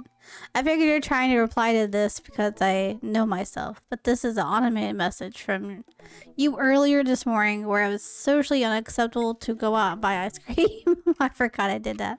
I forgot how I did that as well. The future is amazing. Listen, life is short and ice cream should always be acceptable. But unfortunately, this is the society we live in. At least the society we live in is more me projecting my own anxiety about being judged onto others. But you know what I mean. By the time you're reading this, it is a certain time of day in which nobody will bat an eye at you for going out and buying ice cream. You know what to do. Be good. Me. Buy that ice cream. Do we want to go buy ice cream? Imagine having real friends. Damn. Credo, no. Credo, no. Not like this. Alright, let's go buy some ice cream. You know what? I've earned a treat. On the way home, I decided to stop by and grab some ice cream, which I fully plan to eat directly from the tub. I spent a lot of my time trying to figure out which type of ice cream I like to eat directly from the tub. Rocky Road, pistachio. Oh, Amanda probably is going to want some too. Better get 2 tubs. She loves cookie dough ice cream, right? What is everyone's favorite type of ice cream? I'm a weirdo. There's they have now in the stores. There's a Reese ice cream, but it's peanut butter ice cream with like Reese pieces and like a peanut butter like ribbon in it, and it's so good. I love it. I really like a peanut butter ice cream. If I get like a regular ice cream, I usually get strawberry. Mint with chocolate chip. I don't like mint chocolate chip ice cream. My husband does, but I don't care for it. I see the appeal, just not for me. Hey, mister. Oh, it's Ernest. It's the kid that's going down the dark path. Being a bad boy. Stracciatella and pistachio? What is stracciatella, if I can ask? Pistachio? Pistachio? That sounds good. I haven't had a pistachio ice cream before. A mint's okay. Like I like a peppermint like hot cocoa. I like the I don't know what brand it is, but it's peppermint candy. It's like white chocolate with peppermint, and then they now have it with like a dark chocolate bottom, and they're just like these little squares, and they're really good. But like I don't like a York peppermint or like if it's really strong peppermint, because those are kind of light, and the white chocolate and the dark chocolate like evens it out. Call me a bad boy to you? Never. Just mint isn't good enough. Chocolate chip, it must be in it. Ah, okay. Milk ice cream with dark choco chunks. Oh, that sounds good. Now I'm hungry for ice cream. You're welcome. You're welcome. I despise mint stuff except for mint tea. Ooh, I've never had a mint tea before. Sounds kind of fancy. I turn around and see Ernest leaning up against the wall of the convenience store. Ernest? You're cool, right? I'm so cool. I'm about you even have to ask, Dude Meister. Oh my god, I asked the wrong person. Could you just help me out? Help you out? There are no fire involved, is there? Just clouds. So if I give you...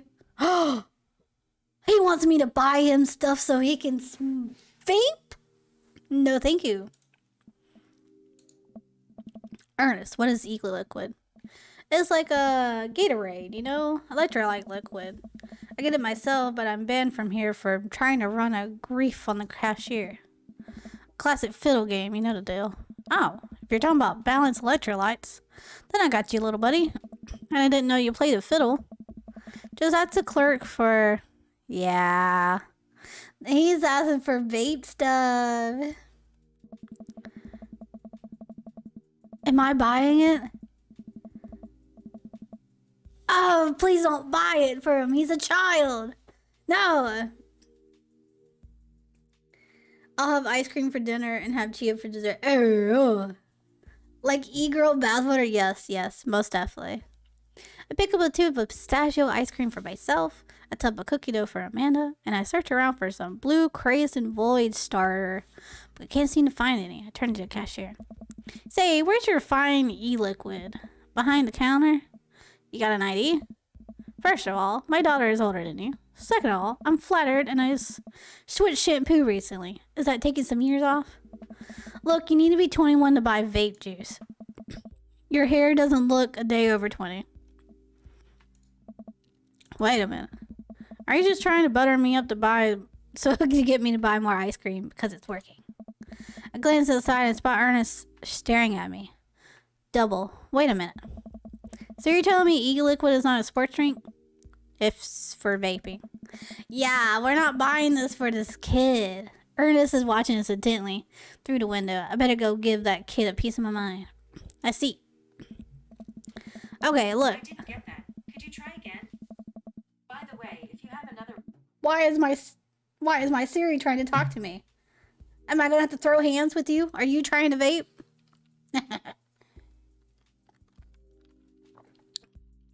Okay, look. I'm gonna pretend that you didn't try to trick me into buying you the old Bats Fomets cough syrup. Then go inside here to purchase my ice cream. I won't tell your dad if you promise to scream. And stop vaping. You'll get popcorn lung. What if I give you $25? Go home, Ernest. I'm not buying you anything. You're a child. As I'm walking back inside, Ernest calls after me. You can get popcorn lung from microwave popcorn, you know. I can no longer trust this kid, but the mere notion strikes fear into my heart. Imagine telling an old man he looks a day over 20 true. Siri getting urges, I guess she is. She needs to calm down. She ain't getting no vape. She ain't getting no drugs. She's crazy. I go back inside to complete my purchase with a good cashier. Thank you, kind sir, for your time and generous hair compliments. You got it, bud. I glanced out the window while I see Ernest still outside. Looks like he's talking to some other poor sap. Guess I should go outside and save the other guy some grief. Wait a second. That's definitely a cop. Oh boy. I grab my tubs of ice cream and bolt outside. Ernest is already face down on the hooded squad car. Ernest, what happened? Ernest, did you seriously just try to get a cop to buy you an e-liquid? Do you know this kid? I'm friends with his dad. Yeah. We live in the same cul-de-sac. I know his dad. Listen, he's a good kid and... I'm this boy's father, huh?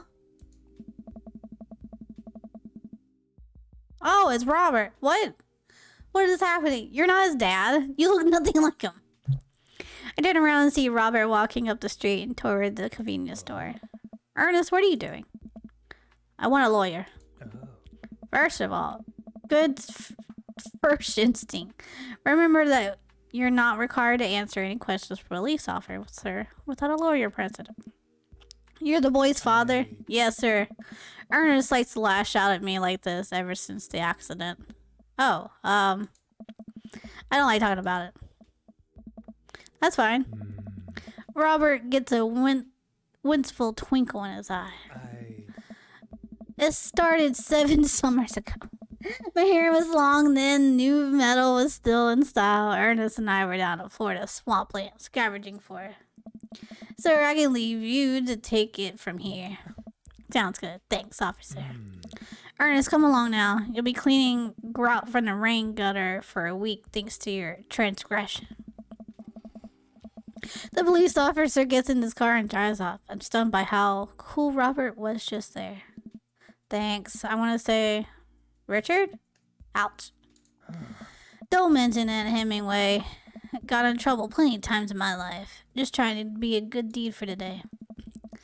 No, we are not buying you e-liquid. Child, I will end you. I don't know. Hey, Goku. Will you walk Ernest home with me? Sure. Ernest runs ahead presumptuously so he won't be seen with us, which is a thing I think kids do. For real, the kid will not stop. He's like, yeah, you saved me from these cops. Now buy me stuff. He reminds me a lot of myself when I was his age. Well, maybe I wasn't as dumb. Seems like he tortures his dad. Seems like he tortures just about anybody. He even stole your wallet. What? No, he didn't. I pat my back pocket. He took my wallet? This fucker. He stole my wallet. What are you doing with this to yourself? Alright, what? Robert points at the tubs of ice cream. One of them's for Amanda. I have no qualms with the quality of ice cream you purchase. It's a perfectly reasonable amount of ice cream. It's just quality I'm talking about. You work hard, Goku. You're a good dad. Don't you think you deserve top shelf ice cream? But these were on sale. Bro, I'm the same way. It's on sale. I'm buying it. If you're gonna treat yourself, go big or go home. Real vanilla bean. Real pistachio. You deserve it. Hey, We arrive at the cul-de-sac and Ernest runs into his home. That boy is the reason why we don't have prices in cereal anymore. Get you around, Goku. Okay, but this kid took my wallet. Oh, okay. Robert tosses me my wallet. I catch it with those brides. Look on my face. I stole it back. Keep it in your front pocket or use a chain like back to Scud days. Smell you later. See ya, Robert. Okay, at least he was nice enough that he got my wallet back for me. I go back inside my home, ready to spend the rest of the night with 2 tubs of ice cream and also Amanda. welcome. You've got dads. Okay. So I think we are on our last... Yeah, our last heart with Joseph. Yes, save and continue. Let's finish this.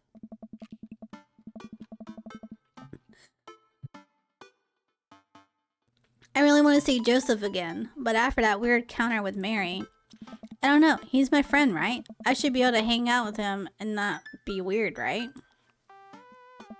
Right? The computer pings a message files into my inbox. It's Joseph. Hey, Goku, we should hang out. Like, actually hang out. No manual labor, no therapy, sad DJs. Just you, me, and the ocean? Wait, how are we gonna get the open ocean? Whoa, president. How are we gonna go into the ocean, you ask? Good question. If you're interested, I'll meet you down by the marina, and you can check out the goods, if you know what I mean. I mean my yacht. He has a yacht? Yo, this guy's rich. Yes. I'm as surprised as you are. Oh. You've been holding out on me, your only daughter, whom you love. What do you think you was having me as a father would somehow afford you the fringe benefit of getting on a yacht? What else did it get me? A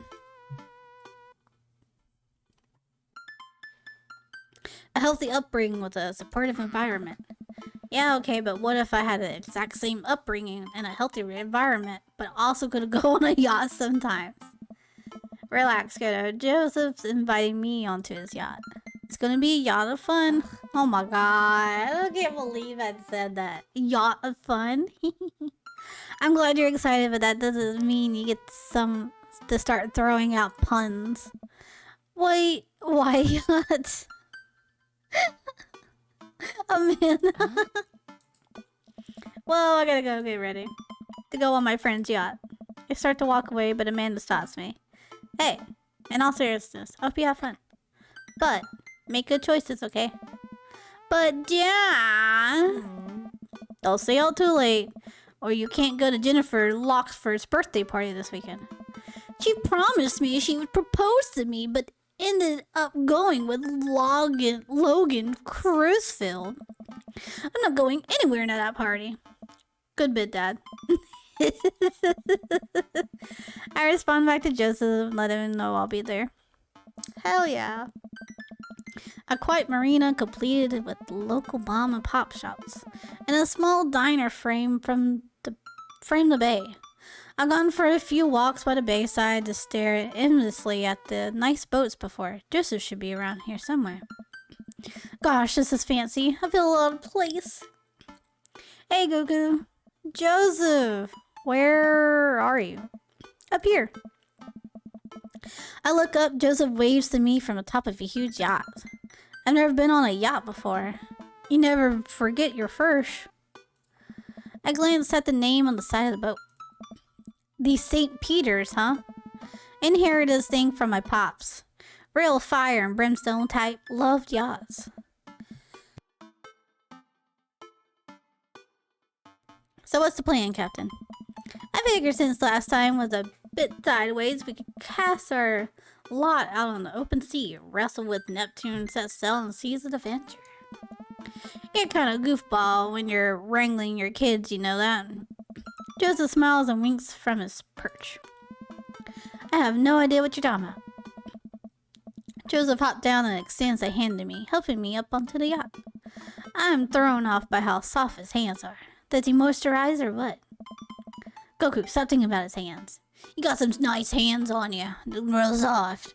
I think your hands would be nice for, anyway. Pure thoughts. You're gonna be on a boat alone with Joseph on an open yacht. Ocean. It's a yacht. He's married. It's fine. This is fine.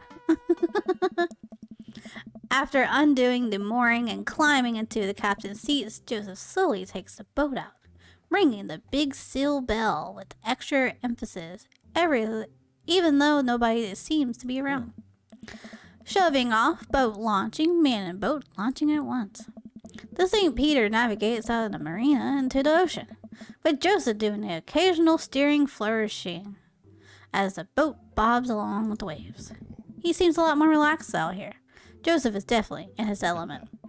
This is the part where we wrestle Neptune, so please remove your shirt and roll into some talcum powder. Okay. Hell yeah. I'll take my shirt off for you. Can do. I dramatically pull off my shirt, and my dad bought illuminating the reflection of the Maples Bay rippling water. I'm strong. Yeah! Eggplants, let's go. Not bad. We might have to tag team Neptune together. I am suddenly worried that I haven't applied a strong enough SPF sunscreen and might get sunburned. Put my shirt back on. For a while, we watch as the trees and waves pass us by. Where are we going? A little further out. It's a lot quieter once we get out in the open water.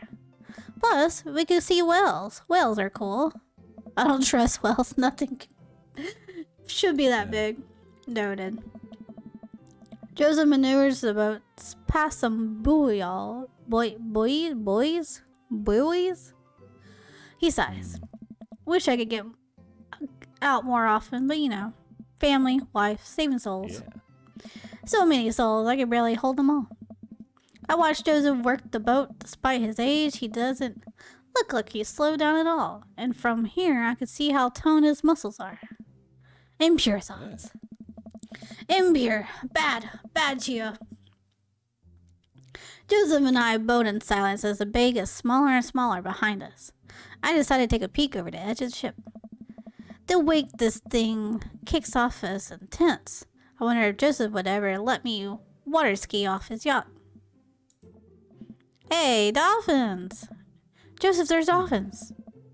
So you're scared of whales, but not dolphins. I feel like there is unspoken truce between man and dolphin. I'd be more comfortable riding a dolphin in the battle. Oh. Dolphins are way more dangerous. They sometimes drown their babies for fun. The fuck? That sounds terrifying. Can I trust nothing on the open ocean? I like to think that I'm pretty cool. This is true. Alright, Joseph. It's you and me versus the entirety of marine life. I yell out to the ocean. My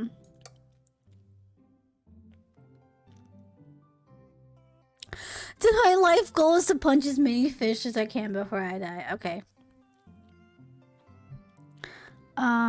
You're all spineless invertebrates. I was thinking of doing the crab one. The lobster one. Aha! I was thinking of doing the lobster one, but I'm like, no, that might be weird. Talking about how I ate them last week. You tell him, Goku. Oh. And here we are. Goku, welcome to the ocean. I look out into the vast expanse of blueness. Yep, that's the ocean. I suddenly struck with an overwhelming sense of claustrophobia despite being a wide open space. I'm on a boat with a handsome man, a handsome married man. And there are whales beneath us. Nothing should be that big. It's a little daunting, isn't it? Do you trust the whales? You know there are more dangerous things in the ocean than whales, right? Like tuna. The tuna is an apex predator. What about sharks? Sharks are tight. It's the tuna you gotta watch out for. And the whales. Hey, wanna look out wistfully over the sea with me? Joseph and I head to the bow of the ship to do some quiet contemplation. You know, quiet contemplation. I'm alone with my thoughts. Cool. I look at the sea for a bit, then over to Joseph. He looks commanding as he surveys the ocean. He seems like he really is at home on the water. What Mary said to me at the bar. I can't stop thinking about it. Is she right? But she's terrible to him. He's unhappy. He deserves better. Yes, he does. I don't know what to think about this, but I just feel so drawn to Joseph. I should say something. So, about Mary. Joseph continues to stare off into the distance. It's, well, if you really want to know. Suddenly I hear a splutter coming from the engine room. Joseph runs over to the boat controls and tap on some dials. I guess we can talk about Mary later. Okay, so. We might have a small problem. What small problem? We are out of gas. We're out of gas? What do you mean? The whales are going to get us. The whales on our gas. It's okay. I could just call one of the boat buddies to come tow us back in. Joseph pulls out his phone. Just kidding. I can't do that because there's no service. Rough, my dude. I checked my phone. I don't have service either. Should we just submit ourselves to the wells? Well, I do have an old radio in the office, but it's broken. Are you handy with tools? Hell yeah, I am. The most handiest man you ever seen. I am a dad. If there's a radio, if anything frantically puts together a bike on Christmas Eve, should be no problem. Let's take a look at it and see what we can figure out. Joseph directs me towards the radio and showcases it inside. I don't know how radios work. Fucking same, dude. I think there's some frayed wires in here. If we reattach them, we should have a working radio in no time. We stare at the interior of the radio. I'm not entirely sure what I'm looking at. I don't think Joseph knows either. You know what? Let's just throw some stuff around in there and see what works. MacGyver, that Oh radio. no. I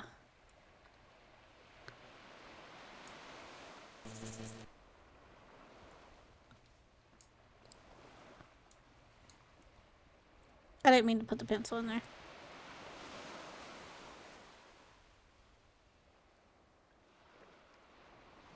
Can I not grab the other wire? There we go.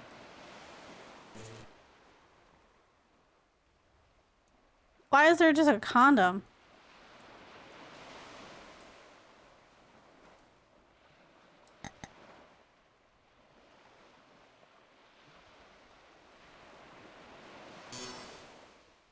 I think you're missing something, okay? What about a battery? Oh, that's a screw. Okay. Bubble gum.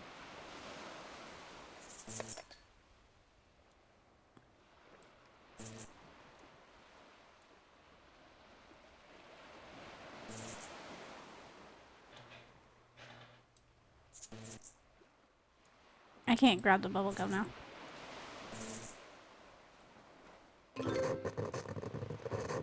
I got it to work somehow, okay. I don't know how I did that, but okay. Hey, it works kinda. Hell yeah, let's do it. Hell yeah. Rio springs to life. Whoa, we did it. Joseph speaks into the receiver. Hello? Hello? Can anyone hear me? He tries a few other channels, nobody responds. We might be a little far out. I don't think there's anyone in range. How big's the range? Well, the radio came out with the boat when my dad bought it in the 60s, so not great. That's reassuring. Now what? There's worse places to be stuck on than a yacht. Wine? Wine? Wine. I don't want to restart.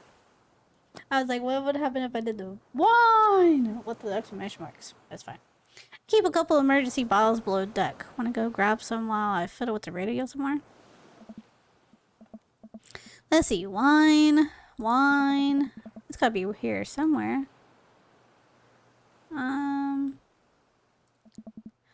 Old yacht lounge is pretty high class. Wood panels and everything. Okay. Salmon bed. California King swanky. A little messy, a little less swanky. For an old yacht, this lounge is pretty high class. Okay, examine the floor.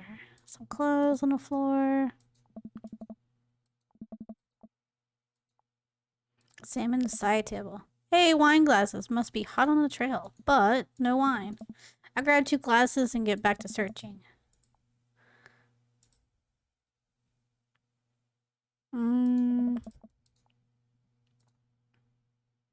I think we've already looked at everything, right? There are a few photos on the wall. Looks like a picture of Joseph and Mary's wedding day. Nice grandpa glasses. Looks real slick there, Joe. Another picture of Mary and Joseph on a very yacht. Quality 90s fashion right here. Mary still has her patent stink face, but at least Joseph seems happy on the water.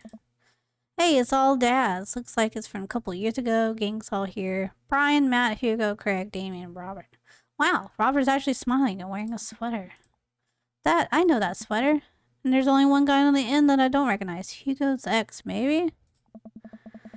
And hey, here's Joseph go-karting with the kids. That's fun. Take a look at everything on the shelf. Okay. Okay, so ads are running. So I'm gonna go pee real quick. I'm gonna be right back after the ads. So if you need to use the bathroom or anything, now it's time. I'm gonna be right back. I'm gonna pee.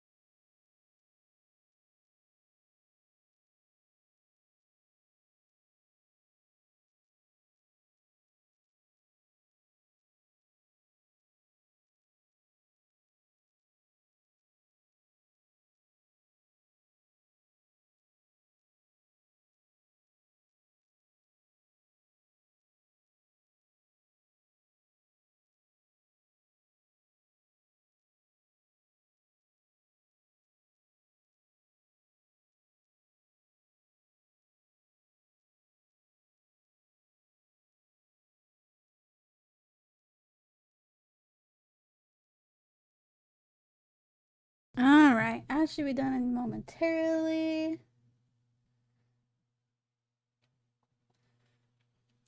Alright. Whenever I play dating games, I drink so much because I'm talking so much. And I have to pee so much. I have a small bladder.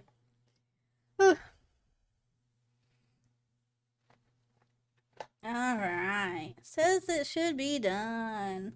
Let's continue looking for some wine. We found wine glasses. But no wine. Looks like a bunch of different Bibles on brand. A couple old vet magazines. Guess those must be Mary's. Wait a minute. Is this... Well, well. Now the hot body shoe is in the other hot body foot, huh? I take a look at everything on the shelf. Okay. If there's one thing Joseph does right, it's odd stuff he puts on the shelf. I take a moment to closely examine what I think is old submarine clock. Ah, there's our crosses again. Boys knows his crosses. Really cool design too.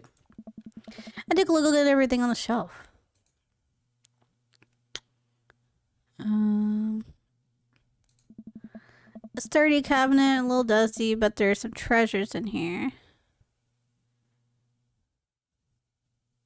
Examine drawer.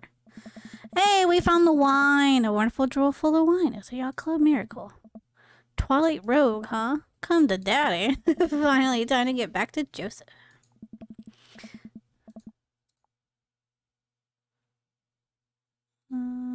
Head back to Joseph. There we go. I'm bringing the wine and glasses up to the deck to find Joseph still hunched over the radio. Oh. Goku, wine. Good to see you too. Just in time for the sunset. I didn't take you for a drinker. Nice. Haven't you heard? I'm a cool minister. How cool. I can land half of my kick flips. What is that, like 4? 5 on a good day. Pour me. Power pour? What the fuck is a power pour? Oh, whatever it is, you like it. Whoa, okay, time to party. We clink our glass and drink up. This wine's not bad. There's a hint of... Am I tasting grapes? What else would there be? Iron discreting palate. It might be grapes. Joseph and I lounge on the deck with our yacht wine, taking in the ocean air. The sun starts to dip below the horizon. We could be stranded out here forever. I can't think of anyone else I want to be stranded with. It's just you, me, and all those whales. So many whales. You're killing the vibe. Revive the vibe, Goku. Generally, it takes 3 days and gigantic stone door rolled in front of a tomb. I think we could save it.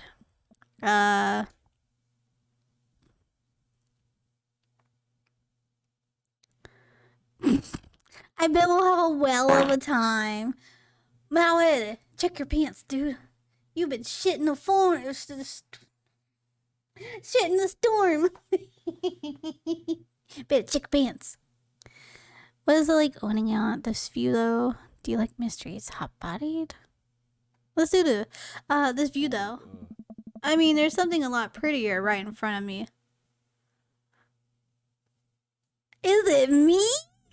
Sweet full body? God damn, Josephine. This wine's so good. God damn. Oh my god. Oh my god. Is he thinking it's me? Am I the hot body? Oh my god. Stinky. It's very stinky. Why am I being hot? I'm giving you the chill treatment? What do you mean? I bet we'll have a whale of a time. Back to whales, huh? I'm trying to alleviate my fear of whales by making jokes about them, because I don't have any healthier coping mechanisms. Cheers to that. Ah, hearts. I take another sip of my wine, but stop myself. Is wine an acceptable beverage in Margarita Zone? That it is, Goku. All beverage of leisure are welcome in Margarita Zone. This is almost what we wanted, right? No responsibilities, no worries, other than probably dying out here. In the wells. And yeah. I say we're in the zone. Joseph and I clink our glasses again. To the Margarita Zone. Wasted away again. If you have any salt shakers, we can arrange them to a pentagram. The summon Jimmy Buffett. Maybe he can save us. Wait, I can't fart anymore. I mean, I usually fart too. What do you mean you can't fart anymore? Does it not let you? As a youth minister, I make pacts with neither the devil nor island jammers. If we were to get off this boat, it would be by the grace of God or Steely Dan. Amen. Our laughter dies down. We both silent for a moment, looking into each other's eyes.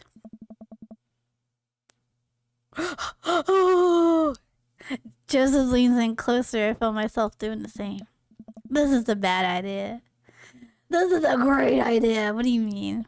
I can't help but feel like doing this will only end up hurting someone else. But his face is real close to my face. Hey. Goku, I have to tell you something. Mary and I are done. I have a limit to it? If I had a limit on it, I don't know that I had a limit on it. I'll give you one part. I don't know about limits. I have to look at it. I pull back. I think about the closed stern around the lounge. The unduned bed. Are you? Is he living on the boat? I didn't want to mention it, but... He sighs, strolling back to the controls of the boat. I lean on a console next to him.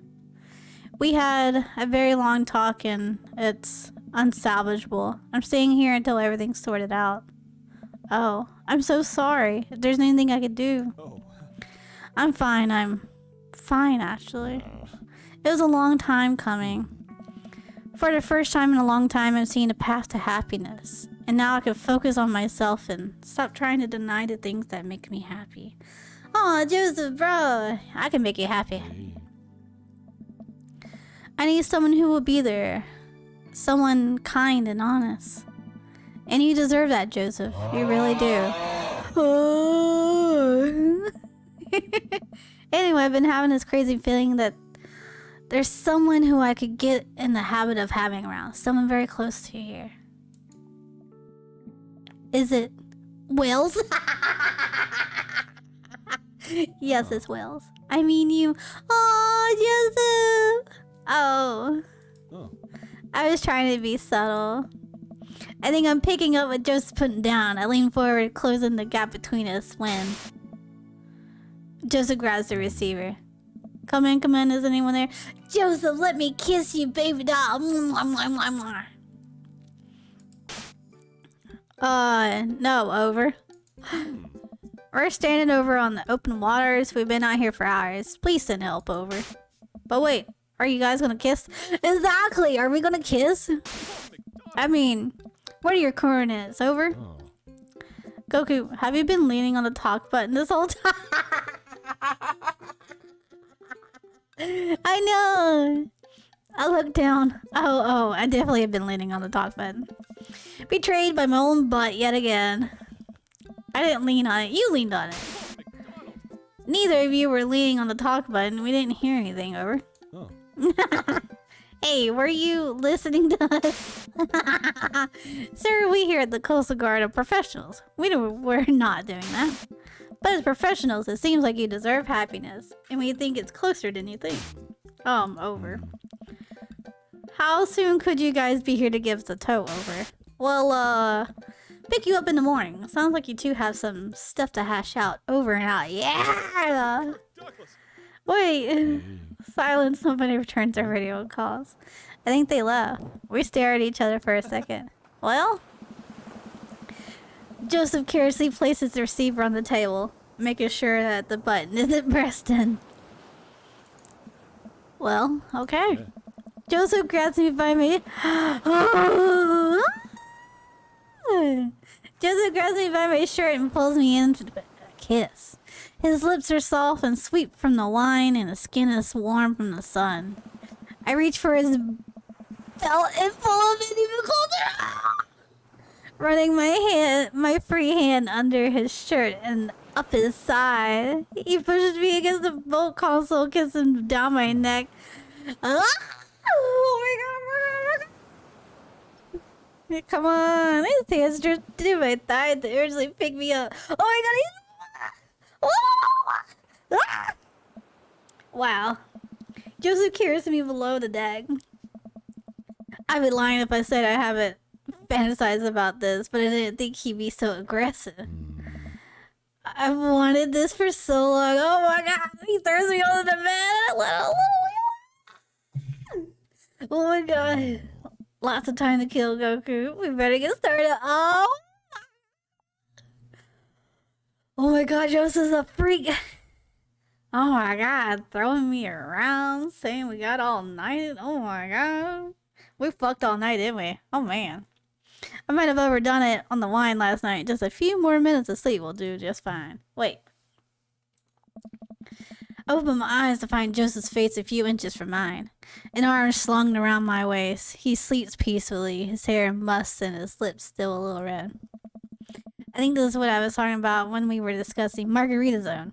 Finding little perfect moments of joy.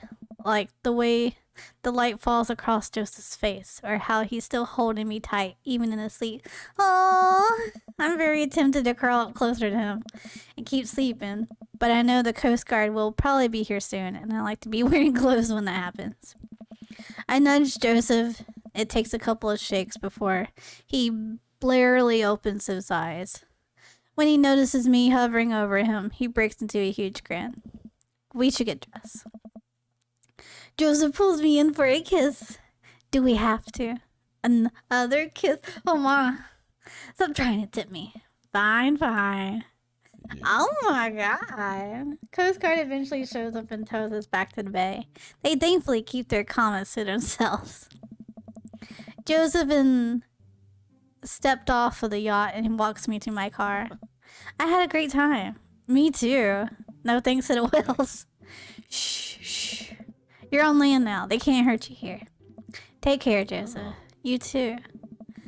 He gives me one last kiss on the lips before he turned around and walked back to his boat. Well, I've been gone an entire day. Hopefully Amanda is alright. Amanda, I'm Dad. She runs up and hugs me. I was genuinely concerned about your well-being, but you're upon closure inspection. You seem to be okay. What happened? I got stuck on a boat and fucked Joseph all night. It was great. The yacht ran out of gas and we got stuck. But it was okay, because I was on a yacht. Weren't you scared? Your father feels no fear. Were you able to take care of yourself for tonight? Yeah, I just did a ton of drugs, vandalized a few cars. And then embellished some funds from my school. All in all, pretty low-key night. Where you learn that from? I learned it from you, Dad. Well, if you did, you would have funneled those funds through a legitimate cash and carry business, flooding the books over the course of years so you don't arouse suspicion from the feds. Rookie mistake, Panda. I'm glad you're back in one piece. Did you make good choices? Yeah, I did. Yeah, I did. Oh my god. I think I did. But hey, I'm starving. Want to make sandwiches out of whatever we can find in the fridge? More than anything, Pops. Oh my god, I can't believe we got fucked our brains out by fucking Joseph. Hot damn. Ah, damn it. Can't get that S tier on that last one. Damn. That was amazing. That was so good. I'm here for it. And then this is just Amanda's.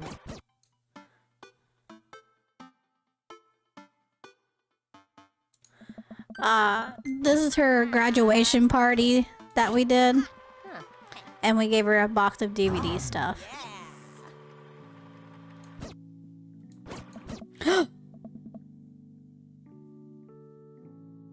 This part's new. Come on, Goku, you can do this. I walk up to Mary. Hey. Hey. You've been good? Just peachy. I have to go over there now. Damn.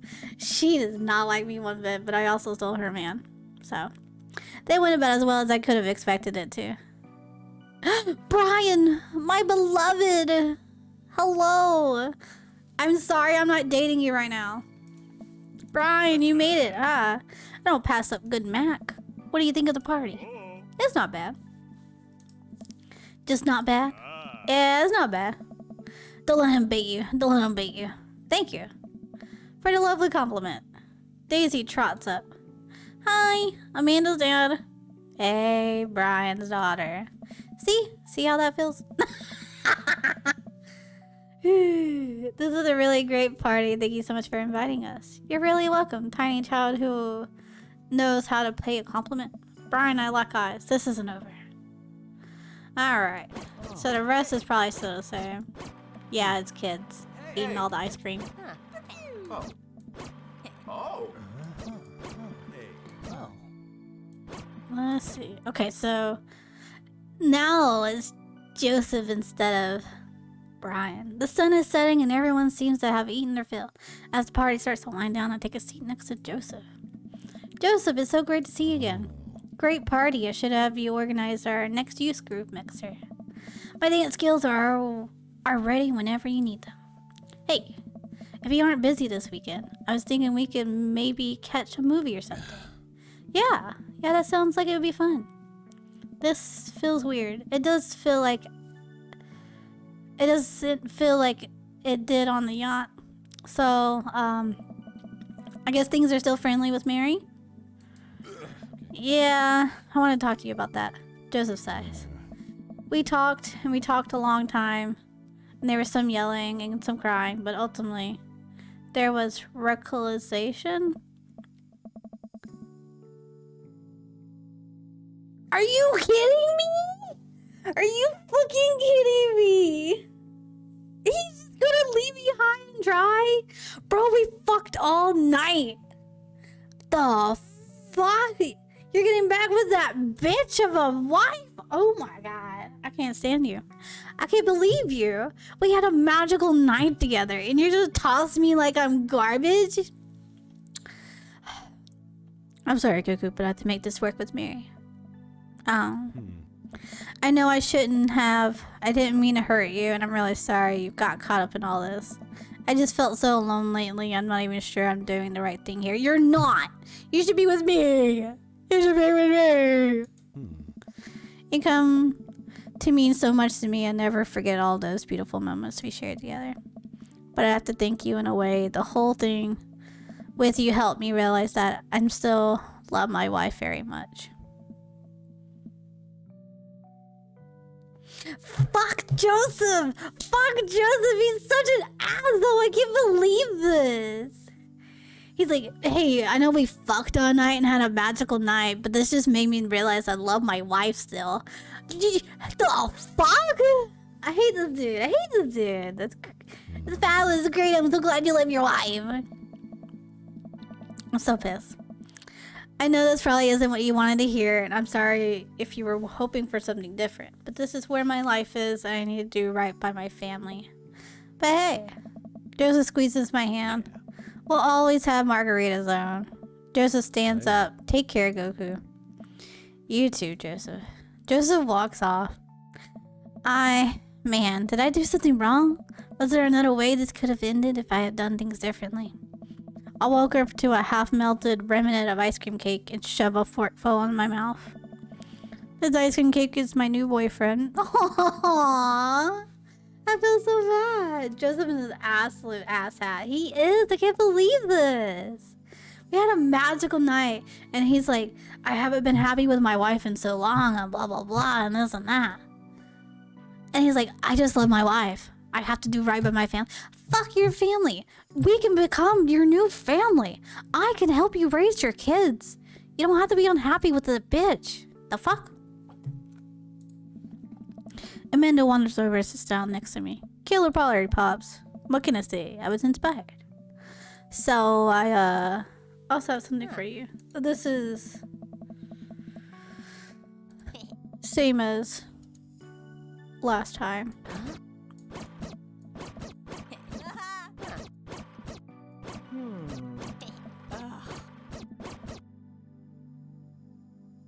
I'm glad you made some friends. Yeah. I know maybe not what you're looking for, but these people care about you. I love you, Dad. We'll always have each other. You're right. It's going to be hard at first, but the next chapter is for a story, and I would be nervous about it. I know you're always gonna be looking out for me the same I'll always be looking out for you. Team Big Daddy 69. Team Big Daddy 69. Yeah. I can't believe that's how this ended. I'm so upset. I can't believe that. That's what I get for going after a married man. I should have known better. I knew it wasn't going to end well. Well. Look how cute we are.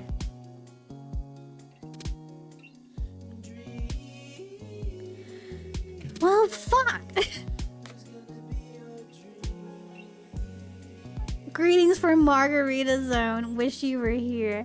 No, you don't. He put a fucking heart and everything. He doesn't wish I was there because he's in love with his wife. You can eat shit, you fucking asshole. I gave you my whole fucking soul. So he's a repeat offender, even, yeah. Technically, we aren't the first to be screwed over by him either. True. Damn. Damn. Okay. Well, I guess that's how we're gonna end it today. We conquered Brian and got rejected by Joseph, but I had an amazing night with him. And it made him realize he loves his wife, even though his wife does not deserve him. The fuck? Okay, we might play this again later. Maybe try and date a different daddy. I dated the two that I really wanted. I really like Craig, but I've seen his story already. That's why we haven't did Craig. So, who knows? We might do Craig. We'll see. But let's see who's on. Let's see who's on.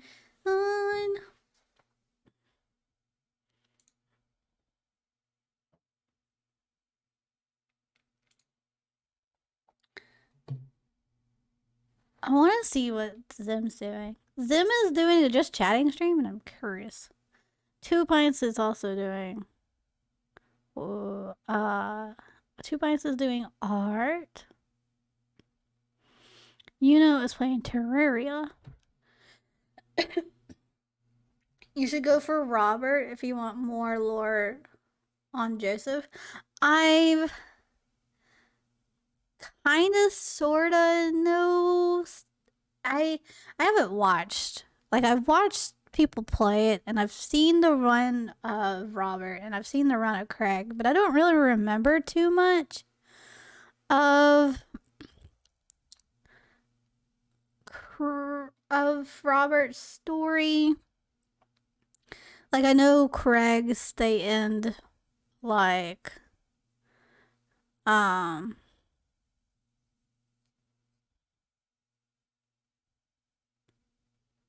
what do you call it? I'm sorry. My brain is just not processing.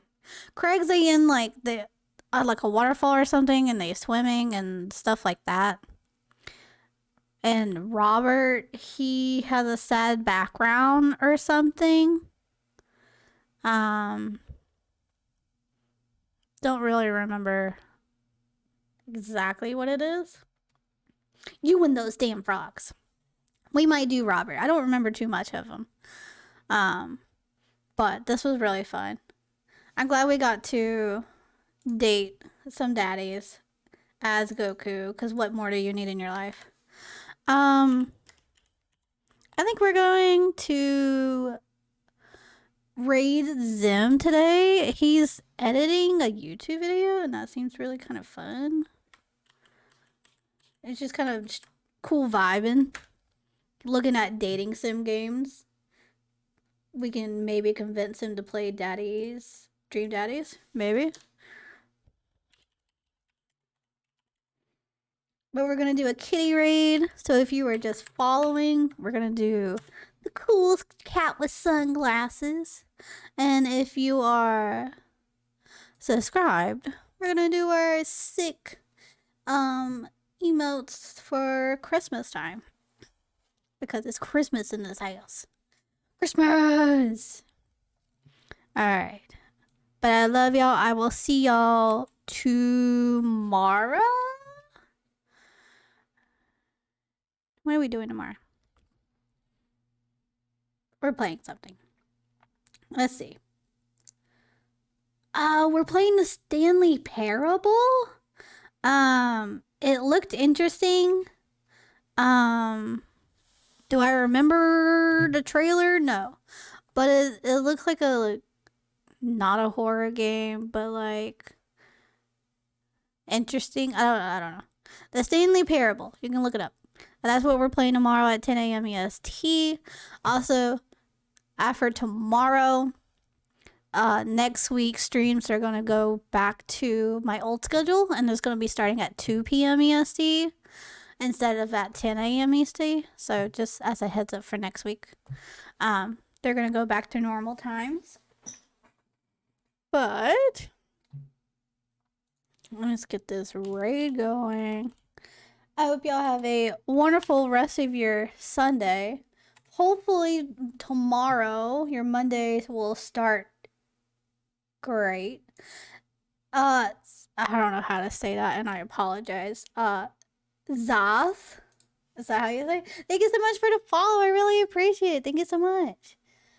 But hope y'all have a wonderful Monday. I will see you tomorrow bright and early. I got it? Nice. Okay, I did get it. Thank you so much for the follow. I really appreciate it. Yeah, take care. Let's go see them, and I'll see y'all tomorrow. Bye, everyone. Have a wonderful day. Bye, bye, bye, bye.